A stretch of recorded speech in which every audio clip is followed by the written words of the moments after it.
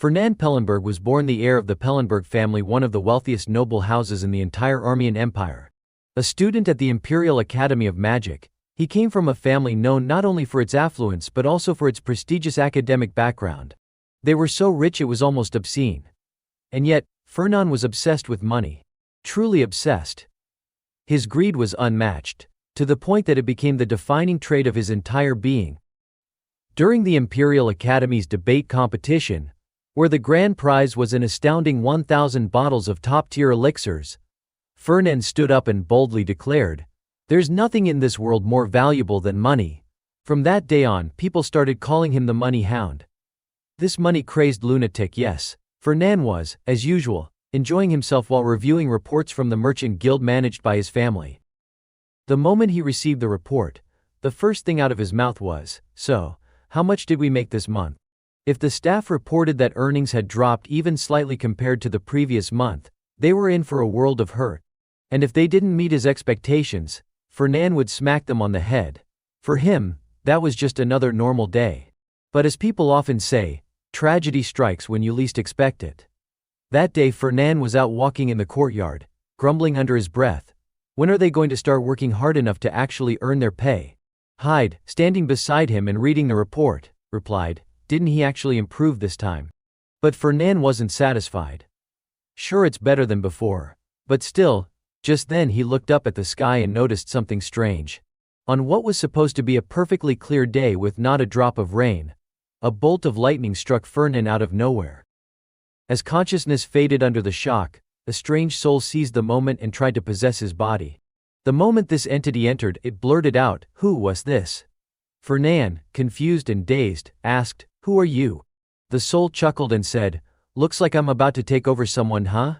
Fernand, stunned, replied, "Take over? What the hell are you talking about?" The strange soul kept rambling about things Fernand couldn't even begin to understand, but his instincts told him one thing: the soul was trying to steal his body. With what little mana he had left, Fernand struck back. Clenching his fist, he landed a punch on the intruder. "Ow! What the hell? That hurts. Help me!" the soul screamed. Though it was easily defeated, Fernand somehow ended up absorbing part of it.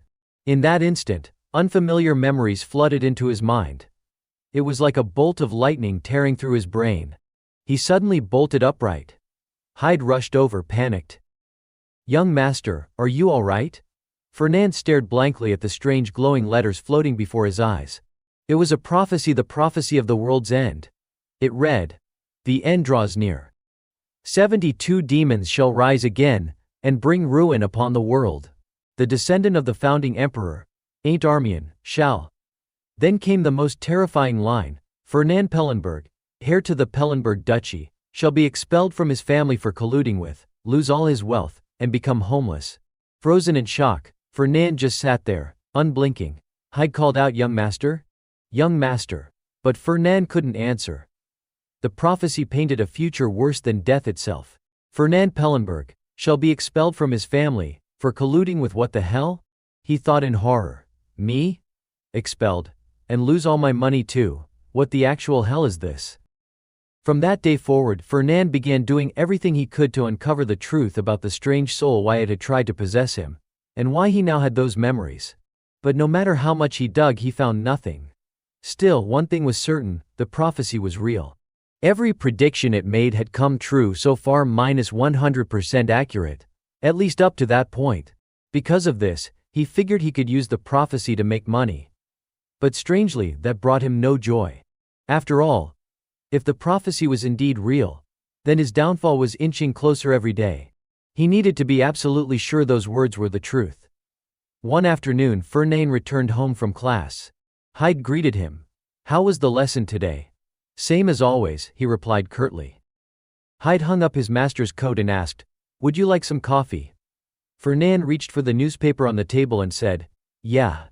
As he scanned the pages, flipping through in search of something specific, he muttered, "Where's the news about the academy?" Hyde watched quietly for a moment before asking, Young master, have you been feeling unwell lately?" Fernand looked up, confused. "No, why?" Hyde continued, "It just seems like you've been more anxious than usual." Surprised, Fernand asked, "Since when?" Hyde answered, About 6 months ago, sir. There are times when you seem completely spaced out and don't respond even when I call. Other times you make really impulsive decisions even though you used to be meticulous about everything. Are you sure this isn't some after effect of being struck by lightning? Hyde had clearly been watching him very closely. Fernand tried to brush it off with an excuse. Those strange decisions. They've all turned out profitable, haven't they? What after effect? Then suddenly his eyes caught a small article about Ain't Armian, the successor. He really enrolled at the academy. Before Hyde could finish asking if he had another source of information, Fernand was already up and heading out the door. I'm going south for a bit. Hyde called after him, what about your coffee?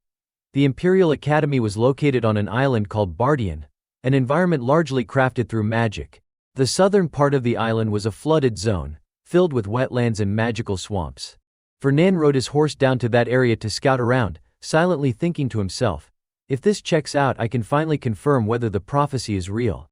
Among all the prophetic messages Head received, 3 stood out so clearly they were practically burned into his mind. First, a future where Fernand Pellenberg is expelled from his family. Second, a future where Fernand Pellenberg is left penniless. And third, a future where Fernand Pellenberg becomes homeless. Just thinking about those fates made Fernand panic. He urged his horse to go faster, mumbling, no, this can't be happening. But as he galloped he reviewed the details in his head once more. First, the future of Fernand Pellenberg. Second, the prophecy that 72 demons, once summoned by Colomo, would rise again. And third, the future in which Ain't Armian saves the world from those demons. Ain't Armian, a name known by everyone in the Empire. A direct descendant of the founding emperor, Carlinhos Armian. The Armian family had built the entire empire and once ruled over 5 neighboring kingdoms. But after 1,000 years, their power had long since faded. The prophecy didn't say much beyond that Ain't Armian would central role. After passing the Academy's entrance exam, instead of going home, Ain't had headed straight toward the southern wetlands. His reason for enrolling in the Academy was to search for a map said to have been left behind by the founding emperor himself. From that point on, everything related to Ain't had been unfolding like the pages of a novel, detailed, dramatic, and eerily precise. If Ain't kept acting in line with the prophecy, that would be the clearest way to prove its validity. He wasn't just a key figure in the prophecy, he was also directly linked to Fernand's own bleak future. At some point, Fernand had even come across what appeared to be expulsion documents, ones that seemed to have been written in advance. As Fernand brought his horse to a stop and looked around cautiously, a deeper worry gnawed at him. The worst part is, I don't even know why Ain't Armian hates me. He couldn't read the prophecy in full, some parts had been deliberately blurred out. He could only grasp a rough outline of future events, not the full picture or the nuances of relationships. According to what he pieced together, it seemed that at some point, he had teamed up with demons. Fernand frowned. That doesn't make any sense. Me? Working with demons? Fernand searched the area thoroughly. He's got to be around here somewhere. Ain't was currently searching for a dungeon hidden deep within the wetlands. A place said to contain a legendary sword left behind by the founding emperor, along with the soul of the emperor. Fernand did the math. If the prophecy is accurate, then this guy's a prime candidate to be the world's savior. A true hero. Suddenly he let out a low, bitter laugh. If he weren't so important to the prophecy, I would have killed him already. Who the hell does he think he is, taking all my money like that? Then, a strange smell hit Fernand's nose. Blood. A thought flashed through his mind. Right, I remember now. He was wounded by a croaker while searching for the dungeon. That made sense. Even if he was destined to become a hero, for now Ain't was still inexperienced. Taking on a top-tier predator like that was probably too much for him. Fernand followed the blood trail to a small cave. Is this the dungeon entrance? He wondered, stepping closer. So far everything still aligned with the prophecy. He was just about to head inside to check, thinking, let's see if Ain't still, when suddenly, he froze and gasped. Ain't appeared from the far end of the cave, blood smeared across his stomach. Fernand was stunned. He's already here. Did I get here too early? Deciding to play it cool, he put on a stern face and said, Ain't Armian. First years aren't allowed in this area. Ain't looked confused. You know who I am? Fernand raised an eyebrow. Is there anyone in the Empire who doesn't know who you are? Ain't gave a polite nod. My apologies. And you are? Fernan, he replied. Ain't's eyes widened. Wait, Fernan? Fernan Pellenberg? Fernan scowled, pretending to be annoyed. What too casual? I'm a year ahead of you, you know. Flustered, Ain't quickly corrected himself. Right, sorry. Sir Pellenberg. Feigning ignorance, Fernan asked. You get injured by a lizard man or something? Ain't answered honestly. It was a croaker. Fernan let out a mock gasp. A croaker? Those are rare. You've got some real bad luck. He then shoved a potion bottle into Ain't's hand. Here. This one's high grade. Way more effective than 10 low-grade potions. Ain't was taken aback. High grade? Fernan? I seeing Ain't skip the formal address. Fernan cut him off sharply. Sir Pellenberg. Ain't paused awkwardly and explained, right, sorry. It's just, I don't have any money. Fernan replied coolly. I don't need your money. He went on, your family may not hold the power it once did, but I'm pretty sure you'll become someone valuable. After all, you carry the blood of the founding emperor. Let's just say I'm making an investment.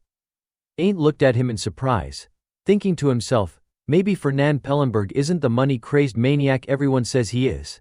He actually seems decent. Thank you, sir, Ain't said earnestly. But inside, Fernan was screaming. That potion was damn expensive. If it weren't for the prophecy, he would have never ever handed it over. He quickly changed the subject. You're lucky, you know. Back when I was a first year, anyone caught sneaking around like this got punished right away. I'm letting this slide. Got it. As expected, Ain't was deeply grateful. Yes, sir. Thank you, Sir Pellenberg. Fernan nodded. All right, I'll see you around. Ain't bowed respectfully. Thank you again. I'll repay this favor. Fernan pretended to leave, but then doubled back and hid nearby to keep watching Ain't, still bitter about having given up such a valuable potion.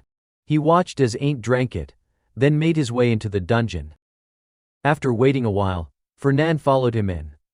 As he stepped inside, Fernan looked around and muttered, I was honestly still skeptical, but this really is a dungeon. The place looked cleared out, nothing in sight. Guess Ain't already wiped the place clean. He reached out and grabbed one of the lamps hanging on the wall, his brow furrowed. Weird. I can't sense any traces of mana, even though there are so many magic lamps here. He observed more closely and soon realized. They're absorbing mana from the surrounding environment. Eternal magic lamps. His eyes narrowed. And the kid just left them behind. Does he have any idea how much these things are worth? Fernan was starting to think that Ain't seemed a little too naive, nothing like the composed, capable hero described in the prophecy. Is it really okay to leave the future of the world in this guy's hands? According to the prophecy, Ain't had been wounded when entering the dungeon, and not only that, he'd been badly shaken up after falling at the entrance. He'd clenched his teeth, his whole body aching, and chugged down every potion he had. But the injuries didn't heal. They were too severe, and his potions were all low grade. Still, he pressed on. Something primal, instinctual was pushing him forward. Then he saw a sword embedded in a pedestal. It looked ordinary enough, long, plain, nothing flashy. And yet, he couldn't take his eyes off it. It called to him. Not with words, but with a pull that echoed in his mind, resonating with his very soul. The moment Ain't gripped the sword, brilliant light burst through the dark chamber. And when he opened his eyes again, he was no longer in the dungeon. He was standing in a narrow alleyway within the Imperial Academy. Back in the dungeon, Fernan noticed something faint on the stone pedestal, a subtle trace of magic. Barely visible, but still there. This must have been where the sword was placed. Ain't had vanished. That confirmed it, the prophecy was real. And if that part was true, then so was the rest. Fernan's mind flashed back to the prophecy about his own fate. The expulsion document. Every privilege and possession tied to the Pellenberg name, everything the head of the Pellenberg household had ever given him, would be stripped away. None of it would belong to him anymore. Not a single thing. And the head of the family had said it clearly, don't ever show your face to me again. No, not just to me, don't show your face to anyone. That's the most mercy I can offer you. There was no denying it now. That was his future. Clutching his head in despair, Fernan groaned, I'm going to lose everything. He clenched his jaw and growled through gritted teeth. What the hell kind of screwed up future is this? Ain Armian, the one recognized by the prophetic scripture, the hero chosen by fate to protect the world from demons. And the one who would eventually leave him with nothing, Fernand sat at his desk, doing calculations. Still, Ain't was like a rising stock. He should rush in and wag his tail like a loyal dog. But the Ain't described in the prophecy was completely different from the one standing before him now. He was someone who valued honor over wealth. If Fernand wasn't careful, it could backfire horribly. He suddenly imagined Ain't's wrath. "You shameless bastard, trying to bribe me? Eliminate him immediately." Fernand sighed, unsure of how to approach him. "This is tough," he muttered. Hearing that, Hyde asked, "What's tough?" Fernand replied, "Hyde, imagine there's a merchant guild that's been consistently growing. If you had a chance to invest, what would you do?" Hyde set down his coffee cup and answered without hesitation, "I'd invest right away." Fernand raised a brow. "But what if the guild's motto doesn't align with your values?" Hyde looked serious. "Does it matter? Isn't it you who always says, 'With money you can follow any motto'?" Fernand found himself agreeing. He had been too caught up in thoughts of demons and the fate of the world. But at its core, this was about investment, risk management, and reaping big returns. Personality differences meant little in the face of massive profits. Still, he needed more detailed information on Ain't. He stood up abruptly, grabbed his cloak and headed for the door. "I'm going to see him myself." "Wait, who are you going to see?" Hyde called after him. "You've got a visitor scheduled." He sighed, clearly exasperated. Just like yesterday, where did he run off to this time? At the academy, dormitories were assigned based on entrance exam rankings. Ranks 1 through 10 went to Ravidos Hall. Ranks 11 through 30 to Bless Hall. Everyone ranked 31 and below was lumped into the bottom of society. Ain't had been assigned to Debus Hall. Within the sword Ain't carried resided the spirit of Gardner Elfinparson, who was utterly outraged. He bellowed, "Debus Hall? The descendant of Armian, attending Armian Academy, gets placed in Debus Hall instead of Bless or Ravidos? Unbelievable. If the late emperor were still alive, he'd rise from his grave and strangle every last one of them like a demon." Startled, Ain't asked, "Why'd you suddenly bring up demons?" Gardner responded, "Because if this isn't the work of demonic interference, then what else could explain such absurdity? You make it sound like I'm blaming you." "Well, what can I say? I'm here because I'm weak," Ain't replied calmly. Gardner roared, "Weak? The descendant of Armian? Who'd believe such nonsense?" Ain't added thoughtfully, "To be fair, the first emperor does bear some of the blame." "What did you say?" Gardner exclaimed. "Think about it," Ain't explained. He abolished hereditary succession and replaced it with an electoral system where 7 noble families choose the emperor. He also handed over lands and assets to the empire. The throne's been in other families' hands for over a century. Our lands are gone, the families declined, and we've even lost part of our secret swordsmanship. I may still be a nominal prince-elector, but I can't even master our own sword techniques." Gardner coughed awkwardly. "Still, you have potential. Ain't, I will support you with everything I've got. You'll reclaim Armian's glory. Maybe the late emperor foresaw all this, that's why he entrusted you with me." Suddenly, a voice called from outside the door, "Ain't Armian. Are you in there?" Gardner asked. "Someone's here to see you?" "Who is it?" Ain't called back. "The upperclassman," the voice replied. Ain't thought for a moment. "Upperclassman." He got up to open the door, and the moment he saw Fernand, he blinked in surprise. "What are you doing here?" Fernand smiled. "Busy?" "Not really, nothing urgent," Ain't answered. "Then let me borrow some of your time." Seeing the hallway was quite crowded, Fernand added, "This place is too noisy. Let's go somewhere quieter, right now." Ain't asked, "Give me 10 minutes to get ready." Fernand pretended to scold him, "Making your esteemed upperclassmen wait 10 whole minutes. Back in my day, even if you were sleeping, you'd run out in your underwear if a senior called for you. You newbies are so spoiled these days. 5 minutes." Ain't quickly corrected himself. "I'll be out in 5, I promise." Fernand patted him on the shoulder. "I'll let you off this time. I'll wait outside the dorm." Once the door shut, Gardner exploded again. "What the hell is that pompous brat's problem?" "That's Fernand Pellenberg, eldest son of House Pellenberg," Ain't explained as he got dressed. Gardner scowled. "Pellenberg? That nouveau rich family? Just because they have money, they think they can boss around royalty. Who do they think they are, calling out a descendant of the imperial family like that? The world's gone mad." As Ain't buttoned his shirt, he thought, what could he want? Surely it's not about the potion I mean, he said it was an investment, right? Fernan waited for Ain't in the main hall. As soon as he saw him, he asked, you brought your sword? Ain't scratched his head and explained, ah, yeah. I just feel calmer with it in my hand. I swear I didn't mean anything by it. Fernan nodded in understanding. I get it. Most knights won't part with their swords anyway. But deep down he thought, that sword must be the embodiment of Gardener Alfenparson.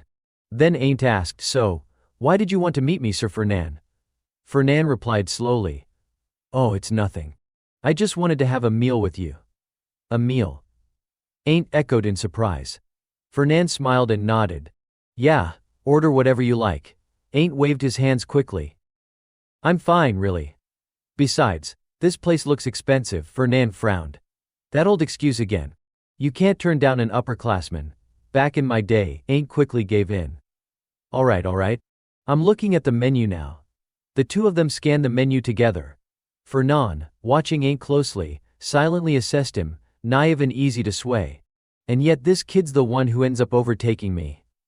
The more I think about it, the more ridiculous it seems. Meanwhile, Ain't was breaking into a cold sweat just reading the prices. Everything was outrageously expensive.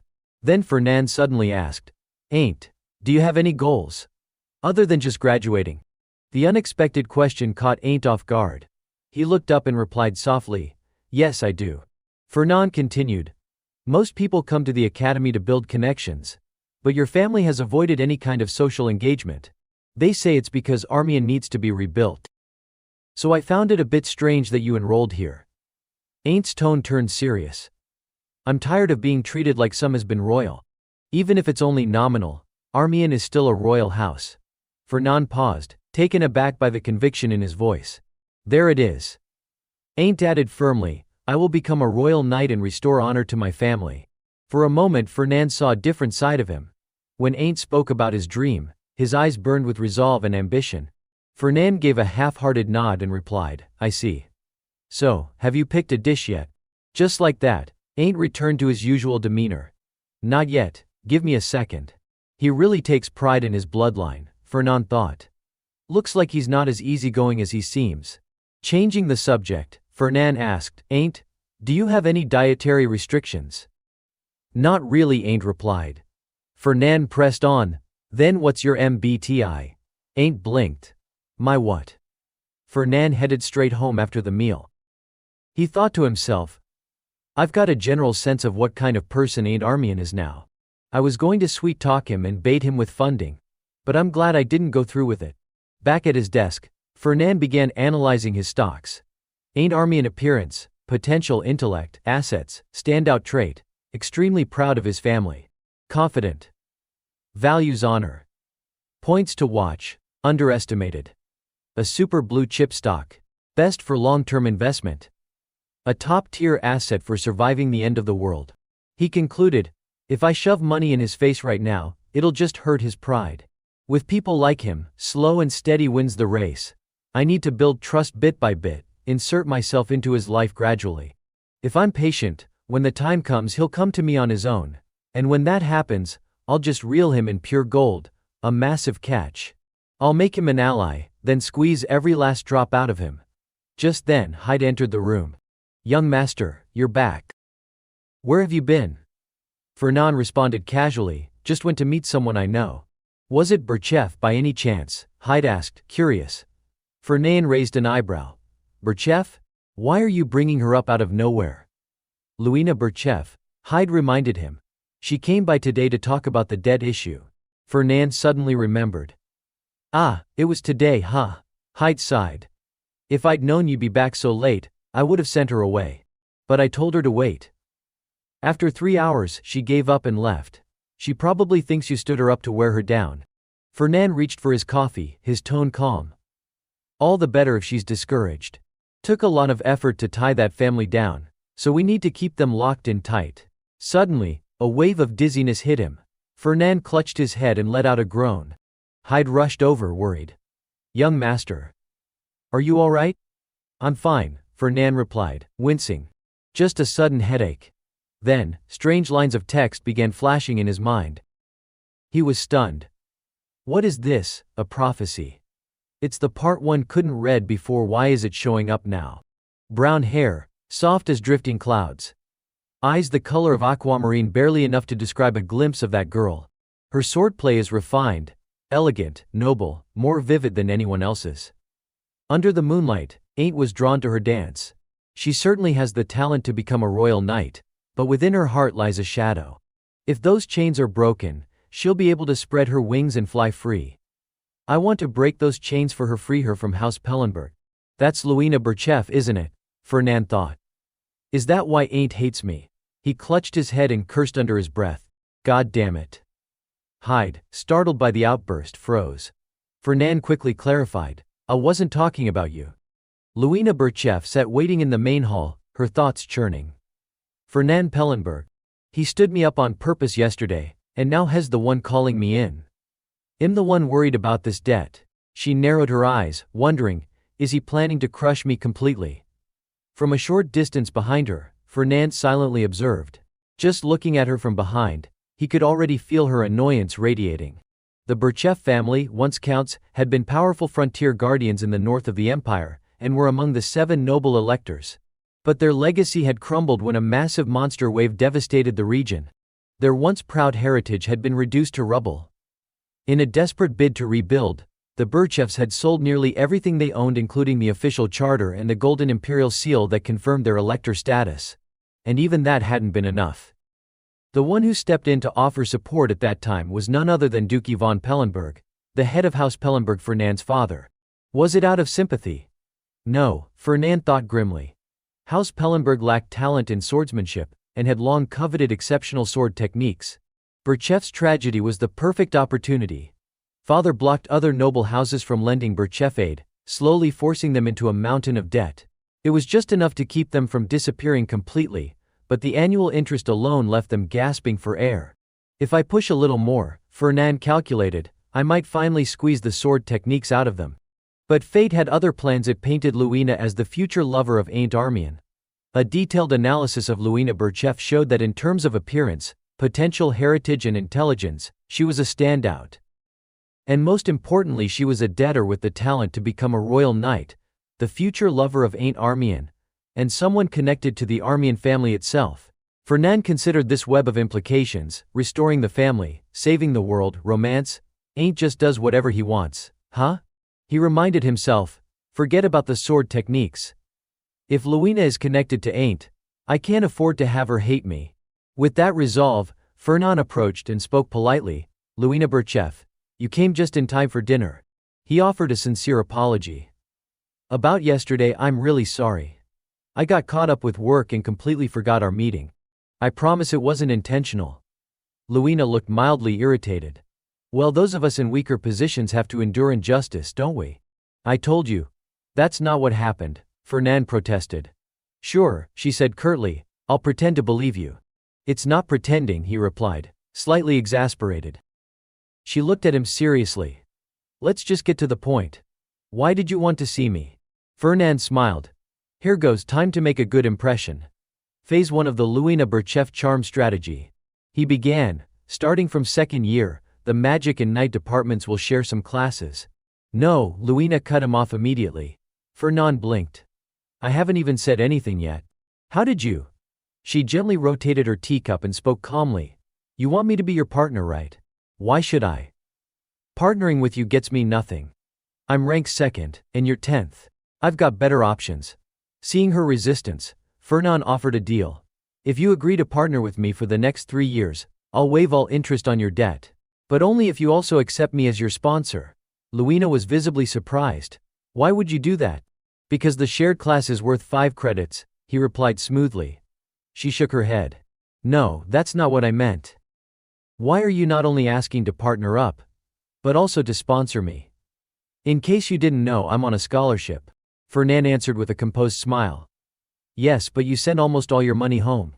Everyone knows you live more frugally than a commoner. Aside from the dorm. This isn't anything dramatic, I just want to invest in your potential. Luina looked at him. Astonished. This is the first time I've heard of a noble sponsoring another noble. To Fernand, it was clear that Luina Berchef, like Ain't, was someone who valued dignity and integrity. He offered a gentle smile. Yes, Pellenberg and Birchev are both noble houses. But we're not exactly equals, are we? Inside, he was certain no matter how high Luina held her head, the Birchevs could never measure up to their past glory. Luina was furious. Are you mocking me? She snapped. Fernand smiled calmly, certain that unlike the proud Armian, he had managed to get a grip on her. No matter how much she hated him, or held a grudge against the Pellenberg family, she would have no choice but to accept his offer. This isn't the time to let pride get in your way, he told her. Your talent is no lie. Fernand's plan to win over Luina Birchev had entered phase 2. He smoothly shifted the topic.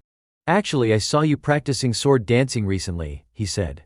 He recalled the prophecy, brown hair like drifting clouds. Aquamarine eyes, just vague clues barely enough to describe a corner of the girl's presence. Her swordplay was exquisite, noble, and brimming with life. Using those hints, he painted a vivid and romantic picture in his mind. Her swordsmanship was mesmerizing, refined, and full of elegance. Luina was stunned. Her eyes widened in disbelief as she stared at him. Fernand locked eyes with her, and knew she couldn't possibly reject someone who recognized her talent. She stood frozen for a moment before stammering, "Are you saying?" Fernand abruptly stood and cut her off. "I'll never forget the first time I saw your sword dance." He raised a hand dramatically, and began reciting his over-the-top ode, the hymn of Luina Birchev's swordsmanship, composed by Fernand Pellenberg. Begins now her blade, oh so graceful, elegant, noble and just. Swifter than light, and softer than a butterfly's wings, each stroke of hers torments my thoughts night after night. I can no longer find sleep. Horrified, Luina screamed, "That's enough, stop. Please just stop." Fernand shouted back, "No, I can't." She was on the verge of collapsing. "Why not, you lunatic?" He leaned in close and repeated, "Because I can't find the words to describe the beauty of your swordsmanship." "Fine," Luina yelled, utterly defeated. "I'll be your partner, just please stop." And so, Fernand's plan to win Luina Birchev's favor had succeeded gloriously. Later that evening, back at the dorm, Luina told Serena, her caretaker, what had happened. Serena gasped. 3 years of interest-free loans, full sponsorship, and a confidentiality clause. All that just for being his partner for 3 years? Luina smiled. Yeah, how could I say no? He said he saw potential in my sword dancing. Potential? Serena repeated, still puzzled. He said it was graceful, elegant, noble, and just. And that he couldn't find words to describe its beauty, Luina added, quoting Fernand with a slightly embarrassed grin. Serena's forehead pulsed with visible veins as she exploded, "My lady. That money-hungry creep is clearly scheming something. Still, I'll admit he has a keen eye for talent." "Careful how you speak," Luina warned. "He's still the heir to Pellenberg." Serena flared up again. "Exactly. That damned Pellenberg hair is using flirtation tactics now. I bet he's trying to seduce you with those sharp, deep-set eyes of his. And don't even get me started on that wicked smile, Luina eyed her suspiciously. "Don't tell me, is he actually your type, Serena?" She laughed and said, "But really I don't get the feeling he's trying to seduce me." "Suspicious? Sure. But with 3 years of loan-free support, the pressure on my family has eased up. I'll just have to endure it." Serena still looked frustrated. "But you're ranked second in your class, and that guy is only ranked 10th. Suddenly, there was a knock on the door. Serena went to open it and found a tall man standing outside. "May I help you?" she asked. "I'm here on behalf of Lord Fernand Pellenberg," he replied. "He requests Lady Luina's presence at the training grounds immediately, if possible." Serena scowled. "So now we have to drop everything and run to him when he calls." Luina blinked. "The training grounds. I'll let the lady decide," Serena answered curtly. But deep down, Luina couldn't help but feel a twinge of anxiety. Why would he want me at the training grounds? What is he up to now? Fernand slung his magic staff over his shoulder as he stepped into the training arena. From what he knew, Luina Birchev was consistently ranked second in their class, right behind a second-year knight named Almond Donnertz, whom she had never managed to defeat. Still, people often whispered that she had the potential to become one of the 10 royal knights across the entire continent. She undoubtedly had the talent for it, but somewhere deep inside her heart, a shadow lingered. And today Fernand wanted to see for himself whether those rumors were true. Luina approached, sword in hand, her brow furrowed with confusion. "I don't understand," she said. "What is this about?" Fernand smiled. I don't want you to think I'm just some burden, he replied. So I'm going to show you that I'm not as weak as you think. You're trying to prove that, by fighting me here and now? She asked. I mean, you're ranked 10th. Sure, living in the Ravados Tower proves your skills are noteworthy, but the gap between rank 2 and 10 is huge. Fernand remained undeterred.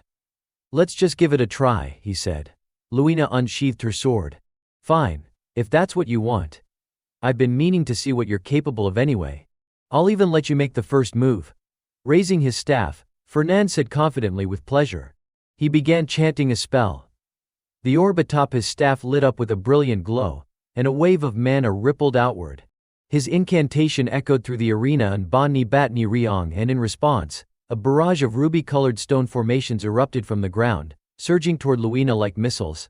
She swung her sword with precise force, the air erupting with booming crashes. Her strength was undeniable. Each strike was fast, clean and powerful enough to obliterate nearly every incoming stone projectile. But just when she thought she had taken control of the situation, she noticed something had changed. Fernand's magic had shifted.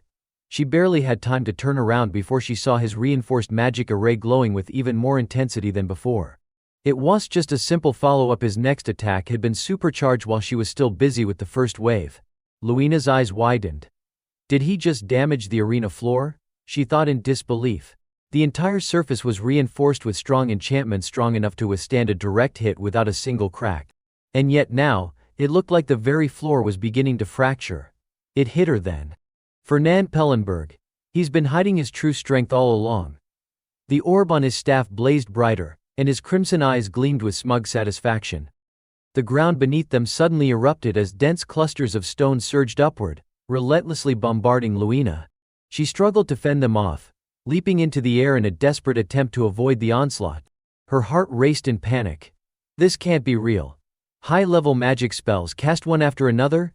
And he's even using multicasting techniques. Just how much mana does this guy have? This wasn't the strength of someone ranked 10th. She had completely misjudged him. At this rate, I'm going to lose. Quickly regaining her focus, Luina conjured a protective barrier around herself. A vortex of power swirled, pushing back against Fernand's ferocious assault.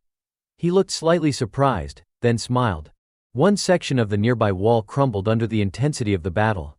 Reinforcing his magic, Fernand launched another round of attacks. But Luina held her ground. With sword firmly in hand, she launched forward in a lightning-fast strike. Her power surged like a thunderstorm, unstoppable, overwhelming. In the blink of an eye, Fernand's staff hit the ground. Luina froze, her blade now resting just inches from his head. Fernand smiled and calmly said, I concede. Luina snapped, Are you mocking me? But he simply replied, I'm not mocking you. I've just run out of mana. A mage without mana can't possibly defeat a knight. She studied him for a moment. He didn't seem to be bluffing. He truly had exhausted his energy. He pushed me until I had to defend myself again and again, until he burned through everything, so this victory is mine. Yet, even as she thought this, she frowned and shook her head slightly. Why does this win feel so hollow? It doesn't feel like I actually beat him. Then Fernand suddenly reached into his coat. Ah, I have something for you. He pulled out a small gift box and added, Since you defeated me. You like chocolate, don't you? It's whiskey chocolate homemade by my family. It's really good. Luina's eyes sparkled. Chocolate? I'm practically drooling already. Fernand chuckled. If you don't like that kind, I also have Frieden's World Bark Chocolate. Or Kraken Ink Chocolate, specialty of the Frasian Kingdom. Just say the word. I've got everything. Something clicked in Luina's mind. Wait, hold on. She narrowed her eyes. Did you look into my personal profile? Fernand gave her a cheeky look. You've got chocolate on your lip, maybe clean that off before we talk. But no, I didn't do it just for you. I checked the personal info of every top-ranked student. Luina shouted, That is looking into my personal profile. And giving me chocolate because I won a duel. What? Do you think I'm a kid? Fernand feigned surprise. Really? I just thought you'd enjoy it. But hey, if you don't want it. He started to put the box away. Luina quickly snatched it from him. I never said I didn't want it. He laughed warmly. Great. Then let's get along from now on. He turned to leave, but Luina suddenly called out. Wait. He stopped. Heem. What is it? She looks serious now. The amount of mana you possess, it's absurd.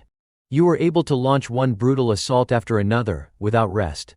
I couldn't even guess at your limits. With that kind of power, why are you only ranked 10th? Fernand smiled. Isn't it obvious? Merchants never step into the spotlight. A true enigma, hidden in plain sight. Fernand returned home with his staff slung over his shoulder. Seeing the tattered staff and a pile of broken components on the table, Hyde raised an eyebrow and asked, "What on earth happened here? Did you destroy the mana reservoir and the mana amplifier?" Fernand, rummaging through his coat, replied nonchalantly, "I had a duel with Luina. She's really strong. Even though I came well prepared, everything still got wrecked. Not only that, she pushed me to the point I ran out of mana, and she still stood tall until the end." He placed a small crystal orb on the table. Hyde let out a long, exasperated sigh.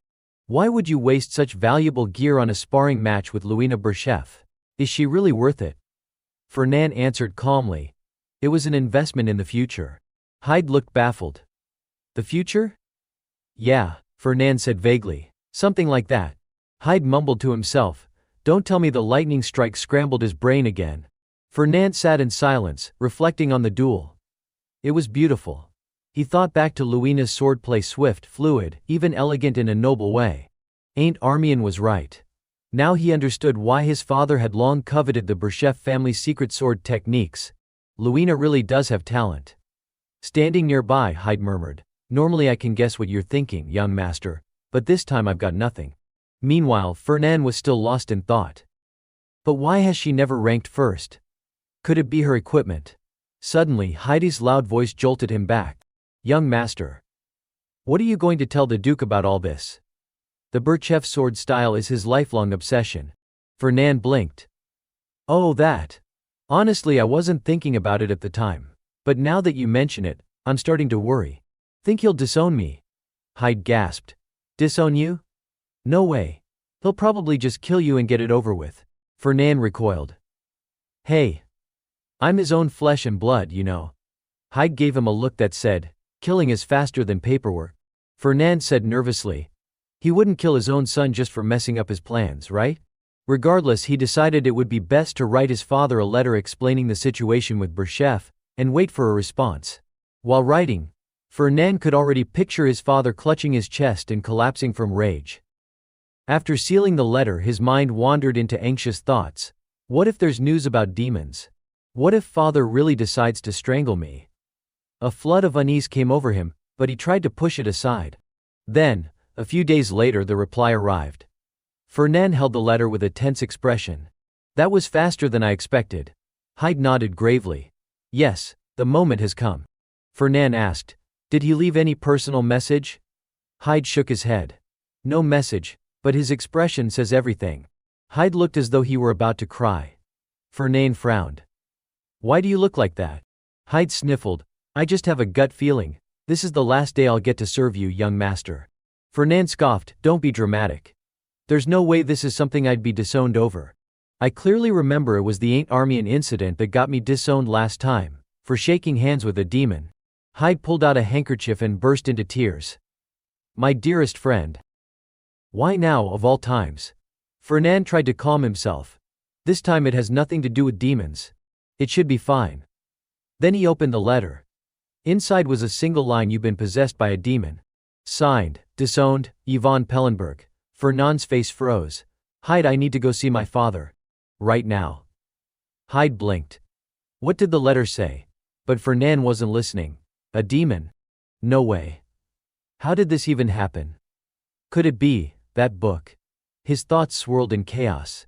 I can't tell him I have a prophetic book. That thing doesn't even exist physically, it's all in my head. There's no way to prove it. If I tell the truth, he'll think I'm some delusional merchant. Or worse, he'll assume I'm trying to tarnish the family's reputation. I need to offer something to make up for the Berchef mess, Fernand resolved, marching toward the Pellenberg estate. The butler greeted him with a bow. "Please, this way, sir." All the while, Fernand was trying to find a solution. "The book of prophecy, it's real, even if no one can see it. But how do I prove it?" He knew the only way to avoid disaster was to present something valuable enough to balance the scales. He followed the butler to his father's study. As the door creaked open, Yvonne Pellenberg was seated behind his desk, pen in hand. He set it down and looked up at Fernand with a piercing gaze. "You seem calmer than I expected. I thought maybe you'd inhaled something, lost your mind, or worse." His tone darkened. "The demon slain by the late emperor has somehow returned and possessed my own son. If not that, then explain it. Why did you do it?" Fernand remained composed. "I decided to invest in the Berchev family, in a way I believe is more beneficial." Yvonne narrowed his eyes. "More beneficial than a top-secret sword manual?" Fernand hesitated, then said firmly, "That's something I can't tell you." Yvonne's voice sharpened. "Fernand, that wasn't a request. At this moment you're a disgrace, an idiot squandering our family's wealth." Fernand didn't flinch. He looked his father squarely in the eye. "I understand. But my decision stands. If you give me full authority over the Berchev situation, I'm confident I can turn a greater profit than that sword manual ever could." Yvonne's gaze hardened. "Is that so? Then let me ask you this again, where does that confidence come from?" Fernand answered without wavering, "I can't say." Suspicion clouded Yvonne's face. "Ridiculous. I never taught you to act so recklessly. Do you not understand this isn't something you can fix with a few childish excuses?" Fernand realized his father wouldn't budge. "Just as I thought. I have no choice but to use the information from the prophecy as leverage. I didn't want to play this card so soon, but I'm out of options." He responded calmly, "I'm not making childish excuses. In exchange for taking full responsibility for the Berchev situation, I'll give you a piece of information, something only I know." Yvonne tapped the desk with his fingers, then softened his tone. "Information only you know?" Fernand explained, "You're aware that I've built my own intelligence network." His father gave a skeptical smirk. "I suspect it's barely better than children playing pretend. But fine. Go on. What's this all-important intel of yours?" Fernand leaned in slightly. "To the west of the Aras mountain range, within the territory of Viscount Donnertz, there's an undiscovered Manhwa stone mine." Yvonne straightened in surprise. "A Manhwa stone mine? I've never heard of any such site in that region. How did you find this out?" "Your immature little network. Sounds like a bunch of kids digging holes in the dirt." Fernand replied evenly, "But it's often children who dig, and occasionally, they stumble upon a coin buried in the ground." He added, "That location in Aras has enough potential to offset the entire Berchev loss. And then some." Those words made Yvonne's expression change. Fernand pressed on with conviction, "It's a gold mine, father. Magic stone is a type of ore infused with mana, considered one of the most precious resources in the world. Naturally, that means it brings in money, a lot of money. However, the magic stone mine in the Aras Mountains was only vaguely mentioned in the prophecy, with no concrete details provided. I've never seen it with my own eyes, so I have no idea how big or small it actually is. But at the very least, it's enough to buy me some time." Fernand laid out his plan. The shipment run by House Donnertz had recently been lost in a storm, and their current financial situation was far from stable. If timed right, he could seize the mining rights to the magic stone deposit. Quietly, he also calculated the risk of the prophecy being exposed. He decided it was best to delay revealing anything about it for as long as possible. Yvonne said, "If what you're saying turns out to be true, it could indeed make up for the losses you caused. But we'll need to verify everything. That will take time. For now, just focus on your studies. When we have results, I'll call you back." Fernand responded firmly, "Understood." He immediately turned to leave, though a sense of unease lingered in his heart. Did I really manage to calm him down? Why does it feel like I just shaved 10 years off my life expectancy? Suddenly, Yvonne called out, "Fernand." Startled, Fernand stopped and turned back. "Yes, father?" His stomach twisted with anxiety. "What now? Did I mess something up again?" But his father simply said, "While you're here, let's share a meal. I can't just keep sending you off like that." Fernand let out a quiet sigh of relief. "Right, of course." The thick office door closed behind him. After Fernand left, Yvonne wasted no time reprimanding someone else. "I'm rather disappointed in you. Even the Black Tortoise couldn't uncover what he just told me." Note to readers: the Black Tortoise is the intelligence division under Duke Pellenberg. Orlando Yvonne's Yvonne. "I'll have the entire thing reinvestigated from the top." "Don't be too harsh," Yvonne advised. "Take your time." He paused, then changed the subject. More importantly, what do you think of Fernand? Orlando chuckled. Sounds like you're looking to strike a deal with your own son. You've become quite the businessman, my lord. Still unsure, Yvonne mused aloud, I remain suspicious. I have no idea how he managed to discover that magic stone deposit. But we'll get to the bottom of it. Maybe we should bring in the mining surveyors. You mean the golden pillars? Orlando asked. Note, the golden pillars are Fernand's own intelligence unit. Yvonne analyzed the situation. Fernand understands the profit potential of minerals very well. That's exactly why. Despite his natural talent for fire magic, he chose to specialize in earth magic instead. Of course, we still need to verify the intel. Orlando speculated. But there's a real possibility the young master truly does control the golden pillars. He may have even expanded the organization enough to access mineral veins others can't. Yvonne smiled in satisfaction. That boy has been obsessed with minerals since he was little. Who would thought he'd actually make something of that obsession? He glanced at the paper in his hand. A magic stone mine. Whose brilliant son is this, anyway? But then his expression hardened. He gave an additional order. One more thing. Investigate that girl, Luina Burchef. I want to know exactly what she did to charm my son. Orlando asked. You believe the young master has fallen for Luina Burchef? Yvonne replied calmly. I've said my piece. Now go. If there's no profit, we don't invest. But if there is profit, then you damn well put money down. He paused briefly before adding. And if you're investing with no clear reason, then your eyes must be set on something else. If it's not youthful love, then what is it? Still, I can't shake the feeling that this isn't everything.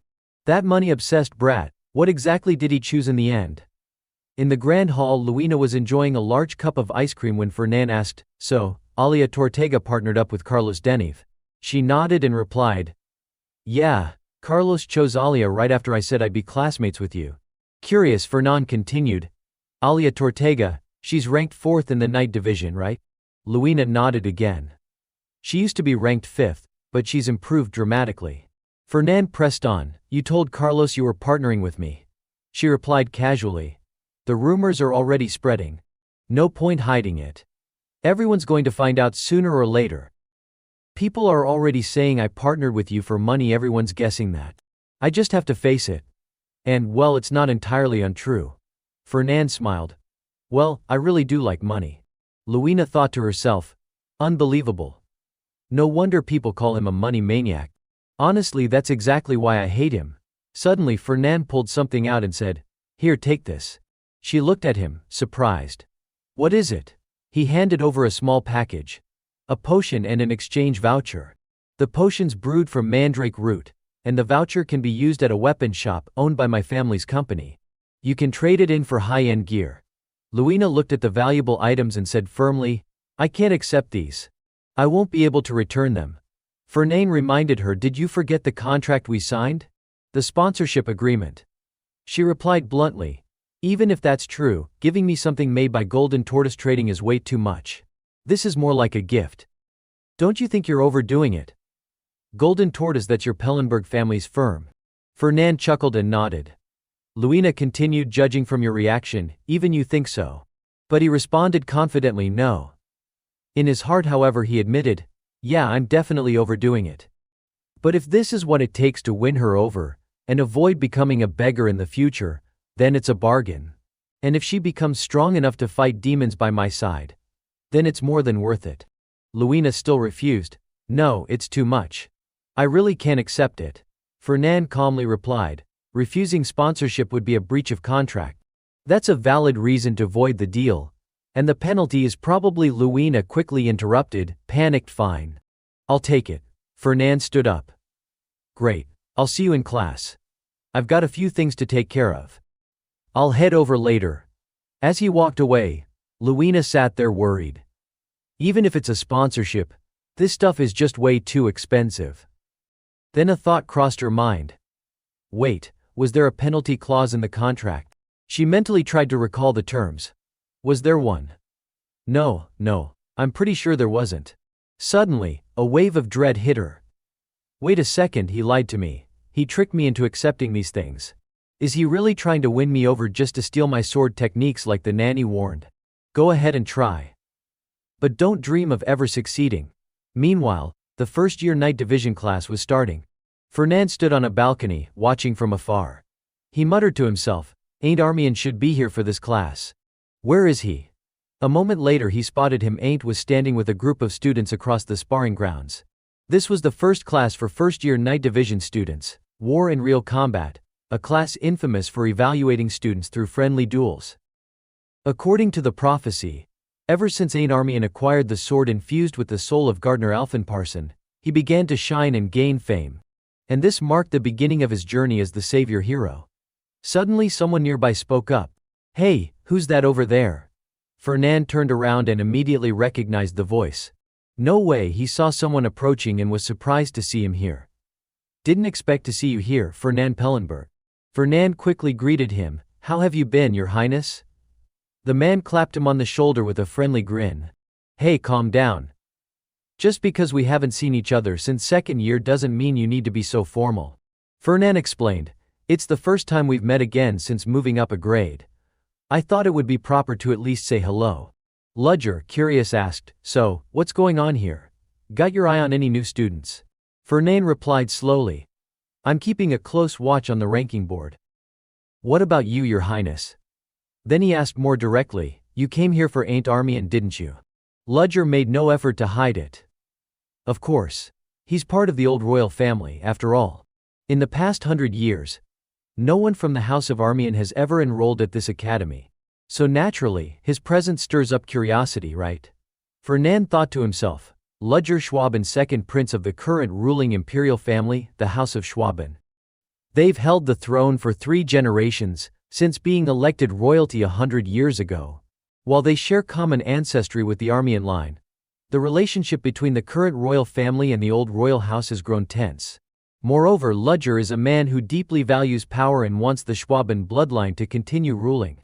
That makes Ain't Armian, a bearer of purer royal blood, a serious threat. Suddenly, Ludger looked down at someone below and said, "I think he is just as curious about Ain't Armian." Fernand looked in the same direction and gasped, "Wait, is that Varon Kalbunder?" Ludger confirmed, "Yes. He got into the night division as the runner-up this year. The Kalbunder family is eyeing the spot that the fallen Armian line used to hold among the 7 elector families. Maybe that's why he's been staring so intently at Ain't all this time." Could that be why he's been staring so intently at Ain't Marmion all this time? Fernand recognized Varon Kalbunder. So it really is him. What a coincidence. Perhaps this was the very beginning of the connection between Ludger and Varon. In every epic tale, there's always a villain the hero must overcome to grow stronger. And in this case, Varon seemed obsessed with Ain't the prophesied hero. Defeat him. Prove to everyone that the past is just that, the past. I see it now. Ain't Armian, I will sever the last root of the Armian bloodline.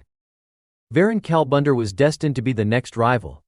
Right then, Professor Grad called out, "After Anton Dennern, next up is Ain't Armian." Fernand glanced at the scene below and mused, Ludger Schwaben and his lackey, Varon Kalbunder, both happen to be here today. We are witnessing the true beginning of the hero's journey. Could this be fate? How exciting. Let's see how this goes. Professor Grad raised his hand to signal the match. All right, here we go. In Fernand's mind, the image from the prophecy played out vividly. Ain't Armian standing victorious, the crowd erupting in cheers. He won. Ain't defeated Anton Dennern. At that very moment, the name Ain't Armian began to truly spread among students and faculty alike. Both Ludger and Varon were visibly shocked. Fernand, on the other hand, was filled with exhilaration. Could this prophecy prove that I was right to invest in Ain't after all? Professor Grad gave the signal. Begin. And to move first, fast, dangerously fast. Ain't felt a flicker of panic and instinctively raised his sword to block the strike. But Anta followed up immediately with a sweeping slash aimed at Ain't's neck. Ain't jumped high to avoid it, then tried to land safely. Just a few exchanges in, he was already breathing heavily. Ludger commented with a smirk, "I heard the matchups were randomly assigned. That Ain't Armian kid is seriously unlucky. Anta Dern ranked 10th in the entrance exam. Ain't? All the way down at 38th. This was a mismatch from the start. The fight grew more intense with every passing second." Ludger sighed. "He's getting crushed out there. Well, he is ranked 38th. I wasn't expecting much. Still, what a boring match. He gave Fernan a pat on the shoulder. Nothing worth watching here. I'm heading out. But Fernand's gaze remained locked on the arena. Not quite nothing, he murmured. Him. Ludger raised an eyebrow. Down below. Ain't suddenly lashed out with a rapid thrust. And to barely managed to step back in time, but the tip of Ain't's sword sliced clean through his shirt. Anta froze, staring at the tear in disbelief. The crowd erupted. What? Anta couldn't counter that. No way. He's ranked 10th. Ain't Armian. That ain't Armian. Even Varen looked caught off guard. Fernan thought to himself. He must been overwhelmed by Ain't's aggressive offense. That kind of hesitation shows a lack of experience. But if Ain't regains his composure and strikes back, he could flip the entire fight. Anta gritted his teeth and gripped his sword tightly. He was furious. You? Ranked 38? And you think you can beat me? He drew in a breath, then summoned his mana. A crimson whirlwind burst into life around him. One student whispered, Ain't's doing better than I expected, but Anto's still gonna win, right? Another scoffed, yeah, well, lasting this long is already impressive for someone ranked 38. That's something, I guess. A girl sneered. Something. Please. He's still just ranked 38. Ludger, however, smiled faintly, his interest piqued. Didn't expect a low ranker like him to push someone in the top 10 into using their mana. I suppose the Armian name might not be entirely wasted. Even if he lacks talent, his effort is commendable.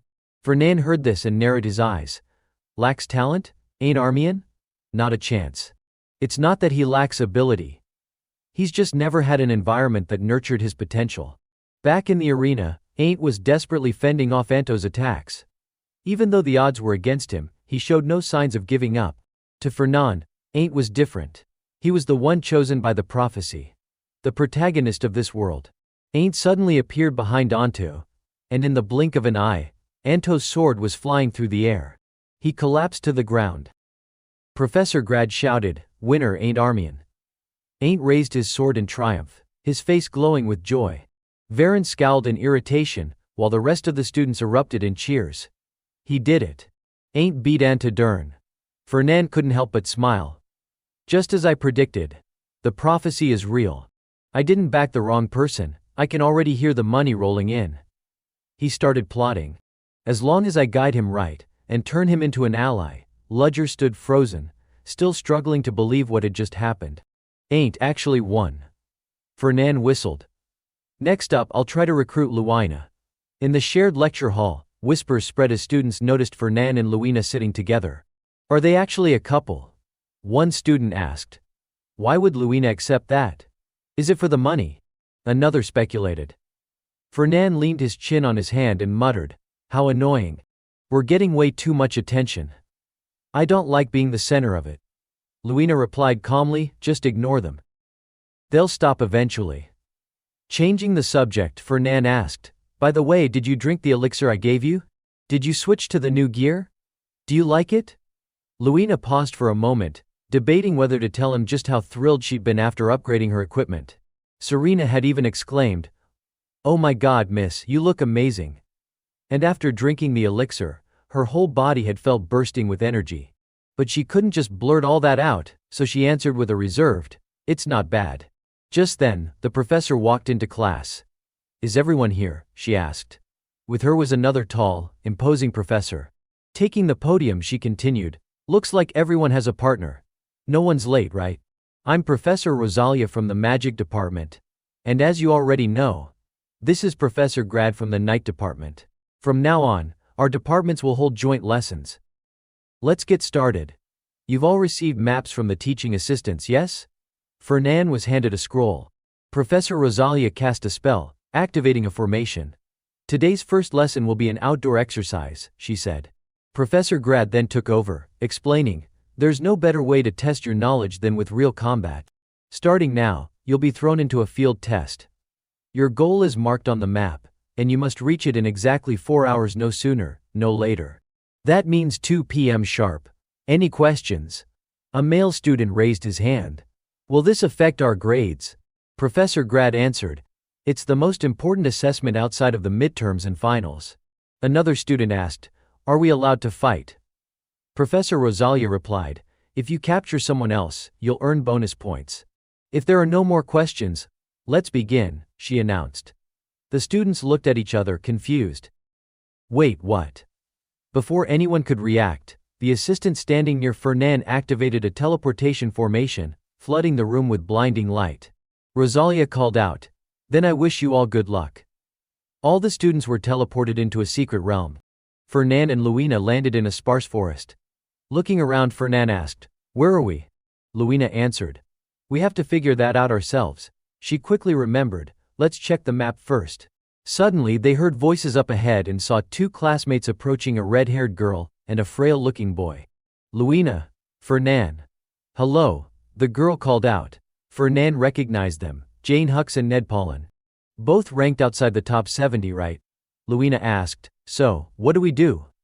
Fernan replied casually, "Do we really need to bother with low-rank nobodies like them?" Offended, Jane and Ned shouted, "Low-rank nobodies." Fernan glanced at Luina and added normally, "I'd say that and walk away. But this time I'll go with whatever you decide." Her eyes lit up. "Good." Gripping her sword, First declared, "First, let's secure the bonus points. Then we'll check the map and figure out where we are." Fernan asked, "Wouldn't it be easier to use magic?" Luina blinked in surprise. "There's a spell to find your position." He clarified, "No, I meant climbing somewhere high and looking around." She gave him a flat look. "How's that any different from just looking at the map?" Shrugging it off, she said, "Never mind. Let's get past those bushes first." Seeing the two of them distracted, Ned whispered to Jane, "Now's our chance, run." But after only a few steps, Luina appeared in front of them. "We need those bonus points." "Where do you think you're going?" she said, raising her sword. Jane and Ned screamed in panic. Just as Luina's blade was about to strike, a defensive barrier activated, shielding them. Her sword pierced into the map scroll instead. Fernan realized, "Wait. The maps the assistants gave us, do they have protection spells on them?" Luina nodded. "Yeah, if I'd known I wouldn't have held back." Fernan shouted, "That's what you call holding back. You were swinging like you meant to kill them." On the monitoring board, the profiles of Jane Hux and Ned Paulin from the Department of Magic, ranked 77th, slowly disappeared. Professor Grad exclaimed, "Another team's been eliminated. People are dropping faster than I expected." Rosalia frowned slightly. Strange though. No one's been taken out by monsters. Every single disqualification was due to internal conflict. Grad, seizing the moment, asked, "By the way, Professor Rosalia, are there any teams you're particularly keeping an eye on this time?" Rosalia glanced at the magic formation and replied slowly, "If we go by the scoreboard alone, Ludger Schwaben and Alain Donnertz are the strongest pair. Carlos Deneuve and Alia Tortega are also worth watching. But the pair I'm most interested in without a doubt is Luina Berchef and Fernan Pellenberg." Grad nodded in recognition. "Ah, that pair really did cause a stir among the students. Poor Luina though. Partnering with him must been for the money, right? But Fernan doesn't even seem to care about scoring." Rosalia smiled. "There might be another reason he chose to pair with Luina." Grad looked surprised, "Not for the score." "Exactly," Rosalia confirmed. "Fernand's a student who can raise his rank anytime he wants. He doesn't need a partner." Grad was puzzled. "He can raise his rank anytime. What do you mean?" Rosalia explained, "He's always ranked exactly 10th. Not higher, not lower. That alone is odd. Sure, top students aiming for first place isn't rare. But deliberately staying in 10th place every time. A little too calculated. Just look at the current rankings. Carlos Deneuve is first, Ludger Schwaben is second, Daisy Harn third, Jean Brad fourth, Neria Hoffman fifth, Peter Roman sixth, and Fernan Pellenberg, as always, 10th. What's more, Fernand's theoretical exam scores are nearly perfect. But he always loses just enough points in the practicals to keep him from ranking any higher. Just enough to stay in Ravido's tower. I always thought he was the type who hated standing out," Grad muttered. "That's what he wanted everyone to think," Rosalia replied. "Do you remember the recent incident with the destroyed training grounds? The professors were in a frenzy trying to find the culprit. Turns out it was caused by Fernan and Luina." Grad's eyes widened. "What? They're the ones who wrecked the training field? No student should have that kind of power." Rosalia smiled, "Exactly. Which is why I'm all the more curious." Grad asked, "Curious about what?" "Why he hides his strength." Rosalia shook her head. No. I want to know why he stopped hiding it. Meanwhile, within the trial formation, Fernan stood atop a mountain peak, map in hand, surveying the surrounding terrain. The spot marked on the map is the northern coast. I must be somewhere close. Below him, frantic screams echoed. It was Luina. Help. Luina Burchef, you're evil. I know scores matter, but this is. Fernan casually scouted the path while Luina took care of all the obstacles. So this must be the Western Mountains, he deduced. Luina called up to him, I'm done on this side. What about you, got the next destination figured out? Fernan leapt down in front of her and nodded. Yeah, we head northeast from here. We'll probably run into a few teams on the way. Luina grinned. Great, Fernan asked, planning to challenge the next pair already? Brushing her bangs aside, she replied, of course. There's still plenty of time. Might as well rack up some bonus points. Suddenly a massive boulder came crashing down from above. Fernan swiftly blocked it with his magic staff. A voice rang out. Well, look who we have here, Fernan Pellenberg. It was a familiar face, Carlos Denev, alongside Alia Tortega. Luina scowled. An ambush from behind. And you call that honorable? Carlos remained unfazed. There's no such thing as dishonor in real combat. Didn't the professor say this was a real-life simulation? His staff glowed fiercely, magical energy radiating outward. Did you really think I'd let you walk away after running into me this early? Let's go. His face was visibly tense, furious even. Luina was confused. Why is Carlos Denev so angry? Fernan guessed. He probably begged you to pair up with him, didn't he? Bet his pride took a hit when I got you first. He's still bitter about it. So petty. Luina frowned. Got me. That's a laugh. I don't belong to anyone. Upon hearing those words, Carlos looked visibly awkward, caught completely off guard. Fernan mocked him, someone your size, acting like a child, how embarrassing. Carlos's face turned red with rage, his voice cracking as he shouted. Enough with the nonsense. Let's fight already. Fernan shrugged. Looks like this battle is unavoidable. Luina chimed in, that's fine by me. Taking down a high-ranking pair will earn us more bonus points. But since they're one of the top teams, you can't just stand around and watch this time. Fernan sighed. I know. I'll back you up, so go ahead and fight at full strength.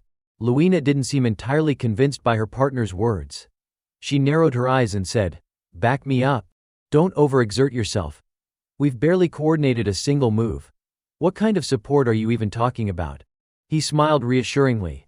You and I are a team. Fighting solo won't get us anywhere, right? Don't worry. As he spoke, Fernan began weaving a formation, causing rocks and soil around them to levitate into the air, quickly surrounding their opponents. The mana he released grew stronger by the second, illuminating the battlefield. He raised his voice and called out, just trust me. Outside the lecture hall, Professor Rosalia suddenly sensed a major disturbance. There seems to be quite a large-scale clash happening over there. The Western Mountain region, Grad muttered. Have the students already started fighting monsters? She quickly ran a check and discovered that no monsters had appeared in that area. Let's take a closer look. The projection of the Western Mountain section expanded on the screen. Grad exclaimed, looks like the two teams you mentioned earlier have run into each other. Professor Rosalia's eyes lit up. My goodness, two top-ranking teams clashing like this now, this is going to be exciting. Grad smiled. Perfect. Fernan Pellenberg, I'll finally get to witness your true capabilities. Inside the rift, the battle between Fernand's team and Carlos's was growing more intense. Both sides had already charged into close combat, fighting at full force. Suddenly, Luina felt something strange. Why does my body feel so light? She wondered. A thought struck her, is this support magic? When did he cast it? She glanced over at Fernan. One hand gripped his staff while the other was busy weaving a support formation. She was stunned. He's casting support spells in the middle of combat? Noticing her surprised look, Fernan winked, as if to say, cool, right?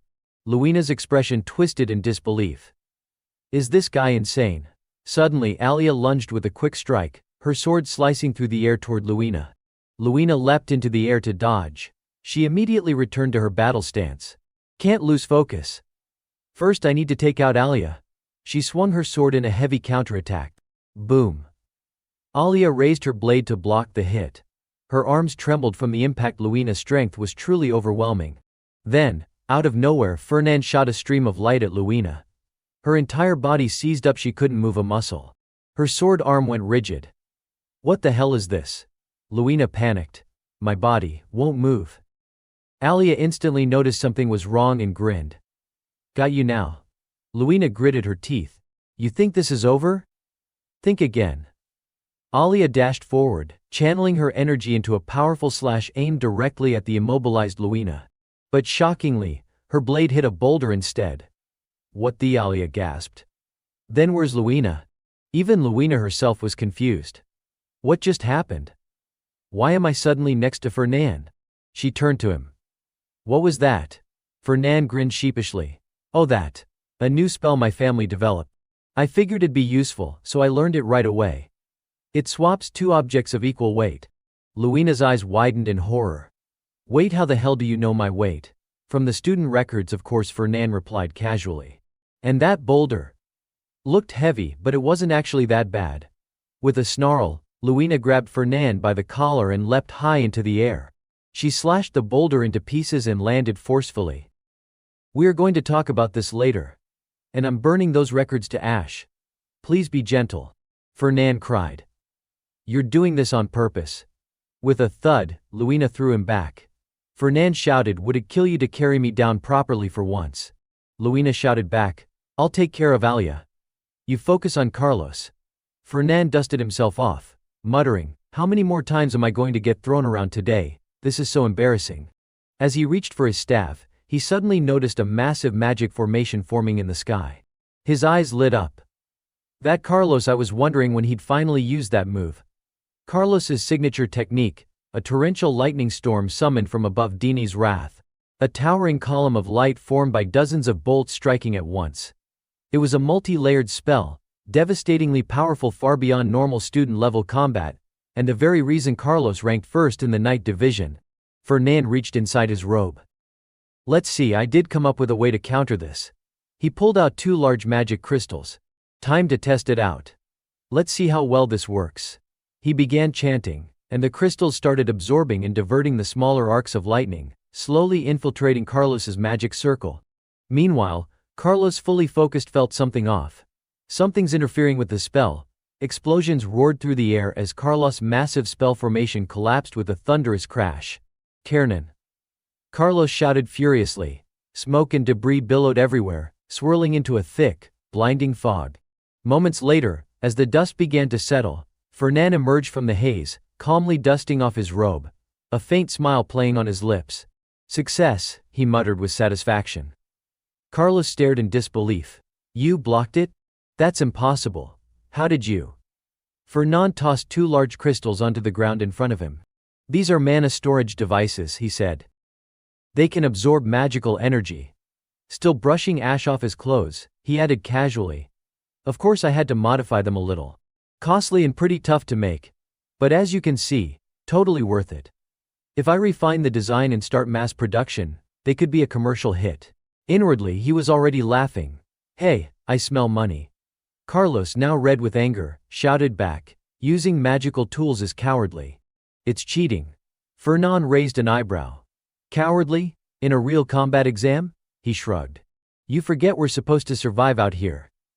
Carlos fell silent, unable to argue. Fernand then called out loudly, Luina. The shout startled Carlos. Shit, Alia. He whipped around. But it was too late. Finish it.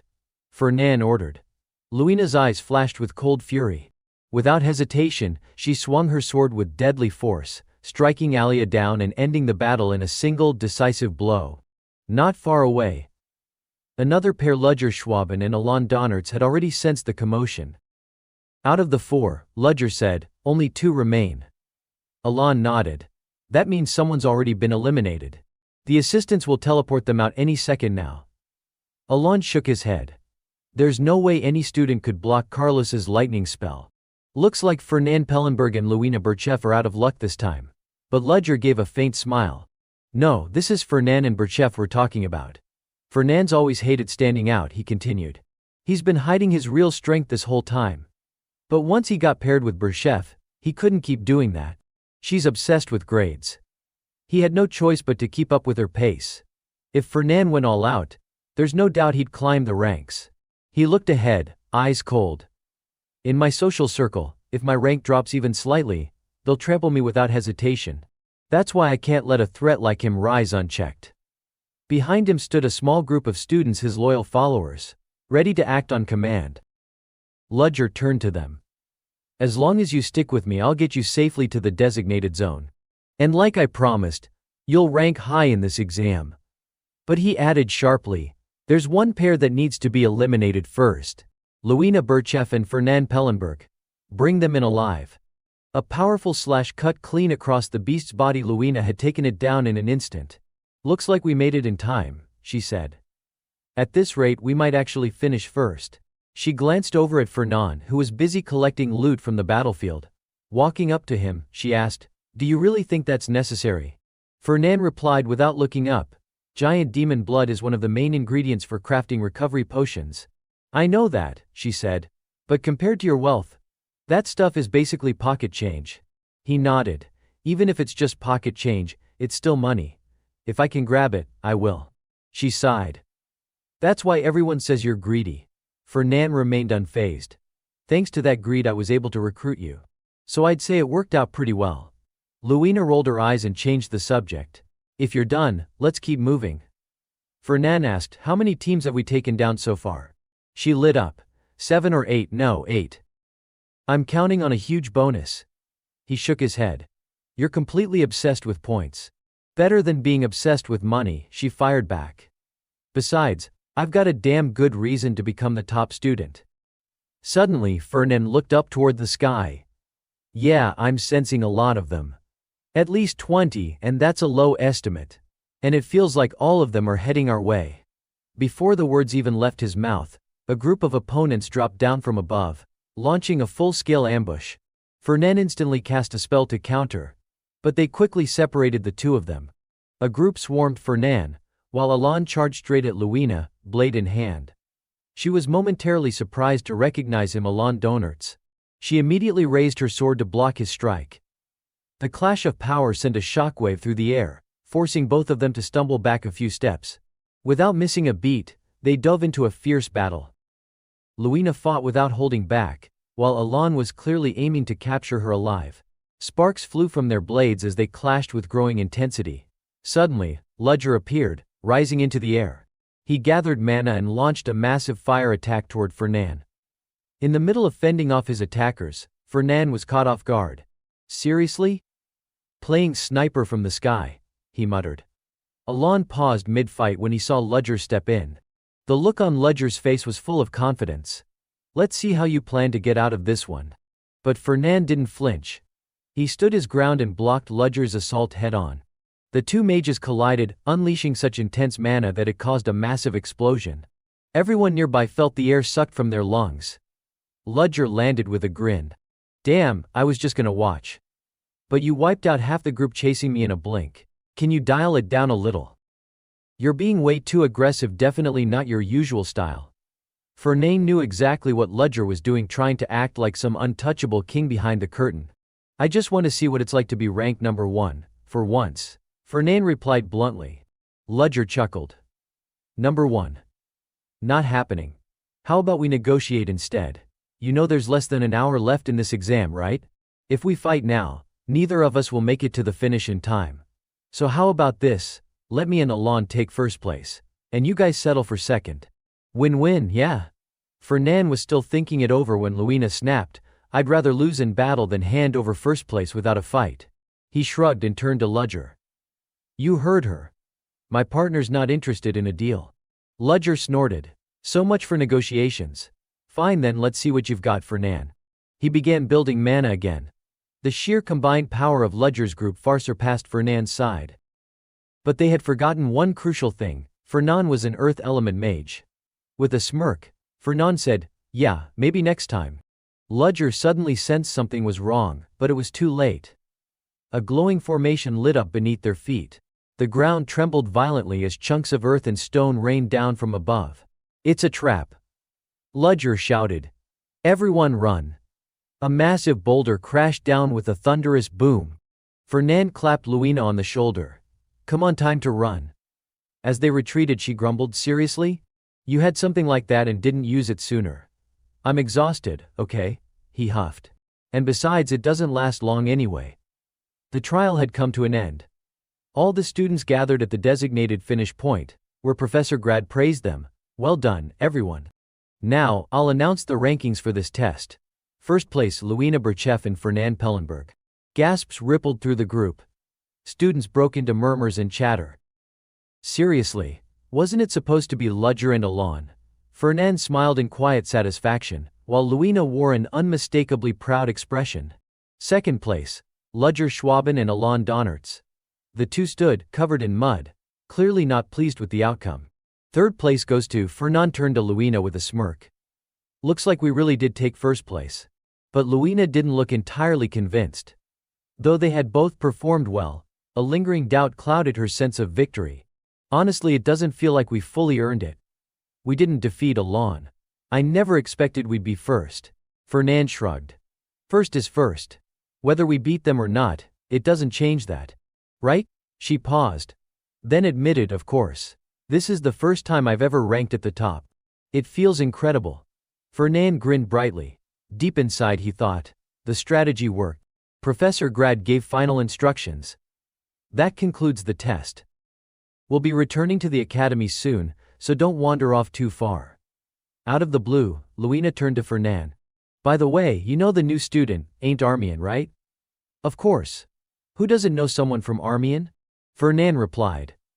Luina recalled, I actually ran into him the other night, literally. I was training late when we crossed paths. It reminded me of that one time you secretly watched me practice sword dancing. That last line made Fernand freeze in place.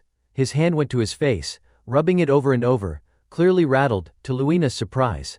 Suddenly strange glowing symbols appeared before his eyes. A prophecy. A new fragment had been revealed, one so shocking it left Fernand speechless. Blood-red skies. Thick toxic air, suffocating to breathe. A terrifying demon, its presence like a warning of catastrophe, aimed straight at Ain't Armian. And in front of him stood a lone knight, brave and unyielding, shielding him from harm. Fernand felt it in his core, the story had shifted. Then came more words of prophecy. Senior, what are you doing? Ain't Armian, you once asked me, didn't you? Asked me to become your knight. I refused you then. But not anymore. Now I know who you are. I know what you're fighting for. This is my destiny. A knight is a sword that cuts down the enemy of their master, and a shield that protects them. Luina charged forward, straight at the demon Andromalius, her body surrounded by a radiant blue aura. Fernand blinked in confusion. Why is the prophecy changing again? Scene shift. Luina lay in a hospital bed, her body covered in wounds. Ain't clutched her hand, a look of fierce relief on his face. Thank the heavens. I'm glad you're all right. You're in the infirmary.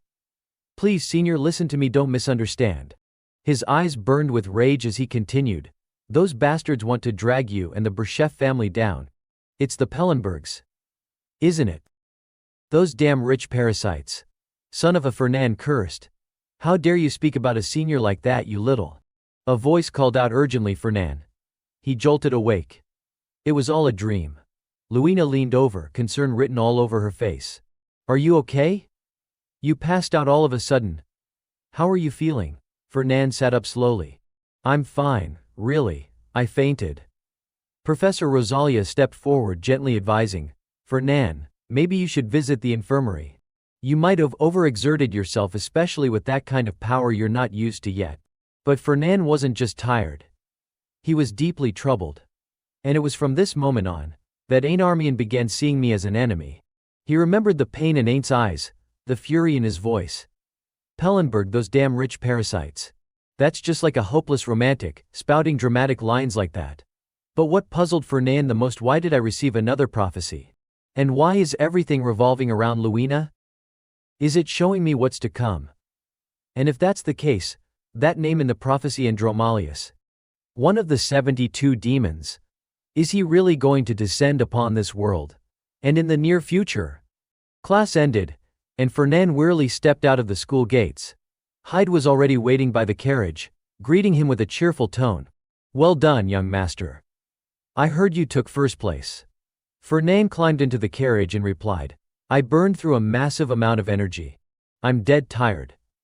Hyde nodded and suggested, you should try to get some rest.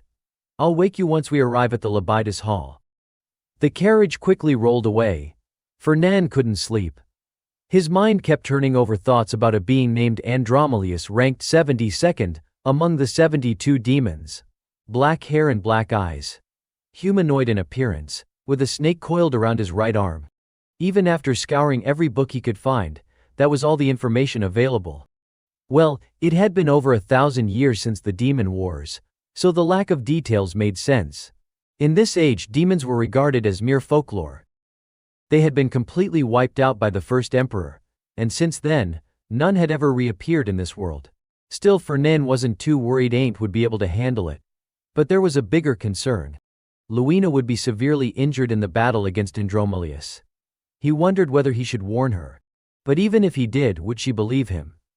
He had tried mentioning it once before. That day after class, Luina had asked, Fernand, are you really okay? He replied, I'm fine. But more importantly, Luina, do you believe demons actually exist? She gave him a surprised look and asked why he was suddenly bringing up demons. Fernand's tone turned serious. Just answer me. Do you believe in them? She replied, Of course I do. This empire was founded after defeating the demons after all. Fernand pressed further. Then what if I told you that demons still exist on this land? Luina didn't respond immediately. Instead, she asked, Fernand, did you hit your head during training? He turned and walked away, thinking bitterly, forget it. She thinks I'm crazy. Suddenly a thought struck him. If I could find solid evidence of a demon's existence, maybe I could convince everyone. After thinking it over, something came to mind. Ah, right. Exactly 1 month from today, during a sparring session for the first-year night class, Ain't Armian would defeat Varen Kalbunder, who held the 2nd rank. After that, no one in the academy would ever be able to match Ain't again. The greater the glory for the victor, the harsher the fall for the loser. The prophecy had included a remark from Ludger.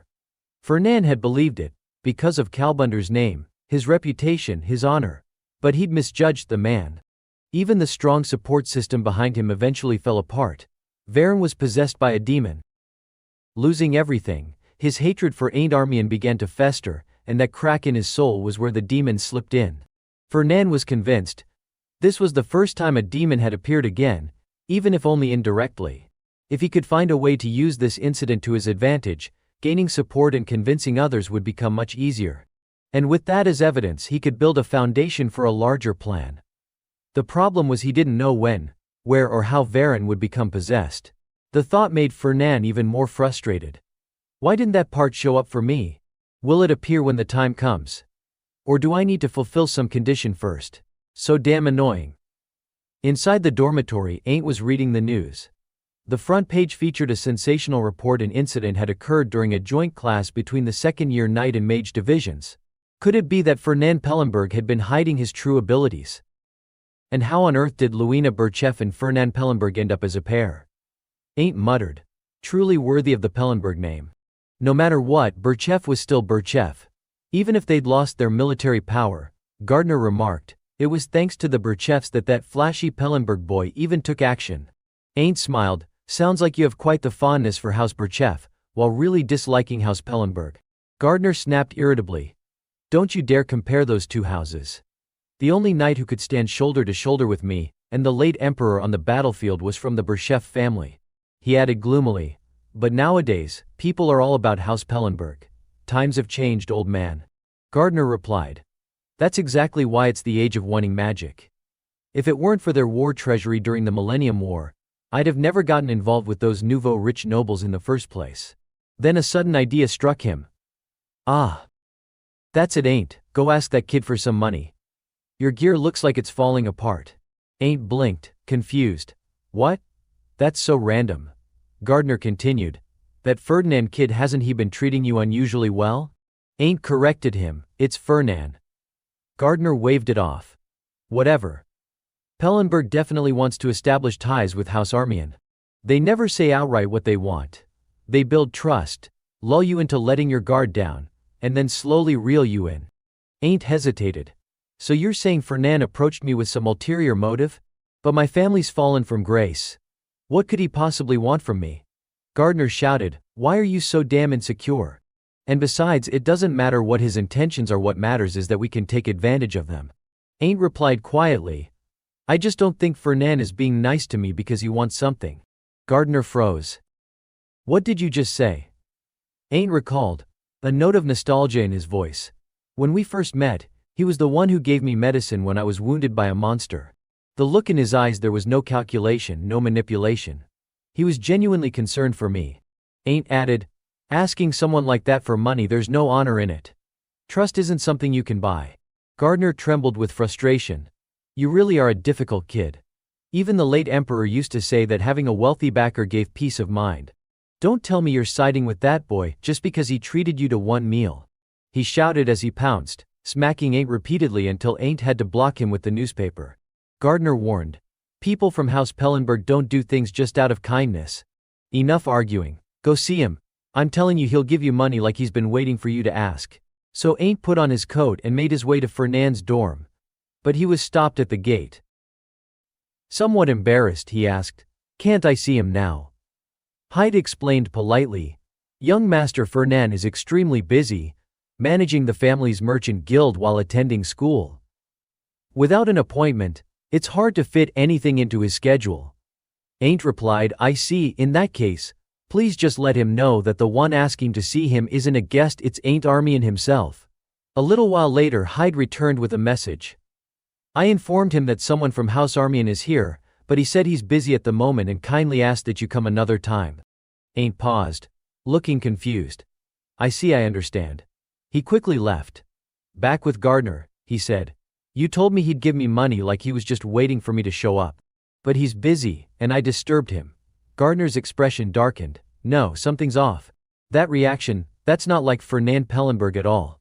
Fernand stood on the upper floor, looking down. Interesting, he murmured. I thought the bait this time wasn't tempting enough, but he actually came on his own. Just then, Hyde entered the room. As you instructed, I sent Armian away, he reported. Fernand replied calmly, good work. Hyde, however, seemed puzzled. But you've been watching Ain't Armian so closely, why let him go so easily, even after confirming his class? Fernand explained. It was strange how quickly he came to find me. Many people come to House Pellenberg with the same purpose, but Ain't, he's different. He doesn't seem like someone who would easily ask others for help. That's exactly what makes this even more curious. I get the feeling he didn't come because he wanted to. When I'm certain he's placed his trust in me, that's when it'll be time to lure him in. Hyde still looked confused. Do you really need to go this far for a descendant of a fallen imperial house? Fernand took a sip of tea before replying. Ain't possesses exceptional potential. If I can get him to stand fully on my side, he'll become an invaluable ally. Hyde poured more tea into Fernand's cup. But if you let him walk away like this, aren't you missing your chance? Fernand smiled slightly. Of course not. I'll leave the door open. He ordered, go to the main house's vault and bring back all the spiritual elixirs. Deliver them to Ain't. Hyde was stunned. What? The ones stored in the Duke's vault. Those are incredibly rare and expensive. Giving something so valuable away without any guarantee, it's too risky. But Fernand remained unfazed. Then I'll just give him something even more valuable. There's nothing in this world that money can't buy. And if you haven't bought it yet, it only means you don't have enough money. Scene change. At the D-Best dormitory, Hyde delivered the item to Ain't. After Hyde left, Gardner asked, you met the Pellenberg butler? What, he came to apologize for not letting you in? Ain't shook his head. No, he just left this box and a note, then left. Gardner took the letter, scanned it, and snorted. A letter of apology, huh? For someone from House Pellenberg, I guess that counts as having a conscience. Let's see what this Prince of Arrogance wrote. He read aloud with a mocking tone. These spiritual elixirs were prepared especially for you. I hope you'll accept them. Sincerely, your senior Fernand. Gardner exploded. What the hell? Every damn sentence ends with your senior. Is this guy seriously implying he's above the royal family? Ain't, meanwhile, murmured softly, it's fine. He opened the box and froze. This is. Gardner leaned in. What? What's wrong? What is it? Then he too froze in place. The heart of a holy bird. The holy bird was a sacred beast symbolizing light. Elixirs refined from its heart were the ideal supplement for the light swordsmanship of House Armin. Gardner broke into delighted laughter. That arrogant bastard Fernan. You see? He didn't give us money, but this was worth so much more. You were right to go see him. Ain't was deeply moved. Senior Fernan, I never imagined someone like you would treasure a useless person like me this much. I have to work even harder, so I won't betray your expectations. Gardner, seeing Ain't getting all emotional, quickly tried to ground him. Hey, you idiot. Don't get the wrong idea. A few days later, Fernan sat on a chair reading the newspaper. He asked casually, so, how did it end? Hyde replied, Ain't Armian defeated Varin Kalbunder. Kalbunder's swordsmanship was slightly superior, but Armian's brute strength was overwhelming. Fernan responded indifferently, Oh, is that so? But inwardly he was puzzled. The prophecy said it would be a narrow victory. Could that brat Ain't have used the elixir already?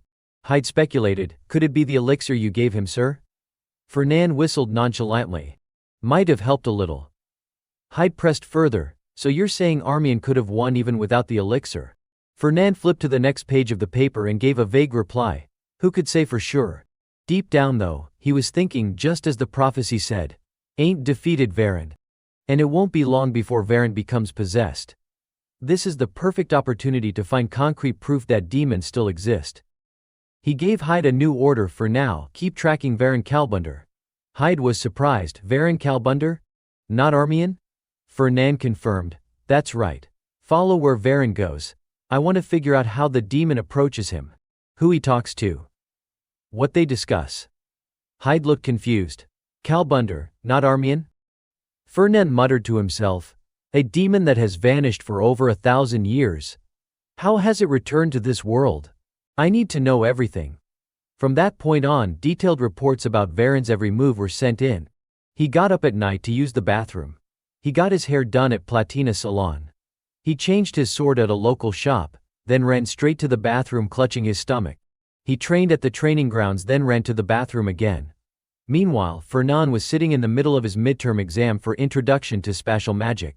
Written in large letters on the board, textbooks allowed. Anti-cheating spells in effect. While the other students were scratching their heads in frustration, Fernan finished quickly and calmly. 2 weeks have passed since I started tracking Varin, but nothing's happened. This is not good.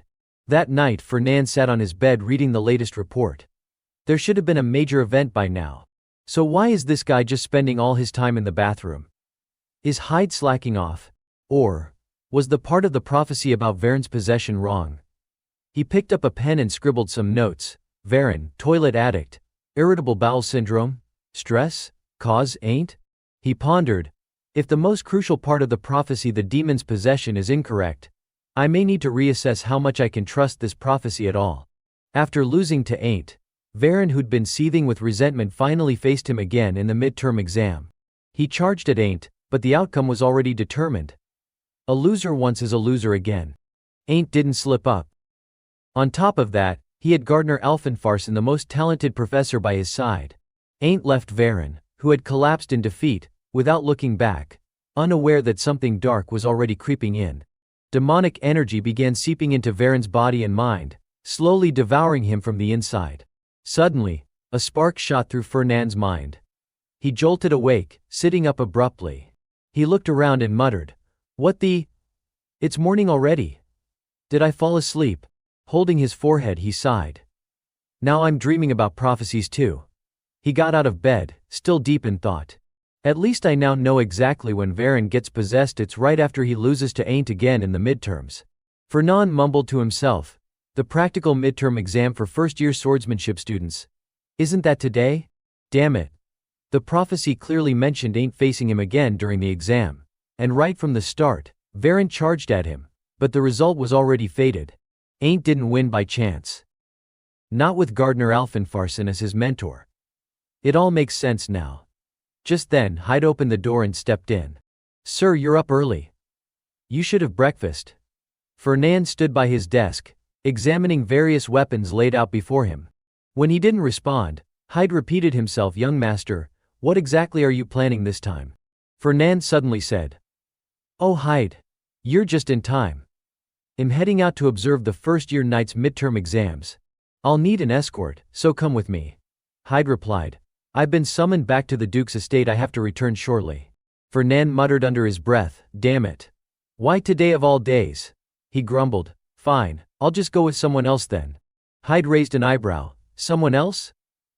Who? You don't have any friends at the academy, sir. Unless we're suddenly counting your royal attitude as a friendship magnet. Fernand snapped. I do have someone. He paused, then remembered there was indeed one person he had more or less bought with money. Louina stood with arms crossed in the doorway, looking puzzled. You need an escort just to get a potion. It's exam season, you know. Do you really have to go today? Fernand looked impatient. If I delay, the potion loses effectiveness. I have to go now. Louina hesitated. I'm busy studying for finals. He offered, if you come with me, I'll waive the interest on Berchef's debt for a few months after graduation. She didn't even wait for the second half of the sentence. Let's go. As they stepped out into the courtyard, Louina asked, so where are we going? Fernand replied, the northern mountains. Her voice jumped in alarm. What? That's where the first-year midterms are being held. If upperclassmen are caught trespassing, we could get disciplined for breaking the rules. Fernand nonchalantly said, there's nothing money can't buy. Louina scowled. Big words. Don't tell me you bribed someone. Then she answered herself, of course it's Professor Grad. Shameless. Fernand smirked. Professor Grad is flexible, I like that about him. Suddenly Louina said, I'm heading back to the dorms. Fernand froze. What? Why? We're almost there. I told you no one's going to notice, no one's getting punished. Louina coldly replied. It's not that. I forgot my sword. She then skipped off, humming a tune. Fernand sighed in relief. Oh right. Hurry up and grab it then. The two of them soon donned disguises and made their way into the northern mountains. We need to stay hidden so the professors and teaching assistants don't spot us, Fernand whispered. Even if I did bribe Professor Grad, if we loiter around out in the open, Louina cut in, clearly annoyed, it's still a big problem. So you know it's a problem, and you're doing it anyway. Fernand replied, exactly. You're such a good little knight, don't ever change. She was already out of patience with him. Fernand opened a map and muttered. Hold on. Let me check where to go. Ain't is ranked second in the knight division, right? He scanned the map. Number 2. Ah, there he is. He's really close to Varin, the one ranked third. Could they have already crossed paths? His eyes narrowed. I need to hurry. Crouching low, Fernand moved behind the bushes and whispered, this way. Hurry. Louina suddenly remembered, wait a minute. That's the professor's map, isn't it? It's against the rules for students to have that. Just how much did you bribe Professor Grad? As she kept ranting, Fernand thought to himself, was it a mistake bringing her along? Can't she just quietly follow my lead? Just then, a strange noise echoed nearby. Louina gasped, was that a monster? Fernand's expression tightened. No, don't tell me, a scream rang out in the distance. Louina sprang up. That's where the first years are. I have to check it out. Fernand shouted, what? Wait, Louina, it's dangerous to go alone. Stop. But she was already gone. Left with no choice, Fernand ran after her. They soon found a group of first-year students. Louina knelt beside one. He's unconscious. Looks like he was attacked by a monster. Thankfully, the defense spell on the exam map protected him, he's not hurt. But her brow furrowed. Still, this is strange. The monsters in this area aren't usually this aggressive. Fernand clenched his jaw. Damn it. It's starting earlier than I expected. I haven't even checked on Varin yet. A series of roars echoed overhead. Louina and Fernand looked up, sensing the pressure in the air grow heavier and more oppressive. Louina's voice trembled. Fernand. What the hell is going on? Before he could answer, a thunderous explosion erupted right in front of them. Louina gasped. Where are we? She suddenly sensed something behind them, heavy footsteps pounding rapidly toward the two. A massive pig-headed monster wielding a giant wooden club was charging at them. Without hesitation, Louina drew her sword and lunged forward, delivering a clean slash that severed the creature's arm. Blood sprayed violently as the severed limb hit the ground. Yet the monster didn't stop. Louina was stunned. Why isn't it slowing down? Its arm's been cut off. The beast's blood-red eyes locked onto her as it roared and lunged again.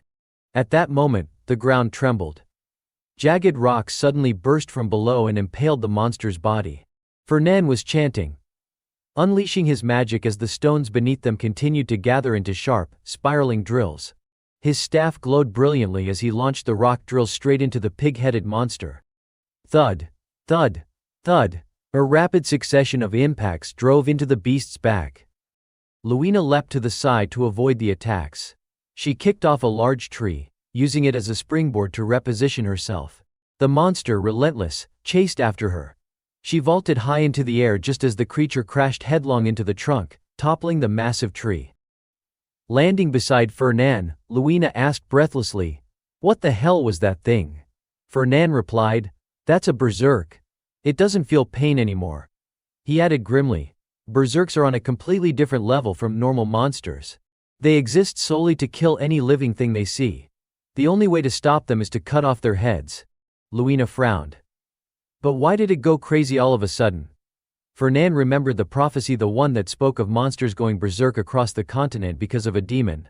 While the professors and assistants were busy responding to a sudden outbreak, Varen had used the demonic power he'd obtained to launch an assault on Ain't. Pushed to his limits, Ain't had awakened. Just like in the plays, whenever the protagonist reached a crisis, chaos would erupt from all sides. And now, things were unfolding exactly the same way. Thinking of this, Fernan couldn't help but smile. Seeing the expression on his face, Luina snapped, "I asked why the monster went insane. What the hell are you smiling at? You think this is funny?" Raising his staff again, Fernan began preparing a spell and calmly said, "Luina. Right now let's deal with that stubborn bastard first." She thought to herself, he definitely knows something. Meanwhile, in another location, a floating map slowly dissolved in mid-air. Varen knelt on the ground, breathing heavily. "Again, it's you again, Ain't Armian." Ain't stood in front of him, his grip firm on the hilt of his sword. Without a word he turned to leave. But Varen called out, "You think this is over?" "It's not." Ain't answered firmly, "It is over. The match is decided. You lost, Varen. You've been defeated." Those words hit Varen like a hammer to the chest. "I have to win. I have to win." He remembered Ludger's face as he said, "Sorry if my expectations were a bit too high." "No, don't apologize." Varen was devastated. "I've let down the prince's expectations. I have to win. I must." He envisioned the scornful expression of the Kalbunder family head. "Pathetic. Your younger brother surpasses you in every way." Varen gritted his teeth. "I've disappointed my entire family. If I lose here, I might lose my right to be heir." One thought filled his mind, "I must win. I must win." His fists clenched tightly, veins bulging and trembling. He roared, charging forward with every ounce of strength he had left. "Stop right there, Ain't Armian." Ain't turned and met him with a calm, confident gaze. Varen's killing intent had faded into nothingness. With a swift and merciless flurry of sword strikes, Ain't unleashed a flurry of slashes that cut through the air like streaks of lightning. Varen collapsed, unmoving. Gardner barked angrily. "Why is it that every time he sees you, that idiot charges in like he wants to die? He's weak and beaten, yet refuses to accept it. What a disgrace to knighthood, just kill him already." Ain't replied coldly, "I can't." Gardner growled, "If you let him live, he'll only drag a knight's honor through the mud." Ain't calmly responded, "This wasn't a real battle. It's just an exam. Try saying something that actually makes sense. If I leave him here, an assistant will be along soon to take him away." Back in the battle against the berserk monster, Fernan and Luina managed to take it down without much trouble. He didn't find it particularly strong. Luina stood silently for a moment before suggesting, "Fernan, I think we should abandon the whole spirit herb mission. Let's leave this to the professors and their assistants, and get out of here." But Fernan replied coolly, "No. I can't give up. I'm going to push through the monster horde and head west." Luina's eyes widened. "Are you out of your mind?" she shouted. As Fernan adjusted his cloak, he replied without missing a beat, "Out of my mind? You just helped take down a berserk monster yourself, didn't you? You should realize by now they're tough, sure, but not invincible." Luina narrowed her eyes and asked sharply, "Did you predict this would happen? Is that why you said you needed an escort?" Fernan flinched slightly but quickly put on a stern front. Of course not. How could I possibly have known? Still clearly uneasy, Luina muttered. It doesn't matter.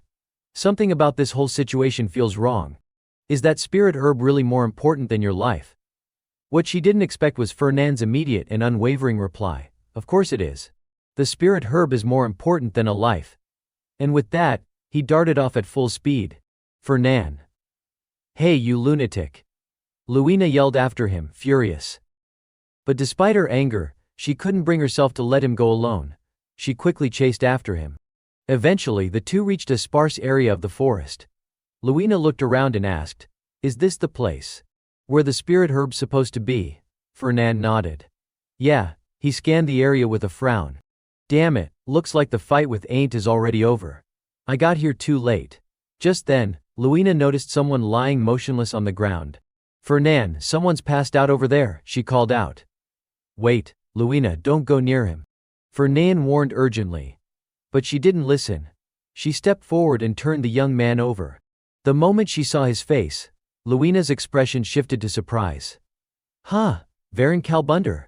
I remember him being pretty capable. Who the hell did this to him? She checked his pulse. Looks like he lost consciousness during battle. We should help him up. Come here and give me a hand. But Fernand shook his head. I said no. Stay away from him.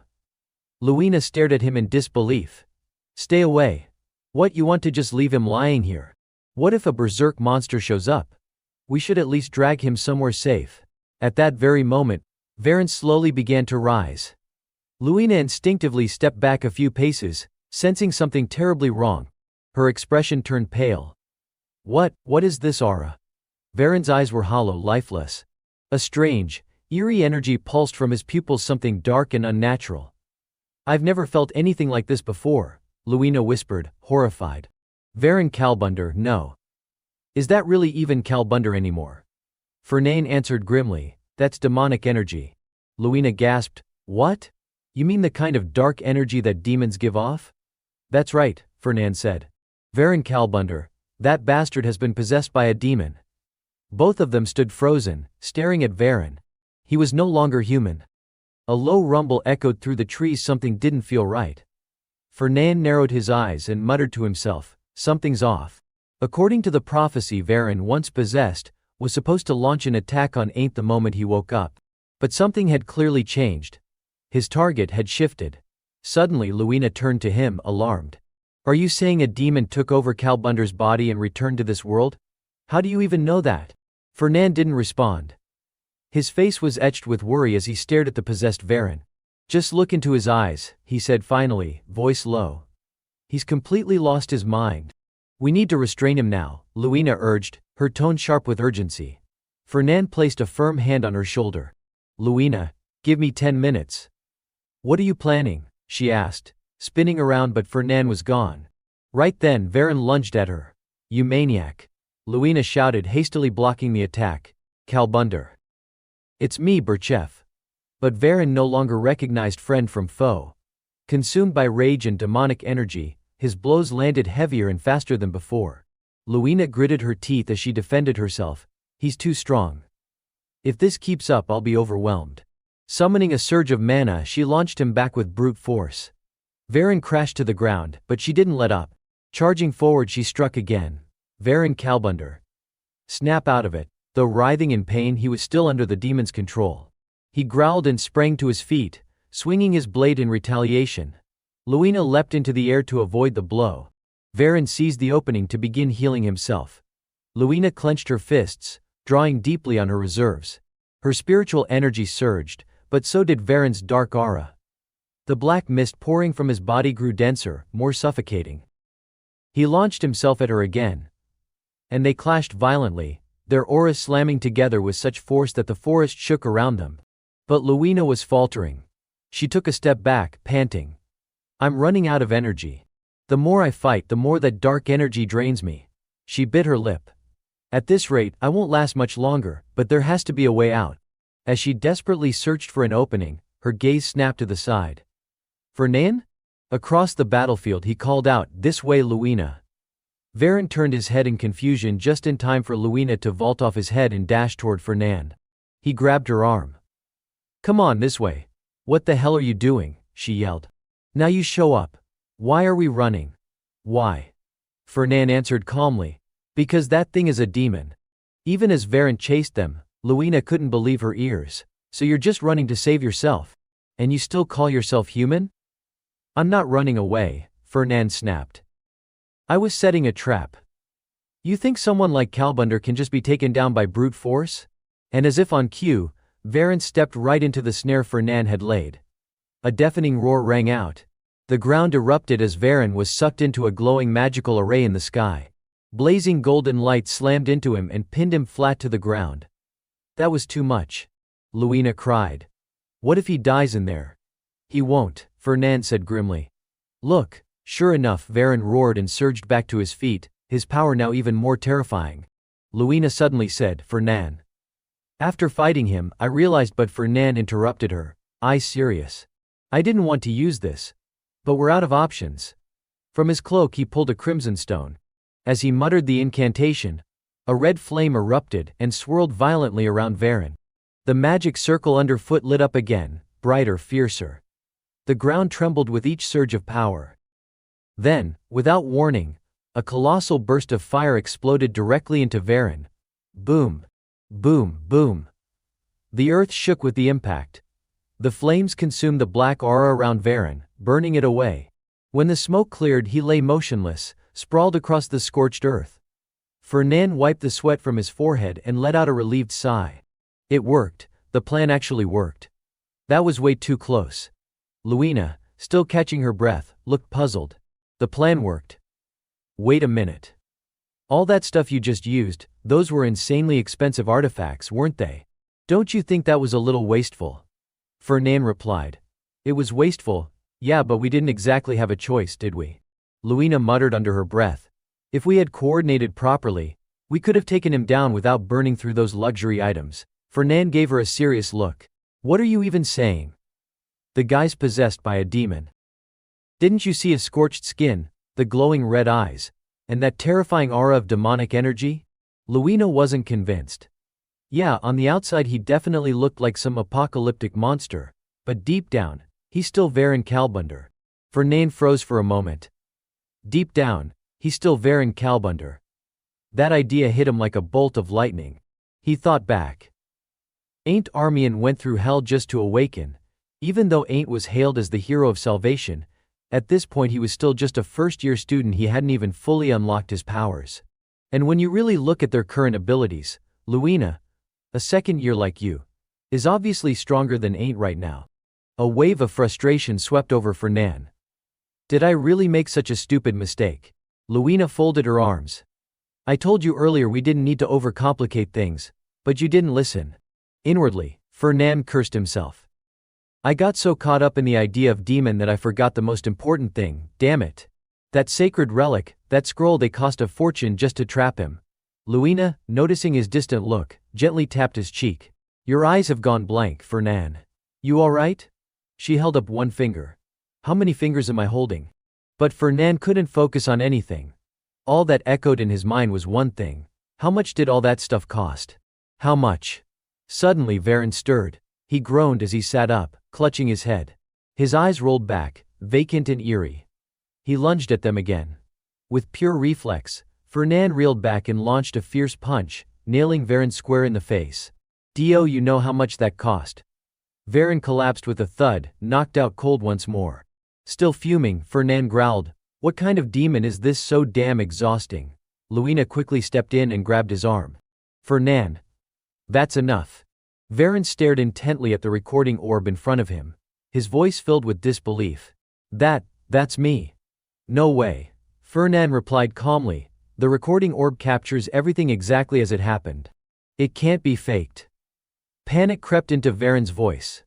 I don't remember anything after the match with Ain't Armian. That's exactly why I, out of kindness, am explaining it to you, Fernan said, raising his voice. After you lost to Ain't, you were possessed by a demon and attacked us. Varen snapped. I've never even seen a demon. Why are you all so sure I was possessed? Fernan's tone suddenly dropped. Varen. You've seen the recording now, so I'm sure you understand. You took a bomb blast head on. Your body was pierced by dozens of magic arrows. And then you were engulfed in a pillar of hellfire. Yet here you are alive. That's because demonic energy was protecting your body. Varen was stunned. Now that I think about it. Yeah, I really should have been dead. Fernan let out a dramatic sigh. And I wasted a ridiculous amount of resources trying to stop your demon-possessed self. Varen hesitated, then said, if you're talking about the magical items you used to kill, no. I mean, restrain me, then I'll pay for them. Fernan pressed his hand to his forehead and sighed even more theatrically. Let's not forget the emotional trauma. I had to fight someone who could have killed me with a single blow. Varen's expression turned serious. Cut to the point. What do you want from me? Without missing a beat, Fernan pulled out a sheet of paper. Simple. Just sign this contract. Varen Kalbunder will now become a servant of House Pellenberg. Sign here and all will be forgiven. Varen took the contract and examined it. This is a slave contract. These terms are absurd no matter how you read them. Fernan waved his hands dramatically. You really don't appreciate how generous I'm being, trying to settle this nicely for your sake. Luina watched Fernand's expression carefully. She got the sense he was afraid of something. Then Fernan placed a hand on the recording orb, his tone now slightly threatening. In that case, I have no choice but to follow protocol. I'll hand this orb over to the Purge Division. Varen flinched. The Purge Division. The Purge Division was a royal unit created to hunt down and exterminate demons. In the past, under the justification of rooting out evil, they held near absolute power. But now, 1,000 years later, with demons thought to be extinct, they were little more than a relic of the past. Fernan explained. They've been waiting for a chance to step back into the spotlight. If they see this recording, it'll be like striking gold. Varen shouted, I told you I have nothing to do with demons. Fernan pressed on, you consorted with demonic forces. That means you'll be expelled from the academy. Do you really think the Marquess of Kalbunder would accept a son who sold his soul to a demon? You might even be disowned. That struck Varen right in the heart. With no other choice, he signed the contract. Then, standing in front of Fernan, he bowed deeply and said, From now on I am in your care, Master, I mean Senior. Luina let out a sigh. So this is how things turned out, huh? Fernan cleared his throat with a few coughs. All right then. The three of them headed back to the northern forest. Luina asked, Are you sure we can handle this on our own? Shouldn't we inform the professors? Fernan shook his head. Not yet.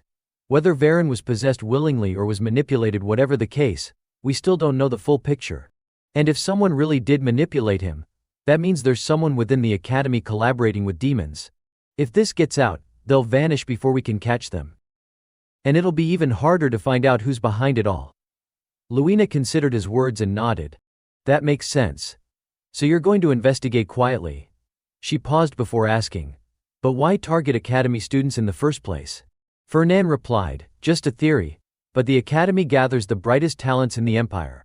If someone attacks its students, Luina gasped. That's like destroying the empire's future. I can't just stand by and watch. If you need help hunting demons, call me anytime. Seeing her impassioned resolve, Fernan smirked inwardly. Perfect. Now I won't have to lend her money with interest anymore. Though she hasn't realized it yet. Maybe one day she will when she finally sees how ridiculously stupid that promise was. Afterward, despite the professors and teaching assistants being mobilized to suppress the monster rampage, the midterm exam for the first-year night department was still abruptly cancelled midway. However, the academy couldn't afford to cancel the entire midterm exam. An emergency announcement was issued. For safety reasons, all practical midterm exams would be replaced by written tests. When students saw the announcement, they were left dumbfounded. Every practical exam this semester had now become a written one. Whispers spread like wildfire. No way, are you serious? A written midterm? We're doomed. That was because the academy's grading system had always placed more weight on practical skills than theory. For students who focused heavily on combat training, having to sit for written tests in every subject was a huge burden. Ain't was no exception. As he was quietly cramming theory, Gardner suddenly spoke up. Still, no matter how I look at it, something feels off. What feels off? Ain asked. That monster outbreak, Gardner replied. It was clearly related to demonic energy. I sensed scorching hot mana spreading everywhere. And yet, the real demon never showed up. Doesn't that mean it wasn't caused by a demon at all? Ain't reasoned. Gardner brushed it off. Impossible. How many times do I have to say this before you believe me? A demon will definitely show up again. That's precisely why the first emperor stationed me here. As he spoke, Gardner slapped both of Ain't's cheeks and reminded him sternly, and demons always target you. Startled, Ain't yelped, why? Gardner looked surprised. You really don't know. For demons, the name Armian is an enemy etched into their bones. If not for the Armian bloodline, this world might have already fallen into their hands. So this time they'll surely aim to wipe out every trace of that bloodline first. That's why you must never let your guard down. Follow my instructions exactly, got it? A shiver ran through Ain't. In his heart, a disturbing thought echoed, am I the spark that draws the demons in? At the same time, over in Ravido's hall, Fernand was clutching his head, groaning loudly, my head spinning. Seeing him collapsed over the table, Hyde panicked. Young master, are you all right? Inside Fernand's mind, strange words began to surface. Mandatory first-year core course field survival skills. After completing the midterms, students will be sent to the Southern Forest for a 1-week practical training session. The Southern Forest, perfect. He recalled that within the lake deep inside that forest, there was a sacred herb. A place with no detectable mana. The plan was to lure him into soaking his feet in that tranquil lake, and the moment he did, the lake would strip away every protective layer around him. Meanwhile, Ain't stepped into a cavern. This is the place, he murmured. If I hadn't come with genuine intent, I never would have found it. His steps were already light, but now he moved with even more caution. When he sensed a hint of deathly aura ahead, he muttered, I found it. His gaze lowered. A massive creature slowly emerged from the stone wall. It was supported by 4 sturdy legs, and the heart it had just pierced and devoured was covered in gleaming aquamarine scales like precious gems. It wasn't the stench of blood, but a strange green fluid oozing from its wound. The beast's body rose and fell. It was breathing. No, it was alive. As Ain't approached, the creature's cold breath washed over his face. The closer he got, the more intense the chill became. Gardner's voice cried out in his head, it's a holy beast. A thief pretending to be its master? This is beyond you, run. Ain't swallowed hard. He wanted to turn and flee, but the monster before him wasn't going to give him even the slightest chance. As his eyes sharpened with resolve, the creature lunged at him. Ain't sidestepped and slashed his sword across its body, but it dodged effortlessly. It charged again. Ain't continued to evade and counterattack, and through a narrow crack in the rocky wall, a vein of mithril ore revealed itself. Gardner was overjoyed. Heavens, a mithril vein. Ain't, you must mine every last piece of it. Don't leave behind even a single lump. Mithril was known as the metal blessed by mana. But that wasn't all. This sword was forged from a mithril alloy, Gardner added. That's why my soul could reside within it. Fernand suddenly sat up straight and exclaimed, what? A metal that can hold a soul? A thought sparked in his mind, this is mine. He immediately went to find Luina. The girl looked surprised. Last time you said it was a medicinal herb. Now it's a spiritual herb? Fernand admitted, I lied last time, but this time it's for real. You say that like it's no big deal, Luina scolded. The first year outdoor combat training lasts an entire week, doesn't it? That means you'll be skipping a full week of classes. Fernand tried to convince her, I've already prepared a plan to make up for the classes I'll miss. As long as you agree to do it, I'll take care of everything else. But Luina flatly refused. I'm not doing it. Fernand sweetened the deal. I'll wipe out all the interest owed by House Berchef. She brushed him off. Still not doing it. Luina said sternly, I may not know about other things, but skipping school just for a single spiritual herb, that's something I absolutely won't accept. I can't believe you're seriously considering ditching an entire week of class just for that. Fernand finally gave up. Fine, I won't push anymore. I'll go find someone else. Just then the door opened, and a young man walked in cheerfully. Long time no see, Fernand. May Mana bless you again today. Shortly afterward, the results of the midterm exams were announced. Midterm rankings. First semester, first year night department Ain't ranked 16th. Gardner grumbled with mild dissatisfaction. 16th place. And that spoiled rich kid actually snagged first. Seriously. Luina looked at the newcomer with a curious expression. And you are? She asked. Jace Vines, he replied with a cheerful smile. Didn't expect you to come alone, Fernand. Hello, Lady Luina Burchef, may the blessings of Manna be upon you. Luina straightened up, as if something had just clicked in her memory. Ah, right, Jace turned to Fernand. By the way, how have you been lately? I've been doing fine. What about you? How's life at the academy? Fernand replied. Jace chattered brightly, still a first year, so there's a lot I need to learn. Luina, intrigued, asked, Haim, you two seem pretty close. Fernand glanced at her. You look genuinely surprised. Jace nodded in agreement. That's understandable, I guess. But really it's only natural. Luina raised an eyebrow. There's nothing natural about it. Jace Vines, you're the saint of the Dragon God Church, aren't you? The one people sing endless praises about. And yet here you are, associating with a greedy devil like him. Fernand's expression read. Are you insulting me right now? Jace laughed heartily. Haha, you probably wouldn't know this, Lady Luina, since you're not a mage. The Dragon God Church originally worshipped the ancient dragon who granted magic to humanity. But over time we shifted our faith toward mana and magic itself. These days most of our followers are mages, and the church has essentially become a powerful magical organization. To be recognized as a grand mage, one must be acknowledged by our Pope, that's how much authority the church holds. Luina held up her hand to stop him.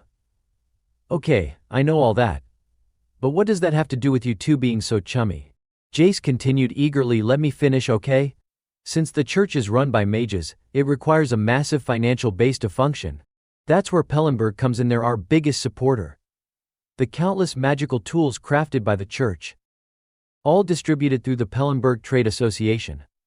Honestly, all hail Pellenberg. The bond between the Dragon God Church and House Pellenberg is like roots clinging to soil. He grinned and added, as the saying goes, wealth makes you an elder. Fernand gave him a serious look. For the record, I am older than you. Of course. Jace quickly replied, nodding enthusiastically. Watching the way he acted, Luina began to harbor some doubts. Is this guy really a saint? He even mispronounced the word saint a little. Jace put on a pouty face. Ouch, that hurts, you know. Even I have feelings.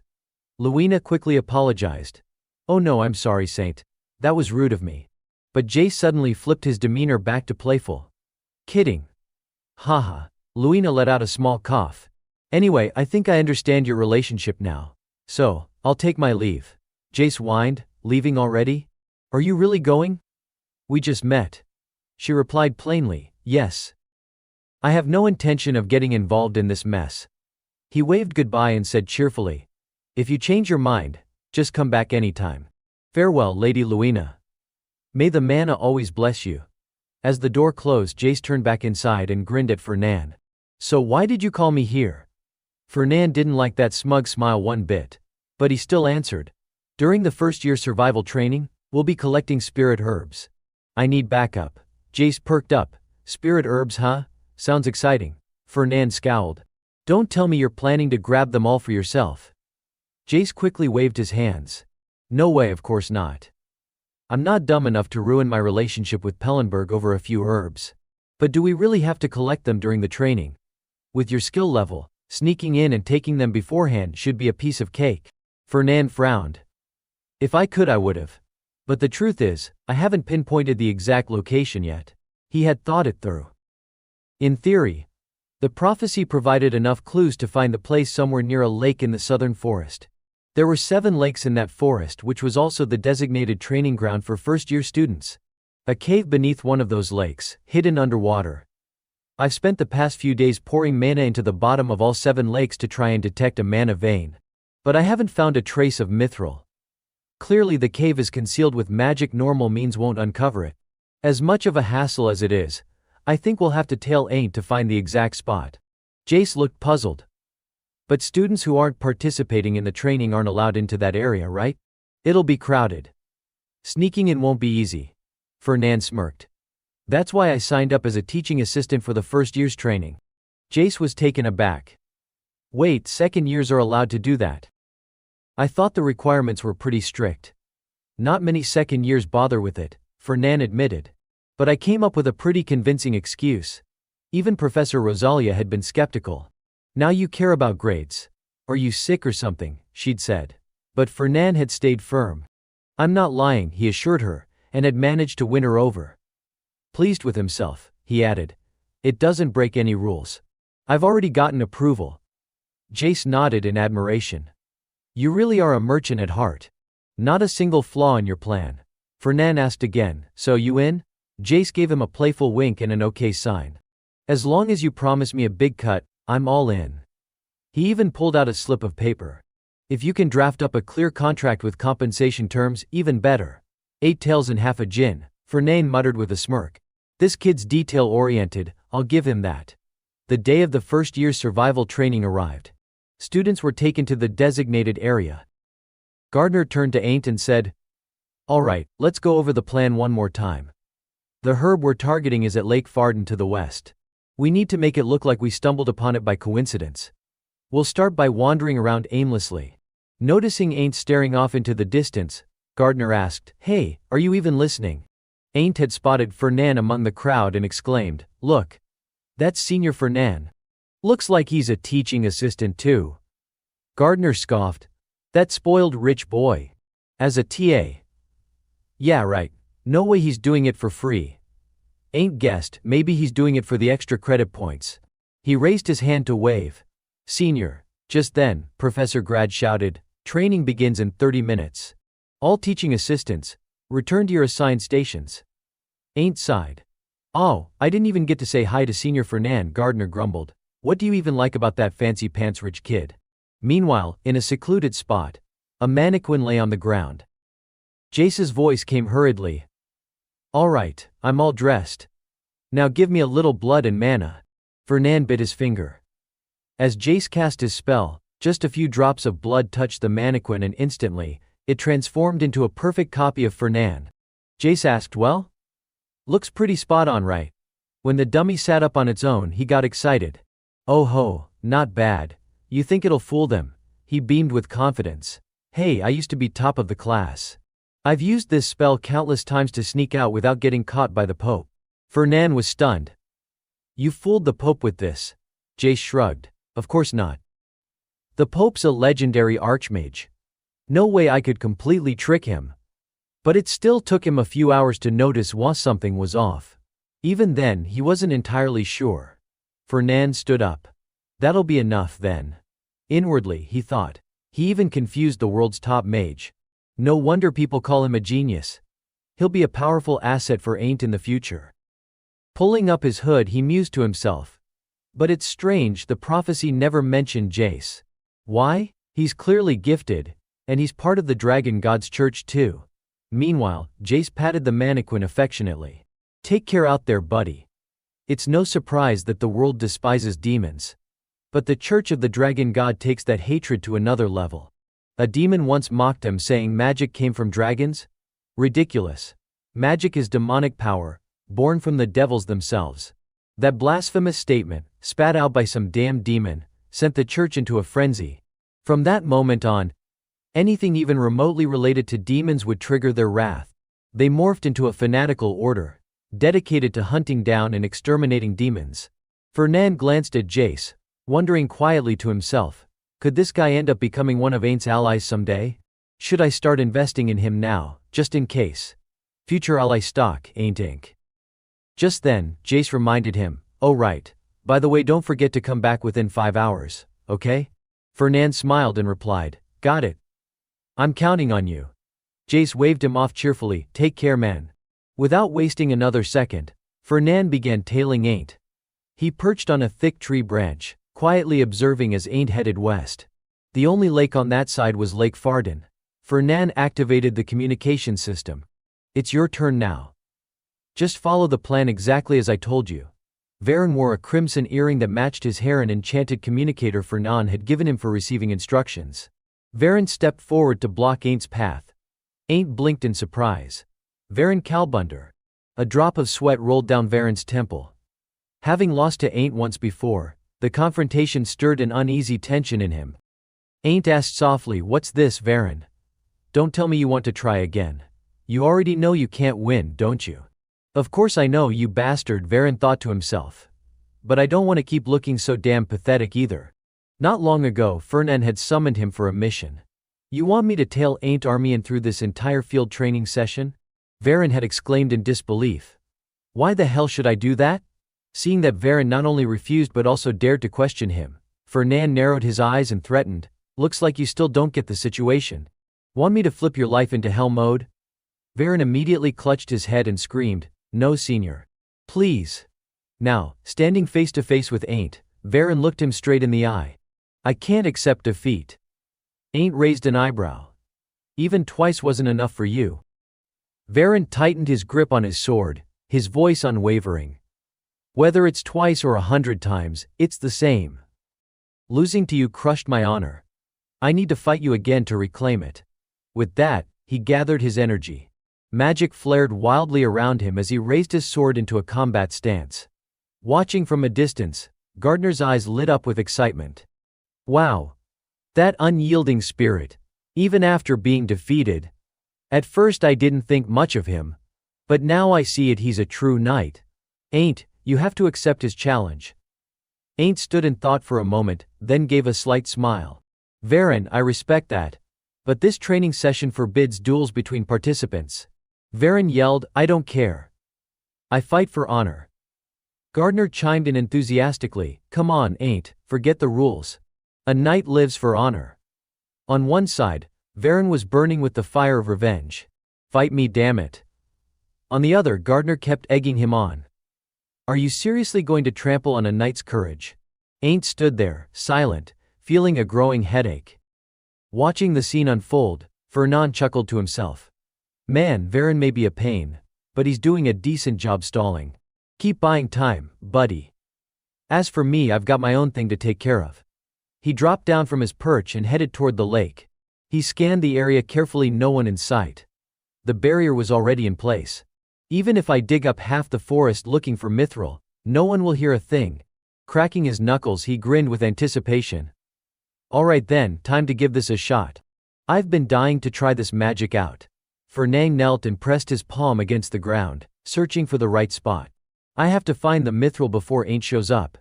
There's no time to waste, that's why I brought something special. He extended his hand toward the lake and began chanting. Come forth, my servant. A strange object began to rise slowly from beneath the water's surface. It was powered by complex magical engineering. A fusion of countless spell systems dripping with the essence of a merchant's heart, and a staggering pile of money. The massive construct emerged fully, a towering humanoid figure with glowing eyes. Fernand shouted with pure joy, a golem. Hell yes, this is awesome. He grinned even wider. From now on your name is James. Let's go, James. Time to find that mithril. He could barely contain his excitement, laughing like a madman. This was Fernand Pellenberg's very first self-made golem, James. And digging. That was exactly what James was made for. Not far away, Varen was still doing his best to stall for time. He shouted, You're not getting through unless you beat me first. Inside he cursed, that heartless bastard, I've gone this far, and you're seriously just gonna stand there and watch. Ain't held his head in frustration. God, this is such a pain. How long has it been already? Gardner, standing nearby, was visibly irritated. How could a descendant of Armian act so ridiculously? Running out of ideas, Varen suddenly threw himself to the ground and wrapped his arms tightly around Ain't's leg. Move. Ain't shouted, trying to shake him off. That's enough, Varen. Stop acting like a child. Varen snapped back. You think I want to do this? Fernand gave me one job, stall you for at least 1 full hour. If I can't endure it, I'm screwed. Ain't's eyes widened. Wait, what did you just say? Varen yelled at the top of his lungs. I like doing this. Okay. I love being trampled on, having my life ruined. It turns me on. So go ahead and attack me, you bastard. Ain't froze, completely thrown off. What the hell, what kind of freak is this? He kicked Varen hard, sending him flying backward. Varen screamed, hey, and crashed onto the ground flat on his back with a loud thud. Groaning, he sat up and kept yelling like a lunatic. That's right. I'm a total freak. So just attack me already. But in front of him, there was nothing, just a few leaves floating gently down through the air. Ain't was gone. Varen pulled out his pocket watch and checked it. How long have I held out? He muttered. Fernand said to keep him busy for 1 hour. It's been 1 hour and 10 minutes now. I'm saved. With a triumphant laugh he proclaimed, Varen Kalberter has completed the mission. Not long after, Ain't finally reached the cave.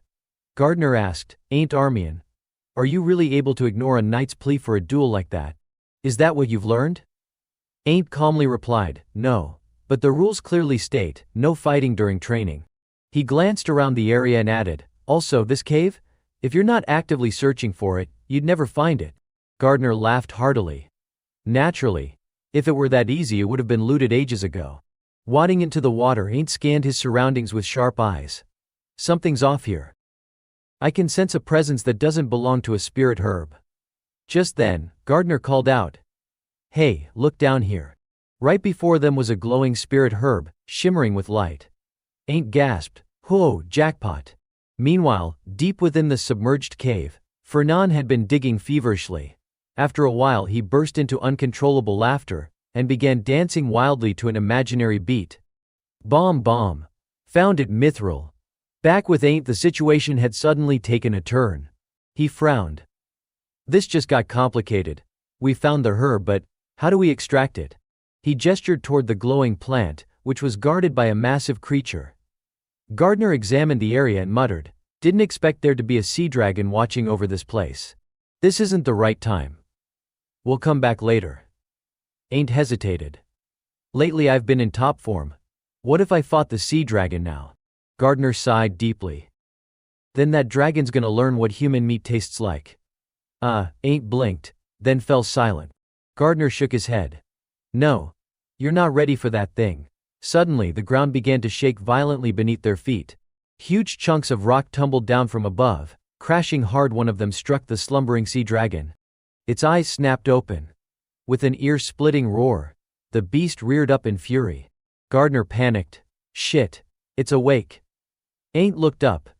The sea dragon was now looming above them, its blood-red gaze locked onto him. Shivering, he stammered, What do we do now? Ain't suddenly muttered, might as well just finish it off now. The moment he drew his sword and dropped into a defensive stance, Gardner snapped, What the hell are you doing drawing your sword? I told you to stop. You're nowhere near ready to take that thing on run. The sea dragon had already taken notice of the unfamiliar intruder. With a deep, menacing growl, it lunged forward.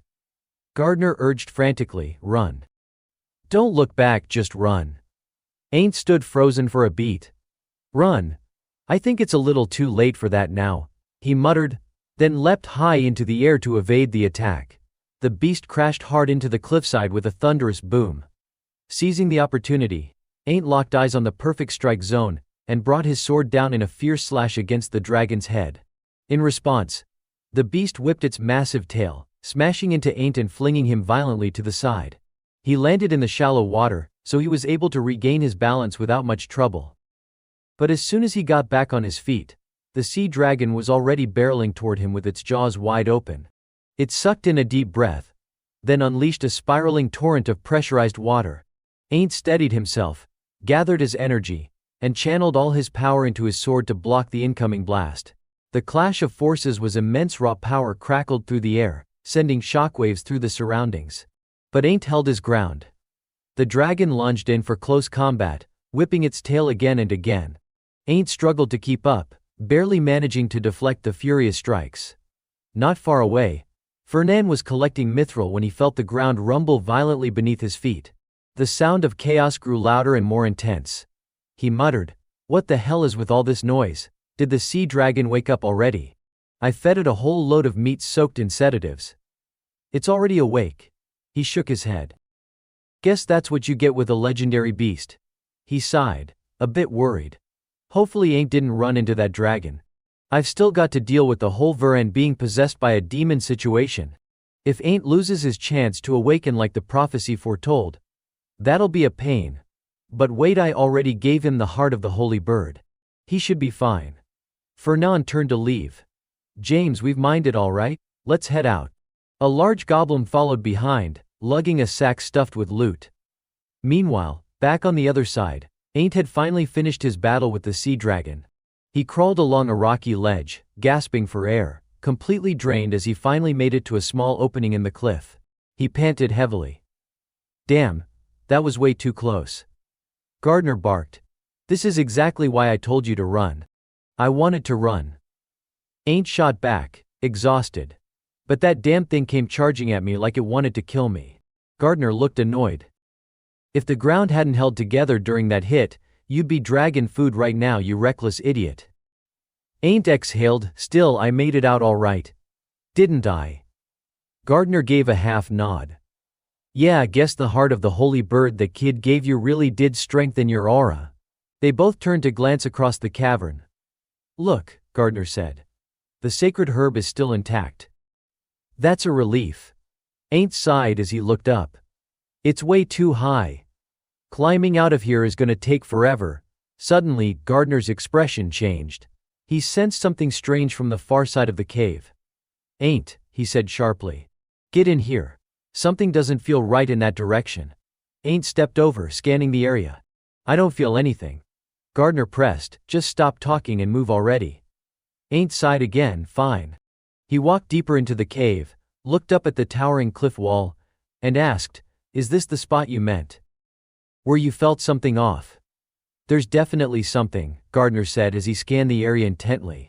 I'm sure of it. Ain't shrugged, let's just grab the herb and get out of here. But then Gardner's eyes locked on something. Ain't, over there, look at that glow. A strange light shimmered across the cave floor, unmistakable even in the darkness of the cavern. Ain't crouched down for a closer look. You're right, what is this? Dig it up fast, Gardner urged. I'm on it, Ain't replied, brushing aside the debris and heaving a large stone away. What he saw next made his eyes widen. This is Gardner lit up with joy. We found it. Cut to Fernan, who had returned to the meeting point with Jace. The young man greeted him with a grin. So, did you get what you were after? Fernan nodded. I did, and everything's fine on your end, I hope? Jace replied cheerfully. Yep. Just a couple monsters going berserk, nothing major. Fer nodded with approval. Nice work. Without missing a beat, Jace put on a cheeky grin. Suo, about my payment, already expecting it, Fernan said. Our guild will place the order with the church today, same quantity as in the contract. Jace beamed. You got it. Thanks a ton, boss. He turned to leave. Catch you later, Fernan. May the blessings of mana be with you. Fernan sat on a thick tree branch, casually examining a chunk of mithril in his hand. In his mind he thought, just being able to hold mithril in my hand, this stuff is so rare that most people never even get to see it in person. Now I just need to find the right ore to pair it with. Mithril was known for its incredible ability to absorb and conduct mana, but on its own, it couldn't reach its full potential. It needed to be combined with another metal to truly shine. And of course that metal couldn't be anything common. The best combination for mithril is adamant, Fernan pondered. The hardest metal known to man. He frowned slightly. But adamant is just as rare as mithril. Even with money, there's no guarantee you can get your hands on it. Where the hell am I supposed to find some? He glanced down and mumbled. I wonder if that prophecy thing could tell me where. Just then, a loud scream echoed from below. Help me. Fernan didn't move, still repeating to himself in a low voice, adamant. Adamant. Adamant. A girl below was sprinting at full speed, screaming her lungs out. Help. Professor, help me. Save me. She circled the base of the tree Fernan was sitting in, with 3 large dogs chasing her closely behind. Still unfazed, Fernan muttered, Really? Getting chased by dogs? Elves shouldn't be getting in real danger from that. The girl, realizing she wasn't getting a reaction, broke character and leapt up into the tree with him, landing nimbly in front of him. The dogs below continued barking wildly. Annoyed, Fernan frowned and said, Take care of that noise, will you? Arya Fridian raised her staff, its tip glowing brightly, and in mere seconds the dogs were handled. She then plopped down next to him on the tree branch, and let out a breath. Happy now? Fernan looked at her and asked bluntly. What do you want? Arya gave him a dazzling smile. Nothing really, just happened to pass by. Then keep passing, he replied flatly. She laughed awkwardly. Okay, fine. Not a coincidence. I have my reasons. You're so blunt, you know. Fernan narrowed his eyes. What, trying to cozy up to the air of a noble house? Arya Fridian grinned. So obvious, huh? You caught me. I've heard the rumors. You're always trying to butter up future heir candidates, he said. Well, since you already found out, how about we just be friends? She suggested, shamelessly. No, Fernan replied without hesitation. Why not? I'm older. Don't be like that. Aren't air candidates supposed to get along? Fernan stayed firm. Just because we're all heirs doesn't mean we have to be friends. Still trying to charm him, Arya smiled playfully. Friedian only recently became a candidate, after replacing Burchev. So we want to build good relations with the others. Come on please. Fernan raised an eyebrow. Aren't there other heir candidates from our year? Like Ain Armian? Arya smirked and replied cryptically, elves can't just eat meat, you know. Gotta have some greens every now and then. Fernan instantly understood what she meant and chuckled inwardly. She didn't even try to hide it. Arya Friedian brazen as ever beamed at him. I want to be friends with all 6 heir candidates. Suddenly, the tree began to shake violently. Both of them flinched as Arya shouted, what now? From below, a male student screamed, someone call the professor. There's a sea dragon in Lake Pardon.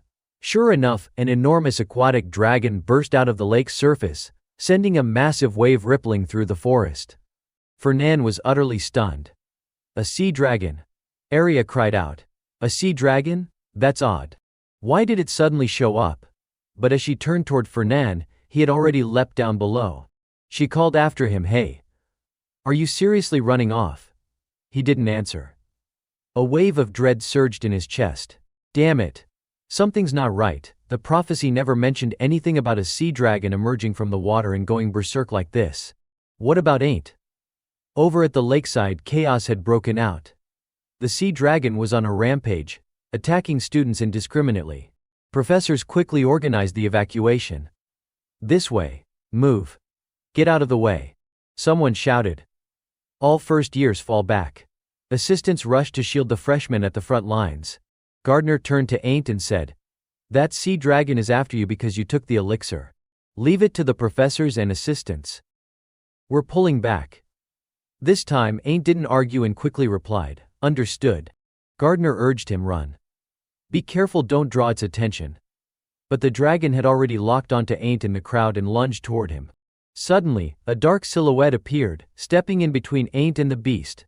Fernan, holding his magic staff, activated a defensive formation to block the monster's charge.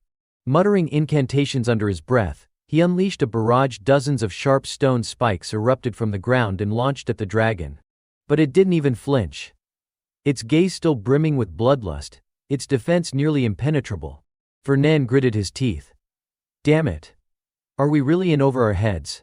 Professor Grad, watching from the rear, seemed satisfied. You're holding the line well, Fernan. Leave the rest to us. With that, he charged in, joined by other professors and assistants for a full assault.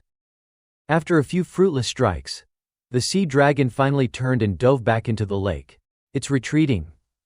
After it, someone yelled. Fernan exhaled deeply in relief. Strange, could my interference have slightly altered the prophecy? He wondered. Either way, the chosen one who's meant to save humanity is still alive. That's what matters. He chuckled to himself. And besides, I still haven't gotten my investment back. If he dies, I'm screwed too. He turned to Ain't and asked, you okay? Seeing the boy's tear-filled eyes, Fernan was taken aback. What's with that look? Is he scared? Ain't choked up and asked, did you come here to save me? Fernan replied coolly. Protecting students is a teaching assistant's job. Anyway, you're safe now. Go do what you have to do.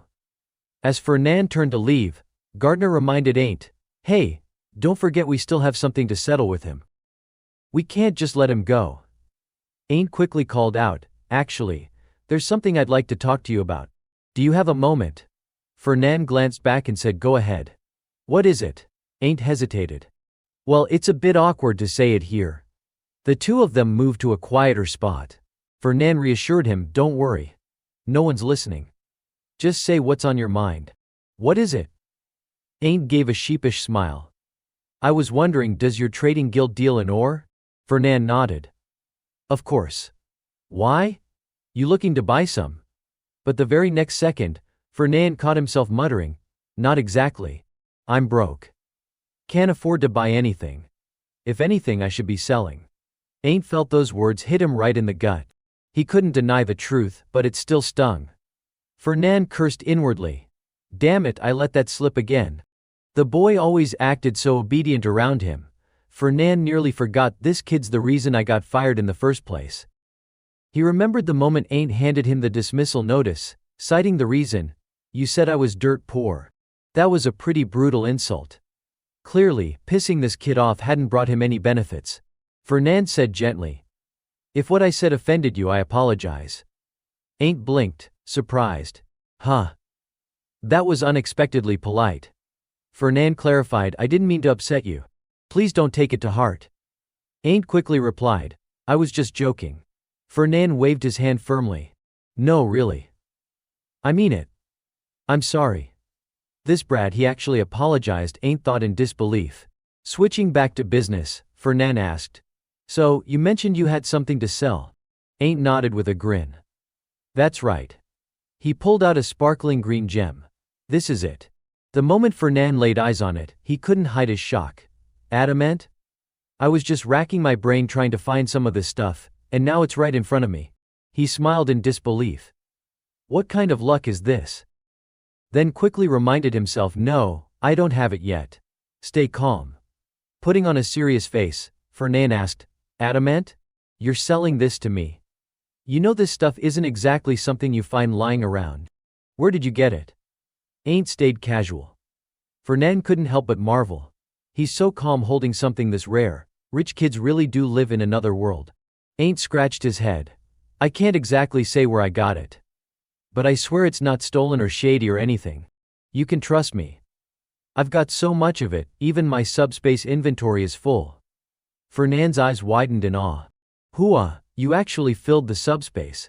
This is like an entire treasure vault," he thought to himself, convinced that there was no doubt Ain't had found it in that underwater cave. Didn't get the mithril, but ended up with adamant. This must be what they call main character luck. Curious, Fernand wondered what kind of cave could possibly hold both mithril and adamant. Noticing his silence, Ain't quickly spoke up, "If you're really interested, here's my condition." Before agreeing to sell the adamant to Fernand, Gardner had warned Ain't, "Be careful. Blink once around the Pellenbergs, and they'll steal the nose off your face. Even if you're negotiating, don't agree to a damn thing." And even now, Gardner kept nagging, "Are you even listening to me?" Ain't ended up presenting the conditions just as Gardner had instructed, and to his own surprise, they didn't seem half bad. Fernand didn't hesitate. "All right, I'll buy it under those terms." Gardner was stunned. "What the hell? Did he actually just accept our conditions?" Fernand then asked, "You know you could auction this off for way more. Why are you selling it to me?" Ain't answered honestly, "I just want to get rid of it as fast as possible. It's so rare that if word got out, I'd have a target on my back. Our main isn't strong enough to protect something like this." Fernand shot back, "And you think I am strong enough? What if I kill you and take the adamant for myself?" Ain't froze for a moment, then burst into laughter. "Come on now, you gave me the sacred bird's heart, remember? And you fought a sea dragon to save me. You'd never do something like that." Fernand thought to himself, "Is this guy seriously trusting me? Guess rescuing him earlier really boosted my approval rating with him." Ain't nodded. "Other people might. But you never would. I know you'd never hurt me." Fernand patted his shoulder. "That's right, Ain't. I really do care about you." "I know," Ain't smiled. Fernand continued, "And I am the one who saved your life from that water dragon, right?" "Right." Then Fernand stared him straight in the eyes and added, "So remember this, Ain't. If one day you suddenly feel like turning me into a beggar, think back to today." Ain't broke into a cold sweat. "A beggar?" Fernand leaned in a little, his tone serious. "Never forget I risked my life to save you, understood?" "Yes, of course," Ain't nodded quickly. Those words seemed to put Fernand at ease. He turned to leave, tossing out a final line over his shoulder, "I'll prepare the contract and get back to you." "Okay." Ain't replied, still a bit puzzled by Fernand's hot and cold attitude. Once Fernand was gone, Ain't mumbled to himself, "What was that about making me a beggar?" Gardner growled, "That guy's nuts. Must have gone into shock from seeing all that adamant." Cut to Ravita's dormitory building. Hyde's voice echoed through the hallway, "I'm back, young master." He pushed open the door and asked gently, "You've been at the Duke's estate quite a while. Did anything happen while you were gone?"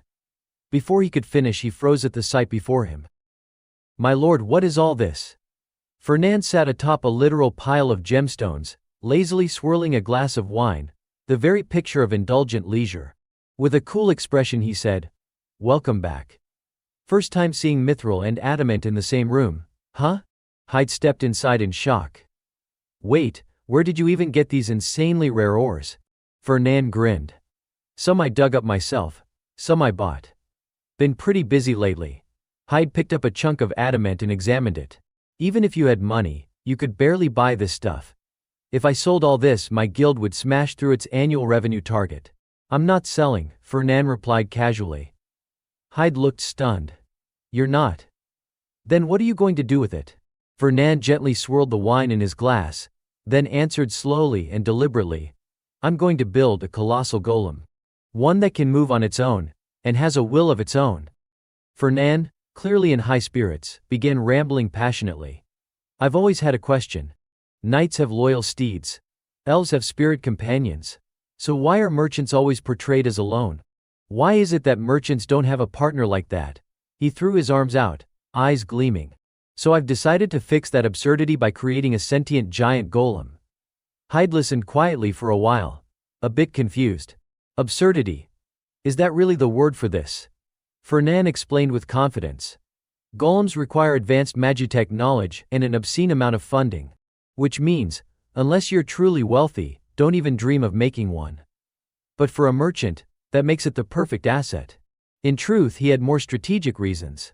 Having a sentient golem, especially with a war against demonkind looming, would be invaluable. In an era plagued by demonic terror, such a golem would be the ideal guardian. "That's why I have to build something solid, something reliable." Watching his master's fervent expression, Hyde thought, "I still don't get why a merchant would need a golem. But he looks pretty fired up. Might as well stay quiet." Then he asked curiously, "But if it's going to be a sentient giant golem, how big are we talking?" 10 meters, Fernand replied, dead serious. 10 meters, Hyde yelped. "Why that huge?" Fernand straightened up, face solemn. "Because it looks freaking cool."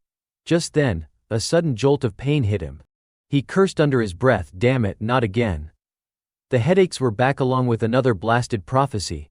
His vision spun, his head ready to explode. "Master," Hyde yelled, rushing over and helping Fernand into bed. He shoved a thermometer toward him. "Here, bite this." "I'm fine." "I said I'm not hurt," Fernand grumbled. "Not hurt?" Hyde snapped. "You literally passed out. Do you even know how many times you've screamed in pain?" He shoved the thermometer into Fernand's mouth. "We're checking your temperature whether you like it or not." This time Fernand didn't argue. He sat quietly on the bed, thermometer between his lips, while Hyde checked the time and muttered, "Probably side effects from getting struck by lightning last time." Fernand sat deep in thought. No time to rest. Another prophecy, right on schedule. This time it was about the sea. Army and dies. A contract-bound infiltrator attacks Ain't during a yacht club gathering. The yacht club was a social circle in the academy, exclusive to nobles. Fernand had joined to build connections, attending regularly. He'd even suggested transforming their simple tea parties into extravagant offshore yacht gatherings. Ironically, just as he convinced everyone to set sail, a monster appeared. Panic erupted. A monster. Why is there a monster here? Turn the boat around. Fernand spotted the contract-bound infiltrator sneaking aboard someone from his own trading company. Ain't confirmed the face. If he remembered correctly, the man was part of the crew. Could Pellenberg be involved in this? If they were aware, they were traitors to humanity. If they weren't, then they were more incompetent than he'd expected. Rumors spread like wildfire. Some people stumbled across treasure. Fernand? He got stuck with the full-blown, stat-maxed villain arc. No wonder Ain't thought he was destined to bring his downfall. As those grim thoughts churned in his head, Hyde pulled out the thermometer. Fernand shot him a look of pure annoyance. Hyde squinted at the reading. "Let's see what kind of energy has putting out." His eyes widened. "That's way too high. If I slip up now," Fernand thought grimly, "I'm really done for." Suddenly, an ice-cold compress was slapped onto his forehead. Hyde's tone was firm. "Duke, you have a high fever. We need to call the physician immediately." Fernand's face was red as a beet, but he insisted, "I told you I'm fine." Then Hyde remembered something. "I heard we're expecting a visitor at the company today. Maybe we should postpone the doctor for now." Fernand raised a brow. "A visitor? I didn't schedule anything today." But deep down, his instincts tingled. An unexpected guest. Smells like money. He grinned. Who is it? The visitor was someone familiar, Professor Grad. The man smiled amiably as he sat down at his desk and proposed a deal. After hearing him out, Fernan raised an eyebrow and asked, "You want to sell the sea dragon's corpse? The one that appeared during the first-year combat exam?" Grad nodded. "That's right. It took quite a bit of effort to bring it down," he said with a cheerful tone. "Everyone thinks Pellenberg will try to lowball me, but I know you won't." Fernan felt a surge of satisfaction. This was excellent news. A sea dragon offered all sorts of valuable parts. He hesitated for a moment, wondering whether it was really appropriate to approach a student directly like this. Grad replied bluntly, "You're the one always making shady deals with the staff, and you're worried about that.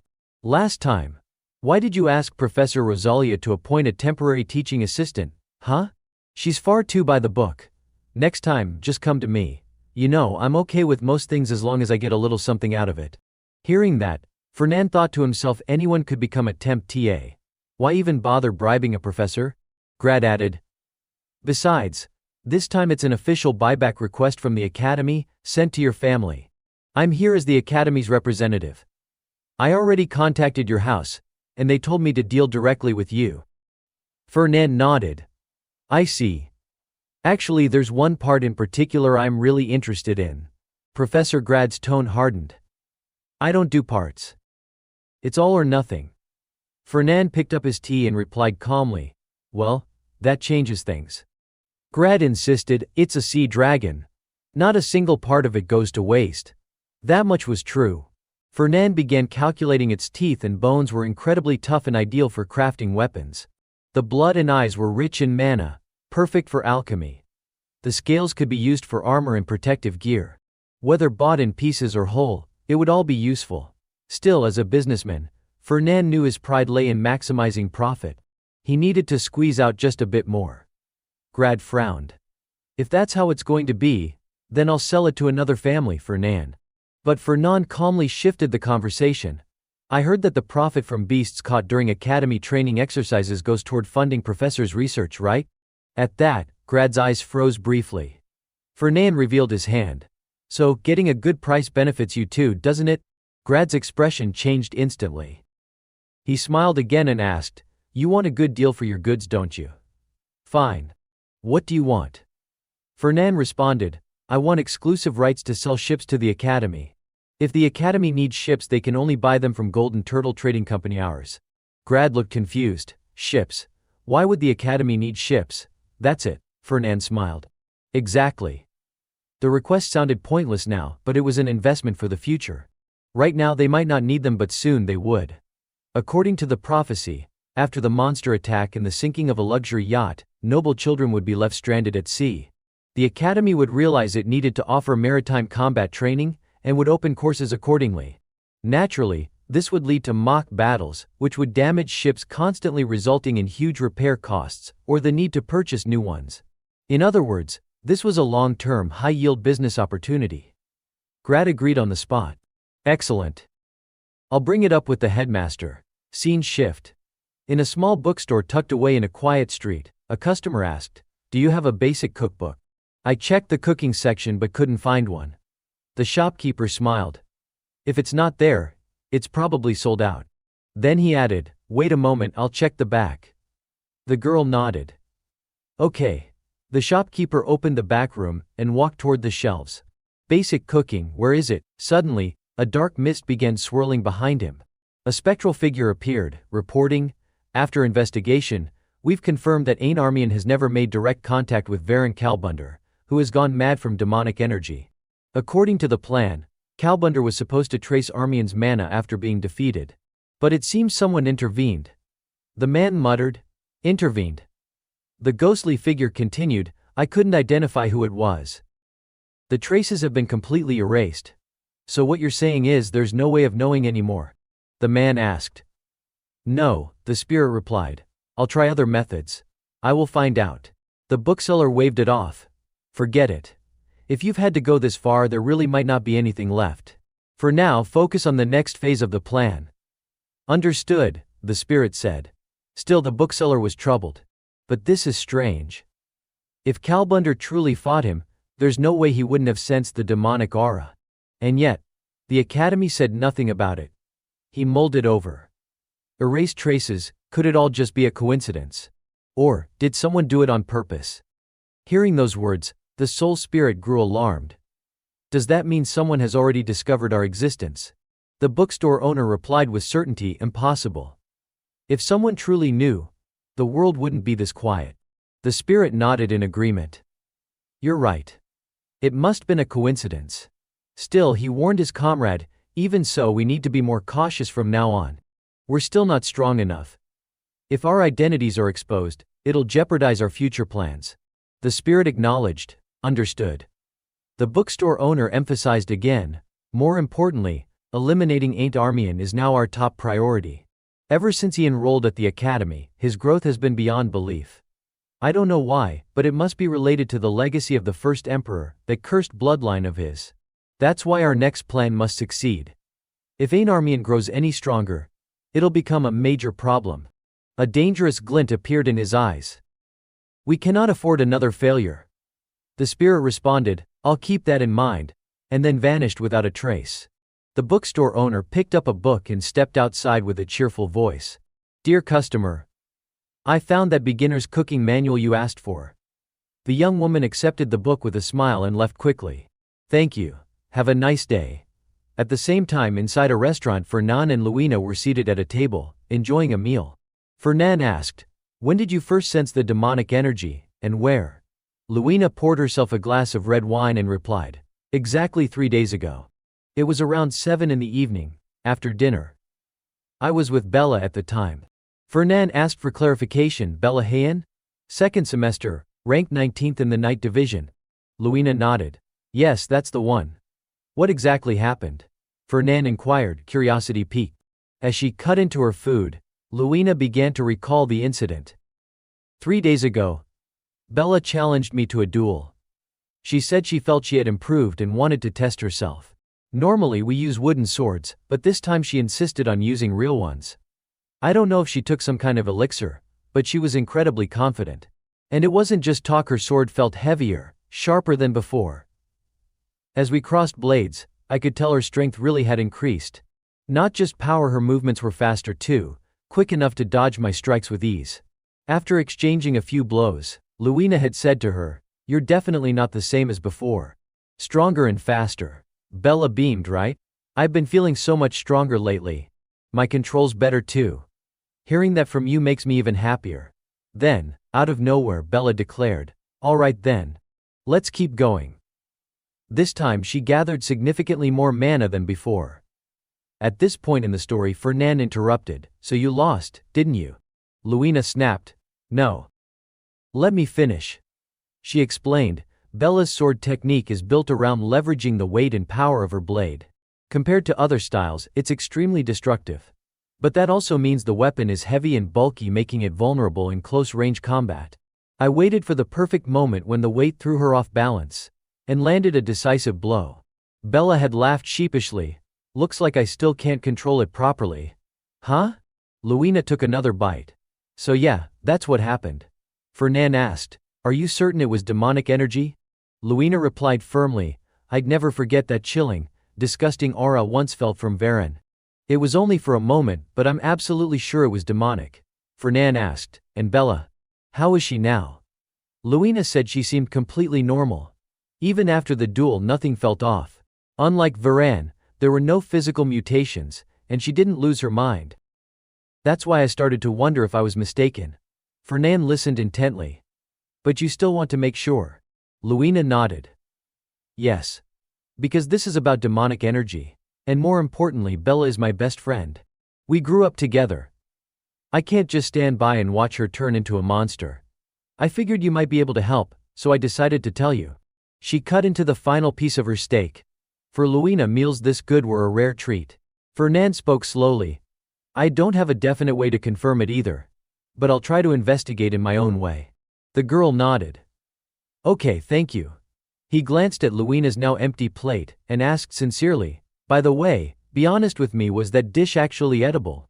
Steak with chocolate sauce? She replied with absolute conviction, yes, it was amazing. Later, Fernand stood by his desk, reviewing a detailed surveillance report. He muttered to himself, dormitory, classroom, training hall again, library, cafeteria as expected. Bella follows a model schedule. Just like that damned Varen. No suspicious interactions either. He analyzed every detail carefully. And unlike Varen, Bella hasn't suffered any trauma. She's cheerful and gets along with everyone. There's no reason to think she has any emotional void that would allow demonic energy to seep in. But if what Luina said was true, if Bella had truly used mana imbued with demonic energy, then only one similarity remained between her and Varan. Neither of them had made contact with a demon. Neither had formed any kind of pact. Could it really be that demonic energy had seeped into them without their knowledge? That it didn't even require direct contact with a demon? Was that even possible? Or was Luina mistaken? Maybe it wasn't demonic energy after all. Suddenly, a sharp pain stabbed through his skull. Fernand grabbed his head, groaning in agony. Damn it, my head again. His vision blurred, and then, without warning, a strange scene unfolded before his eyes. It was a battlefield, blood-red skies, the stench of iron and thick, suffocating demonic energy. Monsters roamed everywhere. Humans had gone mad. Among them were students from the academy, citizens of the island. And there he saw Aint's face, filled with fear and dread. The scene struck him with an eerie sense of familiarity. Everyone was behaving oddly. The demonic energy, silent and invisible, had crept into the students' bodies. And when the demon Andromalius descended, it began to awaken.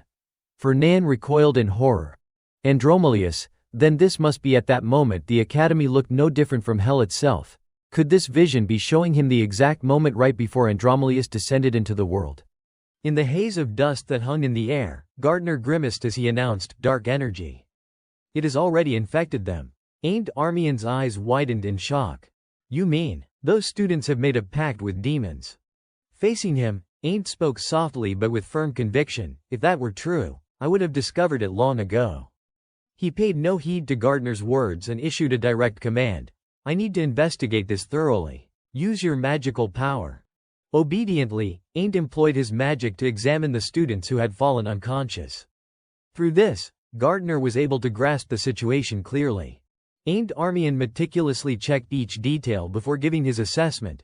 Those filthy demons were cunning this time. He looked at Gardner with a panicked expression, realizing how stealthily they had been seeding dark energy into the students' everyday lives so subtly that no one had noticed.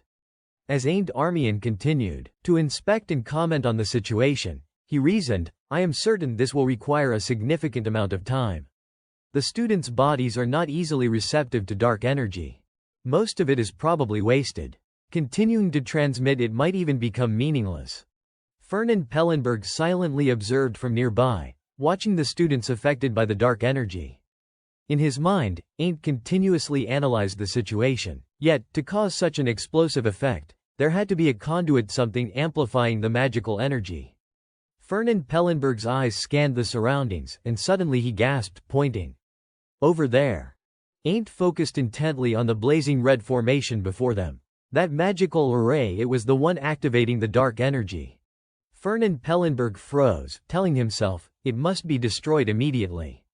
As Aint drew closer to the array, the source of dark energy gradually became visible. The summoning process began to accelerate. Gardner shouted, realizing the true nature of the formation. Suddenly, countless corpses appeared scattered before their eyes, forcing Fernand Pellenberg to pause and contemplate. The scene had shifted dramatically. Elsewhere, Aint Armian ran forward eagerly, then abruptly stopped in shock, causing Fernand Pellenberg to feel a flicker of concern. Aint Armian shouted a warning, Bella, she has been infected with dark energy. Fernand Pellenberg froze at the revelation. Bella, so it was true. The dark energy was inside her. Aint Armian confirmed decisively, if we destroy that magical array, she will return to normal. Gardner warned anxiously, oh no. That is not an amplifying array. It is just regular magical force. Facing the seemingly malevolent formation, Aint spoke with certainty. No, this is a summoning array. We are trying to call a demon into this world. Following Gardner's words, a terrifying creature appeared, a monstrous, serpentine figure that made both Aint Armian and Fernand Pellenberg instinctively turn their heads. In his mind, a shadowy figure surfaced, its face obscured, yet radiating danger. The demons. They will return. The creature moved slowly forward, its massive, muscular body intimidating, yet it still could not pull Aint Armian's thoughts away from this world. Suddenly, the scene shifted to another place. Fernand Pellenberg sat on the ground, staring in astonishment. He kept muttering under his breath, "Dark energy. Andromalius. Bella." Moments later, Fernand sprang to his feet decisively. No time to waste. Luina. He rushed toward the door, moving swiftly, calling her name without pause, "Luina." A moment later, at the foot of the stairs, a soft female voice whispered anxiously, "Is she safe? If she is truly infected with dark energy and it gets exposed." Fernand Pellenberg, standing nearby with a serious expression, reassured her firmly, "Bella won't know anything." He looked at her and said resolutely, "I won't let her be falsely branded as a demon and killed. Don't worry." Luina Burchev smiled, satisfied. "Thank you." Fernand regarded her thoughtfully. "I need Bella to live. She is the proof. For her friend, Luina." Images flashed through his mind, "For me too. Because I need Luina to like me." Fernand Pellenberg lowered his gaze, deep in concern. "And, for this continent, first, I have to prove that dark energy truly exists within Kului's body." The person just mentioned approached, eager to talk. "Luina, have you been waiting long? The lecture ran a bit late." Luina blushed slightly. "No, we just got here too." Bella, surprised, looked at him in confusion. "Huh, Fernand's here too."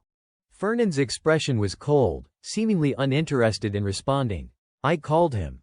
But immediately he pointed at her and spoke loudly, "Because in your mind." Fernand's face darkened, full of fierce intensity. "There are demons. I must destroy them." Then he pointed at himself proudly. "So from now on, you must follow my instructions." Bella bristled at this. "What number?" He remained patient, repeating his words calmly, "You have to come with me, whether you want to or not." Her gaze sharpened with disbelief. "What the hell? What is wrong with your head, Fernand?" Yet Fernand was unwavering. "I am not joking. If we do nothing about the dark energy inside you, sooner or later, you will lose your mind. At that point, the adjudicators won't spare you." His words were starkly clear, enough to make Bella bristle in indignation. "Are you threatening me?"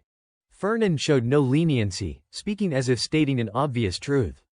"I am just telling the truth." Those 5 simple words, like water overflowing its cup, made her erupt in a string of curses. "You have lost your mind. I am completely fine." Suddenly, a gentle hand clasped hers. The person beside her whispered softly, "Bella." Luina spoke quietly, trying to reason with her.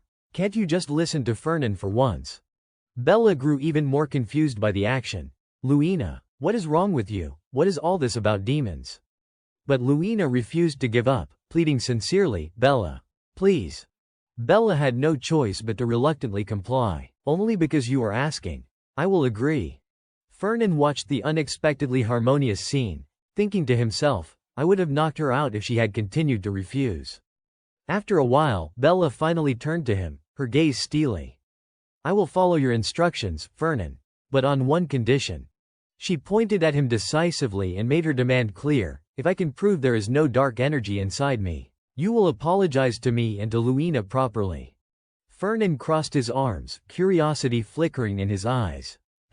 But why Luina?" Bella, full of resentment, continued to scold him. "Because you dragged the innocent Luina into this mess," she huffed before answering, "although she was the one who lured me in." "Fine, whatever." Fernand, his voice calm yet firm, said, "Then take me to the places you usually go. I need to know everywhere you might have come into contact with dark energy." Luina stepped closer, curiosity in her eyes. "Haven't you already investigated?" He dismissed her question immediately. "You can't help me with this."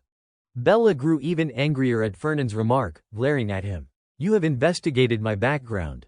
He spoke softly, recounting, "I was thinking about tracing dark energy in the places Bella has been."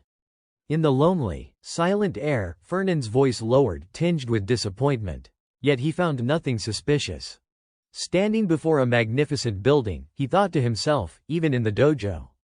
That is where it all happens. But he still managed to provoke Bella's anger.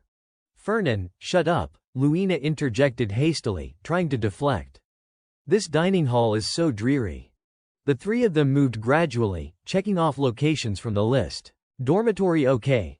Lecture hall okay. Library okay. Dining hall okay.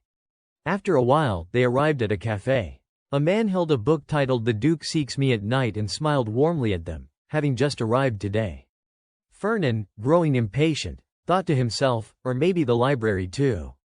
Bella, brimming with energy, chatted happily. Fernan did not understand and turned to Luina, asking, "What is this crazy Duke thing?" She answered cheerfully, "Bella likes romance novels."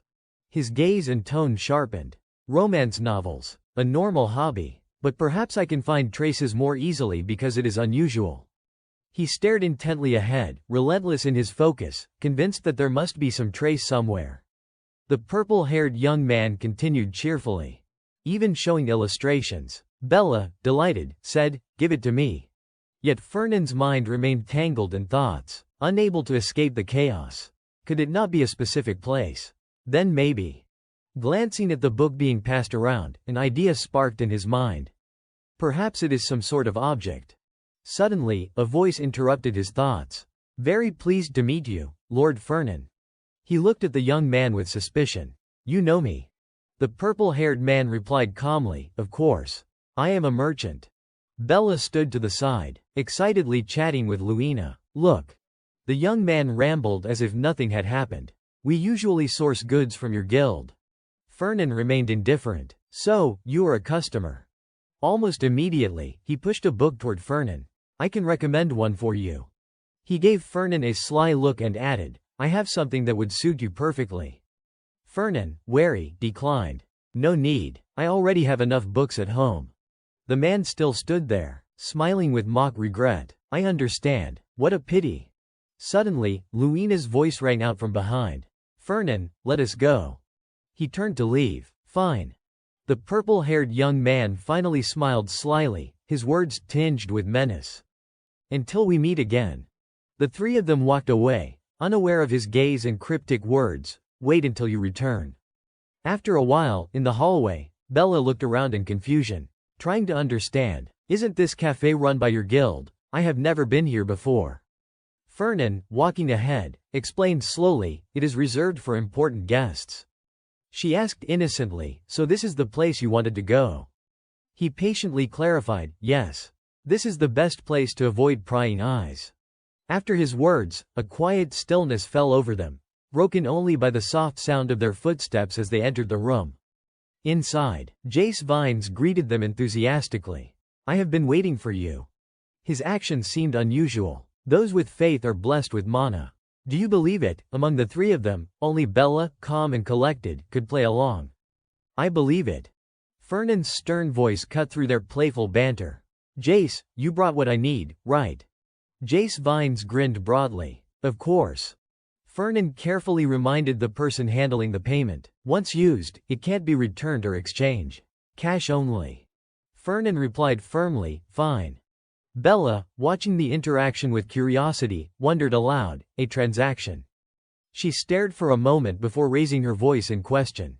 "Fernan, what are you doing? Why is he even here?" Fernan curled his lips into a confident smile. "Jace will prove it." He stepped to Jace's side, wearing an air of triumph, silently signaling, "There is dark energy inside you." Bella asked seriously, "You mean? You are going to prove that I have dark energy? How exactly?" Jace Vines produced a red velvet box. "We always prepare for situations like this. There is a prophecy from the founding pope that the demon race will return." Bella, anxious, gazed at the orb as Jace explained. "It is attuned to sacred energy more precisely than any of our relics, able to detect demons or dark energy." Fernan began the introductions. "I have heard about the situation. Your name is?" Without hesitation, she replied, "Bella Hone. I am a second-year student in the night department." Jace Vines beamed. "Ah, then you are my senior." He offered Bella a proposition. "Now, can you hold this gem with both hands? The magical energy will flow into your body and check inside you." Luina Burchev still looked doubtful. "Are you sure this will work?" "Possibly," Fernan said quietly, not entirely certain himself. Jace added confidently, "If this can't detect it, then nothing can." Bella stood frozen before Jace Vines, her face clouded with worry. Fernan spoke to reassure her. Don't worry. Then Jace brought the gem close, covering his mouth to whisper. Honestly, I do not believe you have been infected with dark energy. I am only here because Fernan said he would buy this from me. I am a member of the church. But demons existing in this age, impossible. Fernan encouraged her once more. It is all right, just relax. Bella felt some of the tension ease. She began touching the orb, her movements determined. I will get through this. And then wait for your apology. Light radiated from the gem throughout the room, so bright that Jace Vines had to close his eyes completely. Not long after, as the glow softened, he opened his eyes one by one to observe. Bella returned the gem to Jace, hesitating. Its color. It has changed. She asked curiously, what does this mean, that there is no dark energy? Fernan answered truthfully, number. It is the opposite. He explained further, the gem changes color when it detects dark energy. Bella jumped back in shock. What? She struggled to deny it. No way. It must be broken. Fernan sighed in exasperation and tried to calm her. Relax. I won't do anything. Suddenly, Jace Vines stepped forward and began chanting, Oh, great divine dragon. Flames ignited with each word of the incantation. I offer unto you a wicked human soul. Fernan's eyes widened in astonishment. Wait. The voice continued, having accepted the demon race into one's heart. Bella. Bella raised her hand, shielding herself. Please, care for your people. At that moment, Jace Vines almost unleashed his full power. There, divine dragon. Fernan reached out in desperation, shouting, Jace, wait. The velvet box and the orb now lay rolling across the floor. Luina Burchev gripped her sword, ready for anything, while Bella had collapsed, sprawled on the ground. Jace Vines refused to stay calm, shouting, I will kill you, you evil thing. Fernan Pellenberg, meanwhile, scolded him sharply. You can't recklessly use magic like that. Jace Vines frowned, confused. Since when did the head of this department become a prophet? So the Academy's students are infected with dark energy, and someone is spreading it everywhere. Fernan scratched his chin, thinking deeply. Bella has never met or made a pact with the demon race. Why am I so certain she has not had contact with them? He answered coolly, I have been observing her for the past few days, nothing suspicious. If I am right, this is serious. Jace Vines and Fernan continued to discuss the matter intently. Better to request the guild's assistance. We have to save her poor soul first. But if we expose this, the demon race will hide. Though there might be someone waiting there. Fernan emphasized firmly, listen carefully, Jace. The demons must not know that we have discovered them.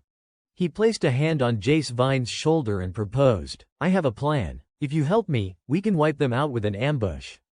Jace Vines gritted his teeth, his tone dark. Wipe them all out. Fernan's eyes darkened, his fists clenched. Fine, I will do whatever it takes. Then Fernan asked further, can you remove the dark energy from Bella? Jace Vines extended his hand politely. Of course. Please, give me your hand. But Bella recoiled, terrified. Are you going to kill me? Jace replied slyly, one sentence at a time, I will cleanse the dark energy in your body. I do not intend to kill you. Not at all. Bella did not believe him. She wanted to go home, speaking in fear, lies. Your eyes are terrifying. I want to go home. Jace Vines called out desperately, Fernan, do something. Bella resisted, no, stay away from me. Fernan Pellenberg sighed deeply, utterly helpless. Magic. He walked over and whispered into Jace's ear. See, I told you Bella is not a bad person. If you do not drop that expression, I will cut your work with the guild in half. At this, Jace paused for a few seconds, processing the information. Then he put on a look like a little kitten. Oh, all right, I am sorry. Fernan patted his shoulder in relief. Good job. Bella continued to resist the coaxing, but Fernan reassured her gently, it is all right. Give him your hand. Jace Vines' expression transformed completely. The guild only eliminates evildoers and the demon race. We do not harm the innocent. It was only then that Bella spoke up, her voice cautious. So there really is a spell that cleanses dark energy. Jace Vines answered patiently, yes. It is a spell that everyone in our order must learn. Bella gradually let her guard down and extended her hand to place it in Jace Vine's palm. "Will I be okay?" she asked. "Of course," he replied calmly. "It won't harm you." Before she could react, a surge of electricity ran through her body, accompanied by a delayed remark, "Ah. It just stings a little." After performing the spell, Jace rubbed his hands and explained, "It burns away everything inside you, purging the dark energy completely." Luina Burchev shook Bella gently, who had fainted. "Bella." The electrical discharge had left scorch marks across the walls. Luina marveled, "This building is sturdy. I thought Jace's spell might collapse the whole place." Fernand Pellenberg, examining a wine cabinet nearby, explained, "It was built to withstand heavy vibrations and loud noises." "Oh, I see," Luina said, understanding. Fernand then checked on Bella. "Bella, are you all right?" Luina touched her nose to check for breathing. Yes, she is still breathing. But she probably won't regain consciousness anytime soon. Fernand reached for a bottle of wine from the shelf, and Luina commented, "We will probably have to carry her back to the dormitory." "Wait," Fernand interrupted. Luina, confused, shouted, "What are you doing?" Fernand, pouring the wine over Bella, explained, "I figure it will draw less suspicion if she looks drunk." Luina hesitated. "Is that really necessary?" "Better safe than sorry," Fernand replied. "After all, I do not know where the demon race might be lurking." Luina sighed as she supported Bella. "Drinking in broad daylight. I am worried about her reputation." Fernand draped his coat over Bella and offered a solution. "Then just cover her face with this. They're perfect." Luina helped Bella move out, leaving a thankful message. "Thanks for your help, Fernand." Fernand, holding the bottle with a little wine left, said, "I might as well finish this. That is Bella's matter settled." As he walked, he thought strategically. "Now I have to use Jace to identify everyone infected with dark energy. We need to cleanse as many as possible." Fernand sighed at the situation. "This is the only way to reduce chaos. The best option is to prevent the demon race from appearing. But how?" He slowly poured a drink, thinking, "First, I need to prepare for what is going to happen at the yacht club meeting. I have already investigated several suspicious intruders at the trade guild." He raised the glass to his lips, taking a sip, noting one man had already become crew on the yacht, but he did not know these people were colluding with the demon race. Standing there, bottle in hand, he considered, "This is the most natural scenario I can create to prove I am not involved with the demons. Planning is easier when you know the future." His red eyes narrowed slightly. "If everything goes according to plan, Ain't will trust me 100% afterward." Fernand Pellenberg smiled with absolute confidence. "It won't be long before he sees me as an ally." Another day passed. The next morning, sunlight flooded the entire harbor. A faint smile crept onto Fernand Pellenberg's lips, pressed tight at first. He crossed his arms and declared, "It is time to catch my fish." The person beside him looked puzzled. "Fish?" The headmaster was silent for a moment, then looked at Fernand. "I heard from Professor Grad that you want exclusive rights to sell the ships." In the room, two men sat across from each other at a large wooden table, while Hyde quietly stood beside Fernand, watching the negotiation unfold like a mental chess match. The headmaster analyzed the situation. "They say they will buy the sea dragons at a good price. But exclusive rights to the ships. That is a bit much." He paused, considering, then continued, "All right, let us add one more condition. Student Fernand. Or perhaps I should start calling you the branch head of the Golden Turtle Guild now." Thinking about this unmissable negotiation, he smiled warmly and proposed, "In exchange for the Academy holding exclusive rights to sell the ships for the next 20 years, we will supply any byproducts from the sea dragons at a reasonable price, if requested." Fernand took a small sip of coffee, silently assessing the offer. Demonic beast corpses are usually most valuable when sold intact. Buy the corpses at a high price, sell the byproducts cheap. He set the cup down, assuming a thoughtful, almost elderly pose, continuing to weigh the terms. Normally, he would never agree, but now, it was time to yield a step.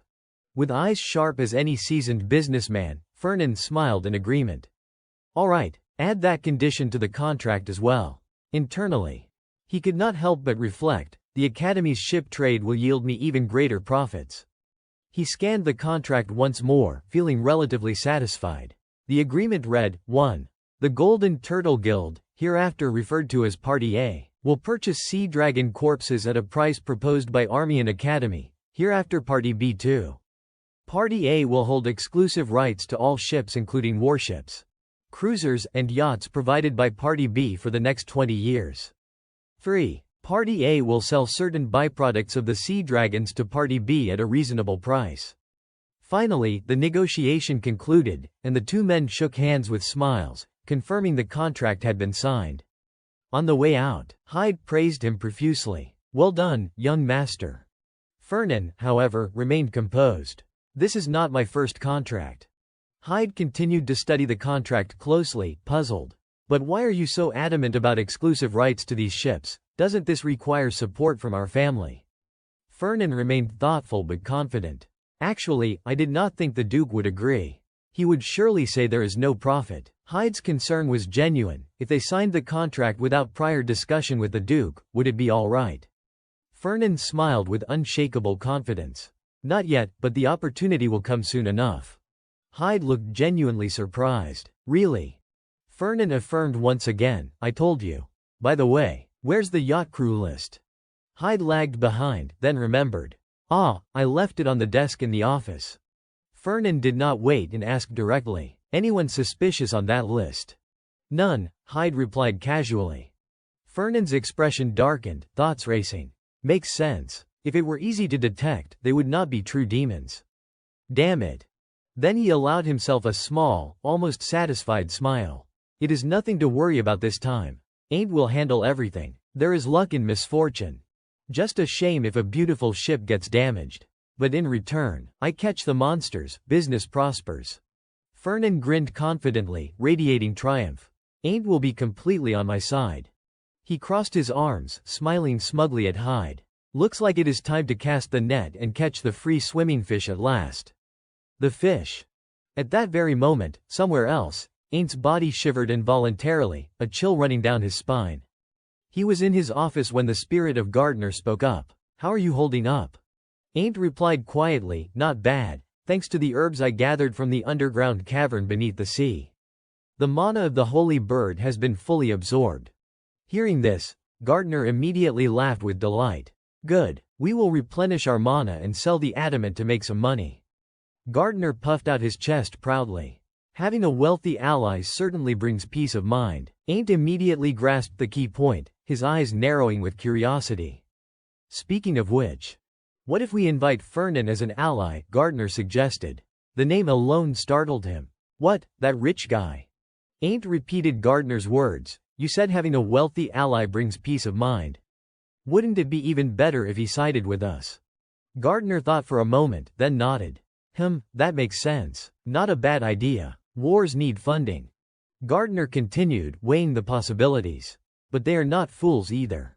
If they realize the situation is serious, they will definitely spend." Then Ain't had an idea. "Then it is best to show Fernan the demons directly." He paused, considering. "But I have never seen demons or monsters before. I would not know how." Gardner immediately reinforced the point. "Demons are real. One day, they will inevitably reveal themselves." He did not forget to warn him, adding, "And even if you try to recruit Fallenberg as an ally, you must never trust him."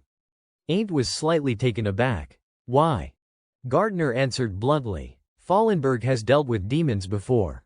He is the type of person who does not care whether the other party is a demon as long as there is profit to be made." He added firmly, "They are the kind of primitive people who would sell anything to a demon." Hearing Gardner's advice that with careful maneuvering, they could ultimately preserve their minor lordship, Ain't flatly refused. "No." He clenched his fists, his voice resolute. "Fernan would never do that. He is kind, generous, upright, noble. And he would never abandon someone in need." Gardner pouted. "Fool, you are way too infatuated with that rich guy." Suddenly, footsteps approached. Ain't hurriedly whispered, "Someone's coming, Hyde," under the desk. Just in time, a voice called out, "Ain't." It was Veloci Vienderk, the top student of the first-year night program and heir to the Vienderk family, making a surprise visit. "Veloci Vienderk. I was wondering where you were. Turns out, you are here." Ain't looked surprised. "Were you looking for me, Veloci?" Veloci confirmed immediately. "Yes, I received an invitation from the yacht club. Veloci explained, they allow bringing one guest, so I thought I would come along with you. Ain't raised an eyebrow, a little incredulous. The yacht club, a gathering place for noble offspring. But Veloci looked at him expectantly. Yes, you need a current member's recommendation to join, and since you are from Armian, you qualify. Ain't was not particularly interested. He raised a hand to stroke his chin thoughtfully. The yacht club, huh? Gardner, noticing his hesitation, whispered, if it is a club for noble offspring, Schwaben will definitely be there, right? Meanwhile, Veloci tried to maintain the friendliest demeanor possible, hoping to persuade Ain't. But Gardner kept talking non-stop, sounding extremely toxic toward him. That guy is clearly trying to drag you into trouble. Everyone's kept their distance because they are wary of Schwaben. Veloci Vienderk is pretending to be your friend but actually wants to deceive you. Just refuse immediately. Ain't hesitated, thinking about refusing. Veloci, thanks, but maybe it is better not to go. Suddenly, Gardner's tone shifted. Wait a minute. Now he sounded more anxious than anyone else. If it is the yacht club, we will be heading out to sea. Right, just say you will go. Almost forgot, but Sion Hwang has set up an arrangement out there. Veloci added more reasoning to persuade him. So, you will go, right? Schwaben might give you a hard time, but you won't lose anything. Just say you will go. Ain't smiled, appearing hesitant at first, then finally agreed. All right, I will go. Just tell me the time and date. Veloci looked quite pleased at having achieved his goal. Good. Then he waved. See you later. Meanwhile, Gardner in the room was practically vibrating with excitement. If our routes align, I can take advantage of Sonwang's setup out there. Ain't wondered aloud. Exactly how many setups has Sion Hwang left? That is a lot. Gardner explained, the more we can counter the magical creatures, the better. Take them. On the school grounds, Luina was sitting on a bench, engrossed in a book, when suddenly a voice cut through. Take this. Curious, she asked, what is it? Fernan sat down beside her, legs casually crossed, holding out an invitation card. An invitation to the yacht club. The yacht club. She scoffed. Receiving an invitation from the same person who tried to stop me from joining. How ironic. Fernan looked surprised. You already knew. Luina replied distractedly. Bella is also a member of the yacht club. Fernan nodded. Right, of course. He looked at Luina with a slightly sad expression, thinking to himself, I am the one who initially blocked her from joining. At first, I tried to pressure her with the excuse of her debts. Then he reflected inwardly, but honestly, there are not many who deserve to be members like Luina does. She stared at the invitation for a moment, then suddenly looked up. Then why did you suddenly change your mind? He answered frankly, I discovered traces of a yokai. Fernan cast her a meaningful glance. I got word that something's going to happen at the yacht club, so I set a trap in advance. Having a trustworthy ally there is even better. Good. I absolutely cannot forgive them for tainting Bella.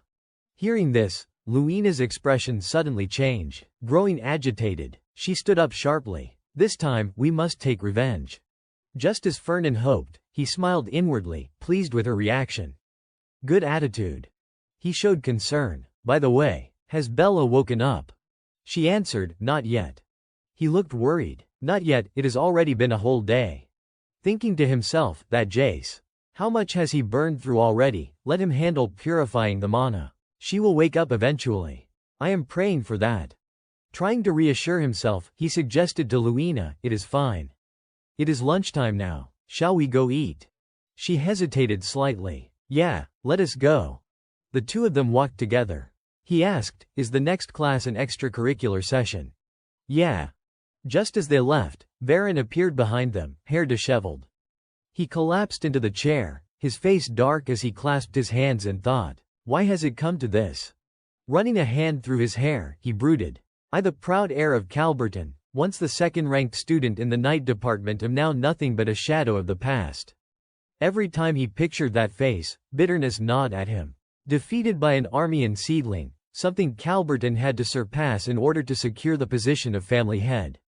The memory of Ain's cold indifference only deepened his despair. Worse still, even the prince he had leaned on as his pillar of support had cast him aside. But that boy Ain't. His chest burned with rage, anger rising for every reason imaginable. From Veloci Vienderk, the one he had so desperately longed to befriend, to the fact that it was Ain't who received the coveted invitation to the yacht club he had always dreamed of joining. Varen recalled the sight of the two of them together, friendly and close, and tears streamed down his cheeks. That should have been me. That place was meant for me. It is infuriating. I should have been the one handed that invitation card. Overwhelmed with conflicting emotions, Varen buried his face in his knees, tormented by unrequited feelings, silently cursing over and over in his heart. Everything was going so well. Ain't Armian, that bastard. Just then, a voice broke the silence. Hello, Varian. Lost in thoughts of Ain't, he looked up, and there he was, smiling warmly. Would you like to have lunch with me? Ain't Armian pointed to himself before speaking to the boy in front of him. Do you want to have lunch with me? Varin Calberton furrowed his brows, irritation flashing across his face. What, lunch? Aint's smile was bright and unbothered. Well, you just look lonely. Varin shot to his feet, furious, and shouted, and whose fault do you think that is? Ain't blinked, genuinely confused. Mine. Varin's face flushed crimson as he roared back. Damn right, who else could it be? He jabbed a finger at Ain't, pouring out all his resentment in a single breath. Because I lost to you, the second prince abandoned me. Ever since then, no one wants to be my friend anymore. Do you even realize that? Then he froze. Damn it, I let it slip. I just blurted everything out to him. A storm of panic churned in his chest. The Schwaben and the Armians had always been at odds. If Ain't found out his only supporter was a Schwaben, he would be finished. His life would sink even further into misery. But Ain't's reply stopped him cold. So the second prince was your friend, then it really is my fault you have been left without any. He smiled with a sincerity that caught Varin off guard. I am sorry. That is why let us have lunch together. Forgive me, okay. Varin stared at him, dumbfounded. What did you just say? Suspicion pricked at him. He does not care, number. What is he scheming? Grabbing the book from the bench, Varin spat curtly, dream on. Then he bolted, his voice echoing back in bitter defiance. This is not some cheesy story where enemies suddenly become friends. Ah, Varian, wait, Ain't called after him, reaching out a hand. But Varin's sharp retort rang out with cutting resolve, freezing him in place. Don't humiliate me any further, Ain't Armian. On the fountain's edge, a book and water bottle sat abandoned. A voice whispered, see, I told you it would not work. Leaning against the fountain, Ain't spoke quietly to the spirit beside him, Gardener Alphenparson. Do we really have to go this far? Calberton may have lost, but he has still got ability. Gardener puffed up with pride, oblivious to Ain't calmly munching on bread behind him. Without me, you never would have beaten him. I am incredible, are not I? Yeah, thanks, Ain't muttered. But Gardener was not done. The important thing is he does not have any talented friends. Just like you. Ain't paused mid-bite, then lifted his head. It is not that I do not have friends. Gardener brushed off the protest with a scoff. Doesn't matter. The outcome's the same. The truth is, Schwaben is the reason. If you had real friends, you would not be sitting here eating lunch alone. A fleeting image crossed Ain't's mind, him and Varin clapping hands together before Gardener's voice layered over it. Losers banding together is not so bad. A loser's alliance. The spirit nudged him further. You should try approaching Calberton again. Ain't exhaled a weary sigh but gave in. I will try. He picked up his water bottle, then added, either way, I will need you with me if I am going to track down what the founding emperor left behind. But, I am not sure if they will even let me bring a sword to the yacht club gathering. Ain't Armian's figure shimmered against the light, dressed in a tailored suit with a sword at his hip. Gardener Alphenparson's spirit stirred with curiosity. Why not carry it openly? Ain't replied, I suppose I could, but a blade strapped over formal wear, I would look ridiculous. People would mock me. Then he paused, thinking of an alternative. Should I just stash it in my storage space? Gardener instantly rebuked him. Absolutely not, if you put it in there, I will have no sense of what is happening outside. His gaze burned with fiery determination. Voice brimming with hostility. The very moment you face Schwaben, the traitor bloodline that stole the throne from Armian, you will need me. Ain't took a sip of water and muttered, half exasperated, you are too damn loud. Then he asked the real question. So, How am I supposed to carry the sword, then? Gardner's tone softened into reassurance. Don't worry. I already told you this sword is infused with mithril. It does not just absorb souls. It can do much more. The blade suddenly floated upward, glowing faintly as Gardner's voice resonated. Like this. It shrank down to a fraction of its size. Gardner chuckled smugly. See, you can even make it pocket-sized. Ain't pinched the miniature blade between two fingers, marveling. I never imagined this was possible. Impressive. Gardner continued. No one will suspect a thing if you wear it as a pendant. Yes, a necklace. Back in my day, it was all the rage. An image flickered Gardner himself in his prime, dark-skinned, silver-haired, surrounded by swooning admirers. His voice carried pride. Women adored me when I wore it like this. Ah, the golden age of Guardian, surely women today would swoon as well. But Ain's flat reply pierced the illusion. Tacky. Gardner's expression shattered, fading into indignation. He snapped, biting down on Ain's head in ghostly fury. Tacky, insolent brat, you kids do not know the first thing about style. HMPH, fine, just shove it in your pocket then. The sky outside had turned golden, a soft breeze scattering leaves toward a grand mansion. A voice echoed from within, calm yet commanding. We have deployed crimson armor throughout the academy, just as you ordered. Hyde stood beside Fernan Pellenberg, reporting further. They will move the instant magical beasts appear. And the recording spheres. They have already been scattered across the yacht, Fernan answered. He stood in stillness, eyes calculating. Through them, we will monitor the demons. As Hyde pulled a jacket from the wardrobe, his voice carried unease. Are you certain they have infiltrated the trade guild? I know you would not lie, but it is hard to believe. His master's face flickered with confusion. Demons, even in this era, where did you get this information? Fernan's reply was cool. I have my ways. Hyde's brow furrowed. Strange. I thought I was the one serving as your spy. Fernan's voice was cutting. Just because you are my subordinate does not mean you know everything inside my head. Hyde's hands stilled as realization crept in. Wait, could it be Jace Wines? Helping him into the jacket, Hyde pressed. The dragon god himself knows much about demons. You have met him often lately, have not you? Fernan hesitated, then admitted. Perhaps. Regardless, what matters is capturing the demons. Hyde tied his master's scarf neatly. And after that? I will find out, Fernan said flatly. His face darkened, his voice heavy with grim weight. How did they infiltrate this place? How do they conceal their identities? What is their true purpose? A shadow loomed in his mind, an image of demons seated atop piles of skulls, black swords driven into the earth. And then came the chilling whisper, and who is the one behind it all? Fernan Pellenberg turned with a smile, and at his side was Ain't Armian. Hyde handed him a mask, frowning in confusion. What has Ain't Armian got to do with this? What is going on? Fernan smirked, his voice filled with satisfaction. I entrusted him with the heart of the sacred bird. In return, he must prove his worth.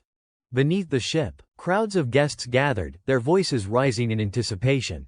Tonight, I place my faith in you, Ain't Armian. Ain't furrowed his brows, staring ahead thoughtfully. HMPH. Looks like I made a mistake. I should have sent you a proper tuxedo or something. Fernan's eyes shifted to Luina Burchef, who stood hesitantly nearby. I did not think you would show up in your academy uniform, he remarked.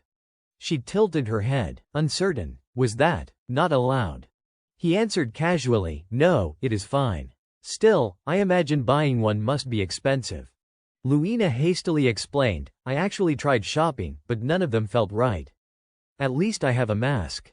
Fernan chuckled softly at her flustered excuse. Fair enough. Extending his hand, he invited warmly, shall we go in? Luina glanced at his offered hand, uneasy. Wait, do we really have to hold hands? His voice was gentle. I am your companion tonight. It is my duty to escort you. Then, with a calm smile, he added, it is tradition. Inwardly, though, he admitted to himself it was not truly necessary. The ballroom glittered with nobles and dignitaries. Fernan's thoughts turned strategic. I need to keep her within my reach. Only then can I ensure my own survival. Whispers rippled through the crowd. A woman with bright orange hair leaned toward a friend, murmuring, isn't that Fernan? With Luina. The chatter swelled. Fernan measured the weight of every glance. I have invested quite a lot already. A man leaned close to another, muttering, "They look rather close." Fernan thought to himself, and truthfully, we have grown closer.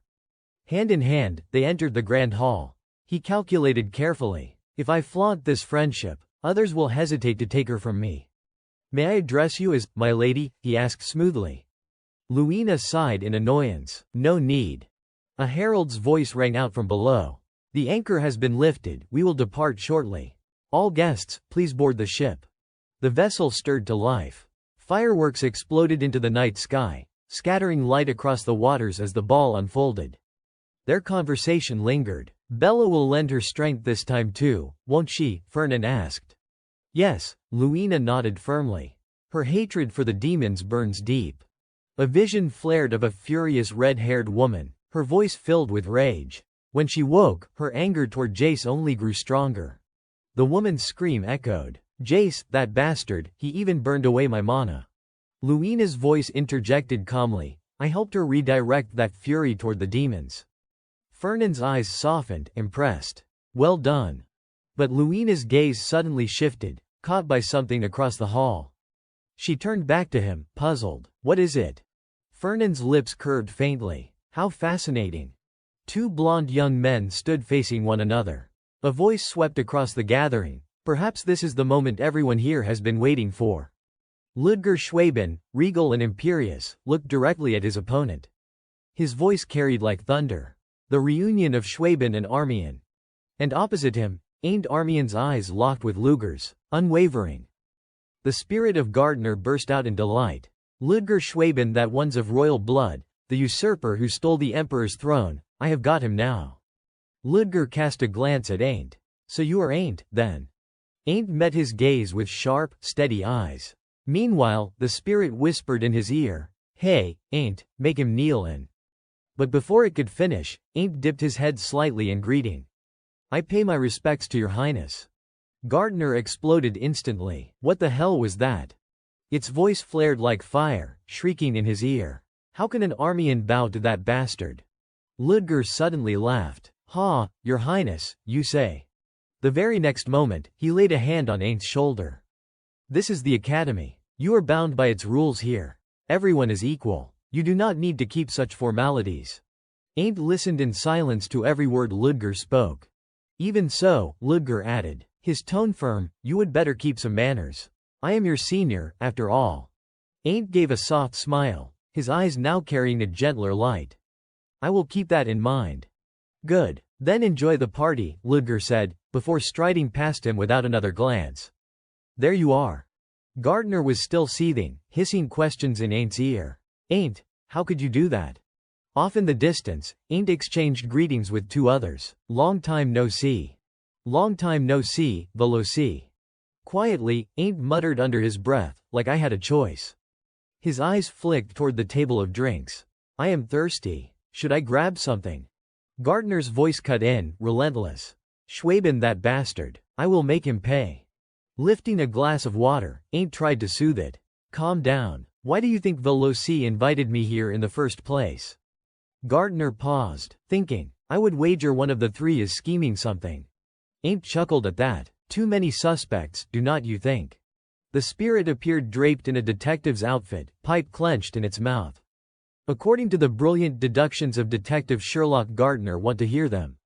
Aind asked dryly, "Do I have to?" Without hesitation, Gardner shot back, "Yep. First." Ludger Schwaben's stern face flashed before Aiнд's mind. Ludger Schwaben could be pulling strings. He is the Empire's second prince, and without a doubt, he bears grudges against you. Next came Fernan's smug expression. Second, Fernan Pellenberg. He is so rich he turned an ordinary club into a yacht club. His influence is massive. Finally, Valici's radiant smile appeared. Third, Veloci Vienderk, heir to a prestigious family, always putting on that oh-so-kind face. After listing all three, Gardner dropped the conclusion flatly. "I still can't figure out what that one's really thinking." Meanwhile, Aind only sighed, his thoughts quiet. "I already told you, Fernan would not do something like that." But Gardner suddenly piped up again. "There is still one more. If it is not any of them, then—" Curious, Aind asked, "Then what?" Gardner closed his eyes and turned away. Veloci Viender must have gone mad by now. Ain't could not help but laugh at that. Now I am curious too. I wonder who made me come here. On the other side, Ludger was grinning proudly. It was me. Ain't thought candidly to himself, if you would given Veloci the invitation as well, he would have called you. Ludger did not hesitate to assert, we can't keep avoiding each other forever anyway. Fernand's mind raced quietly. But that is not the only reason, right? Thoughts tumbled through him. Ludger wanted to prove his superiority as a senior. To flaunt his royal blood in front of the descendants of the founding emperor, without showing it blatantly. Still, outwardly, Fernand asked casually, and then? Ain't smirked and remarked, boring. I did not expect him to be so obedient. But Ludger shot back, and you brought Luina Berchev along. He smiled faintly, replying, as for her, her grades and family background meet the requirements. You were the one who tried to stop her from joining. Fernand mused seriously. Since the start of the school year, you have been close to her. Do you like her? He calmly adjusted his mask, thinking, who knows? The next moment, he turned and walked away. I am off. Ludger bristled with anger, thinking, couldn't he just tell me straight, that bastard? Meanwhile, Luina stood in a corner, muttering to herself, I won't let my guard down. Today's goal is not socializing, it is to trap the demons. But where the hell is Fernand? Just then, a voice called out, and she looked up. Ain't smiled brightly, his tone warm. How have you been? It is good to see you here. Luina replied lightly, long time no see. Ain't cheerfully asked, do you remember me? She responded suddenly with something unrelated. Yes, Fernand. He hesitated. Right, Nan. Ain't was taken aback, speaking quickly, no, I am Ain't Armian. Our hair colors are different, after all. Luina paid him no mind and continued, where are you heading? Only then did he glance behind him. Ah, Fernand just said he is stepping out for some fresh air. Ain't immediately greeted, hello, Fernand, crossing his arms casually and adding, Ain't. I did not know you and Luina were friends. Luina replied on his behalf, we have met once. Then she shook her head, not friends. Fernand's red eyes flickered. I see, Ain't. He observed Ain't's expression, thinking that he seemed disappointed. Perhaps everything is unfolding as the prophecy said, since I did not intervene. Fernand felt quietly grateful that he had invested in Luina and built a friendship with her. He smiled and said, let us go, Luina. I have something to discuss with you. Seeing them about to leave, Ain't acknowledged politely. Then I will excuse myself. Enjoy the party. Luina, walking beside Fernand, muttered in mild irritation, you should have told me first, I have been looking for you. He replied calmly, sorry about that. Meanwhile, Ain't's eyes silently followed the pair, noting the closeness between them. They seem pretty familiar with each other. He let out a heavy sigh, likely because they were classmates. Gardner took the moment to speak up. I wonder why you are dressed like that today. Oh, so it is because of that girl. Ain't denied it without hesitation. No, it is not that. But Gardner ignored the denial and pressed on. Did you fall for her at first sight? How reckless of you. Meanwhile, Fernand stood beside Luina at the window, speaking seriously. I did not think the demons would hide just to attend a party. Sooner or later, something will happen. When it does, do not panic. Pursue them immediately. He paused, glancing at her, then added, even if the yacht sinks, we must stay focused on capturing them. Luina shivered slightly at the thought. Sinks, not that bad, surely. Fernand reminded her firmly, you must always prepare for the worst-case scenario. Luina absorbed every word carefully. Preparations were already in place, ensuring the students' safety even if the yacht went under. Our goal is to capture the demons alive. Fernand did not hesitate. It seems someone in the academy is colluding with them. We just need to figure out who. I can't tell you everything, Luina. But he knew exactly what would happen. At the same time, on the other side, Gardner nagged incessantly into Ain't's ear. You came looking for that woman instead of seeking the relic left by the founding emperor, did not you? Ain't answered wearily. I told you, that is not the case. The demons and monsters are lying in ambush, and the yacht will sink, Gardner continued. Ain't rested his chin on his hand, muttering, you do not have time to dilly-dally with women. I should not have brought him along. All of this has to happen for my plan to succeed. At that moment, someone approached him. You are Armian, correct? Once the yacht sinks, you will be trapped on the floating isle with the Emperor's remains. The person placed a silver tray before Ain't, with 4 glasses of water. The demons will ambush you, and Luina and I, chasing the spiritual energy, will cross paths with you. The young man with the sharp eyes offered, "Would you like a glass? If you refuse, the flow of the prophecy will change." Gartner suddenly scolded him. "How can you hope to defeat the demons thinking like that?" Ain't calmly picked up a glass from the silver tray. "Fine." He slowly raised it to his lips. Then, abruptly, Ain't froze. "But, how do you know I am Armian?" In that brief instant, time and space seemed to freeze. Something flashed past, slicing through his mask. Ain't. The glasses that had been intact clattered to the floor. He staggered, bracing himself against the attack. What is this?" At that precise moment, the sharp blade was about to pierce his chest. And in that split second, the sword Ain't always carried at his side shot upward into the air. The sword automatically spun around and struck at the young man with the slanted eyes. Then it whirled several times around the two of them, slicing through the air with lethal precision. Finally, it returned on its own into Ain't's hand just as he assumed a battle-ready stance. Clutching the sword tightly, Ain't surged forward without hesitation. He aimed for a vital point, swinging the blade in a precise strike. But in an instant, the slanted-eyed man slipped behind him with unnerving speed. His face darkened, and a sinister aura emanated from his mouth, a chilling, otherworldly energy. Ain't instinctively blurted out, "I have never felt a presence like this before." "What is this?" The man's entire body became enveloped in this malevolent energy. It was demonic chi. He was a demon. Ain't's eyes widened in shock. How could someone from the Pellenberg trading house be like this? Before he could process it further, a deafening crash forced him silent. All the objects on the ship's deck toppled violently in one direction. Even the massive yacht itself shook violently, tilting precariously. Ain't spun around in panic. From the depths of the sea, a mass of gaping maws surged upward. It was a sea worm. The massive ship rocked violently amid the churning sea, already surrounded by a writhing swarm of sea worms.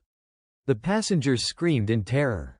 Shrill cries of disgust and panic filling the air. Sea worms. How disgusting. 2 masked guests peered down at the chaos, horrified. "Why are there so many of them?" one whispered, only to be reassured by the other, "There are too many. Do not panic." But in an instant, the swarm surged onto the deck, sending everyone scattering in fear. A blonde woman shouted orders over the chaos. "Attack them, don't just stand there. Wait, do not use fire magic." Amid her panicked cries, she added, "You will burn the ship to ashes, idiots." All the while, 2 men were dueling fiercely, their feet pounding on the wooden deck with uncanny skill. Movements so precise and almost supernatural. Before Ain't could even regain his composure, a massive sea worm suddenly appeared behind him, its maw snapping like a demon seeking his life. The lunatic pursuer, black smoke curling from his mouth, charged wildly. Ain't gritted his teeth, reacting in a flash. A lightning-fast slash struck the grotesque worm, forcing it to shriek as if calling for its parents. But the pursuer, seeing Ain't vanish from sight, whirled around frantically, scanning the area in all directions. Unbeknownst to him, Ain't had silently reappeared behind him, sword raised, slicing through his neck with the cold precision of a ruthless executive. The would-be assassin's tricks proved useless against him. Fortune had spared him from joining the ranks of the Headless. The two clashed wildly, eyes locked with a lethal intensity, as Gartner's voice echoed in Ain's mind, "This one's a professional assassin, see how he moves. He is stronger than you." Then came another mental prompt, impossibly blunt, "Throw him into the sea." Without hesitation, Aint did just that, kicking the assassin with his unwashed, tenure-trained foot. The assassin soared through the air toward the writhing mass of sea worms at a speed that defied physics. Ain't stood on the ship, expression unreadable, scanning the ocean filled with wriggling teeth and gaping maws. He asked coldly, "Is he dead?" Gardner's voice responded, "He fell into the sea worm nest. He is definitely dead." Gazing down at the swarm of shark-toothed monsters, Ain's brow furrowed. "But, what the hell is going on?" A streak of golden light cut through the air, scattering green syrup scented like some kind of girlfriend's treat across the deck. Gardner's voice chimed in, "The demons are targeting you." Ain't gritted his teeth, dodging the flying syrup. As Gardner continued, "They have finally started moving." Suddenly, a horrifying sound erupted, making Ain's face blanch as if he would seen death itself. The atmosphere darkened, thick with menace, and the guests gaped in disbelief. It is. The final boss had arrived. A colossal sea serpent, enhanced with unnatural strength, emerged from the waves. The crowd screamed in terror. A trainee knight from the Magic Academy surged forward, ready to assist, while Gardner's voice cracked with frustration. "A sea serpent. The demons really want you dead." Ain's expression hardened, resolute and righteous. "I will deal with the monster first." He muttered anxiously, "The ship's going to sink." At that exact moment, the assassin he had kicked into the sea, brandishing a silver dagger and with blood-red eyes, surged back toward him. Aint leapt to the side just in time, narrowly dodging the deadly strike. He ground his teeth and muttered under his breath, "Damn it. I thought he was already dead." Before he could fully register his surroundings, the buffed-up sea serpent snapped its massive jaws toward him. Gardner's horrified scream cut through the air. "Ain't, watch out." In an instant, a blinding flash lit up like the crack of divine lightning. Ain't instinctively let go of his sword. Gardner's panicked cries rose to a crescendo, as if he had lost a parent. "Ain't, wake up." The desperate sound echoed as Ain't, along with his sword, plunged into the sea. The sea serpent, with a sudden sweep of its tail, struck with brutal force. A quick reacting observer shouted a warning, "Everyone, move." The serpent smashed its tail down, cleaving the ship in two. Its power was nothing short of legendary, rivaling even a blind cane. Waves crashed onto the shore in a mesmerizing, almost surreal rhythm. But Ain't had no time to admire the spectacle. He had just escaped death. Gardner hovered beside him, concern radiating in his voice. "Ain't, are you okay?" Ain't, drenched like a drenched rat, exhaled sharply a few times before asking, "What happened?" "I went unconscious after the sea serpent attacked." Gardner hurriedly explained, "You were hit by the serpent's breath. It temporarily paralyzed your body." He recalled the moment Ain't had fallen into the sea. A swirling blue vortex had enveloped him. "You passed out while frozen and falling as the ship sank. But I nullified the effect and kept your body temperature stable, which is why you woke up." Ain't raised an eyebrow in surprise. "I did not expect this seemingly useless blue thing could pull that off." "You can do all that." Gardner floated next to him, explaining patiently, "Your sword is not just a vessel for my soul. It is also a magical weapon designed to support the air in every way." Ain't, nonchalant, replied, "I see." Glancing around, he noticed trees rising from the island beyond the water. "But, where is this place?" he asked, confused. Gardner's voice bubbled with excitement. "Ain't, this is it, the very place where the founding emperor left the relic for you." He smiled brightly, like a miniature sun. "You are lucky. The island you drifted to is exactly where we needed to be. The founding emperor must have guided us here." Gardner grew impatient. "Hurry, we have to retrieve the relic before the rescue team arrives." Ain't hesitated, "What about the others?" Gardner, far less contemplative than him, shrugged easily. "Don't worry, they are all the most exceptional individuals in the academy." Then he added, "I imagine the sea serpent has already sunk to the bottom." But, a streak of ominous purple light suddenly appeared, signaling impending danger. Ain't, having just emerged from the demon gate, immediately tensed, eyes widening. One more second of delay and that lethal, deep purple strike could have sliced him in half. Old, tattered shoes shuffled in from the beach toward the shore, looking like something straight out of an American zombie movie. Ain't gritted his teeth and muttered in annoyance, "Damn it, these demons are stubborn." Sensing the danger, Gardner dove into Ain't's sword first, agitated. "I did not expect them to chase us all the way here." Ignoring Gardner's words, Ain't's attention snapped to the chaotic scene. Another insane-looking figure had appeared, shouting wildly. "Why are there two of them? There was only one at first." Gardner helplessly responded, "How should I know?" Then, with a mixture of anger and caution, Gardner warned him, "Be careful. These are not ordinary opponents." Ain't did not need the reminder. "I know," he thought, already assessing the two enemies approaching him. Alone, he faced both men simultaneously, one mad, one insane, each rushing forward with blades drawn. The clashing of steel rang through the air like thunder. The three of them struggled fiercely, the only thing visible amidst the chaos being black shadows interwoven with streaks of golden-purple light from the swords. The long-haired lunatic sneered wickedly as he charged forward. Ain't held his sword steadily, his expression calm, ready to meet the attack head-on. A powerful golden slash severed the madman's arm. Yet he showed no sign of stopping, continuing forward like a certified maniac. He grabbed Ain't by the neck with bare hands, a move too sudden to defend against. Meanwhile, the second enemy descended from above, twin knives in hand. A purple flash erupted, as if a miniature nuclear explosion had occurred. Ain't narrowly evaded the blast, but his legs wobbled, barely keeping him upright. A deep cut on his shoulder bled profusely. He realized with a grim glance poison. Gardner's voice rang in his ears, "Don't panic. Use your dueling energy to counteract the poison." In the midst of despair, Ain't wondered silently, "Can I even survive this?" He stared at the two furious demons before him. Gardner's voice roared firmly, "You must live. You're an army and you cannot die to these petty demons." Again and again, Gardner reminded him, "Ain't, use your energy," but Ain't's vision blurred. His voice weakened, "I have no strength left." Gardner screamed in desperation as one of the attackers swung their blade at Ain't.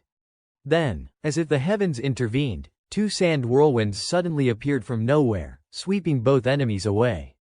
Shielding his eyes from the blinding sandstorm, Ain't wondered internally, "Who is that?" Through the swirling dust, the figure of a man emerged, striding forward with calm authority. It was none other than Fernand Pellenberg, the hero of our story.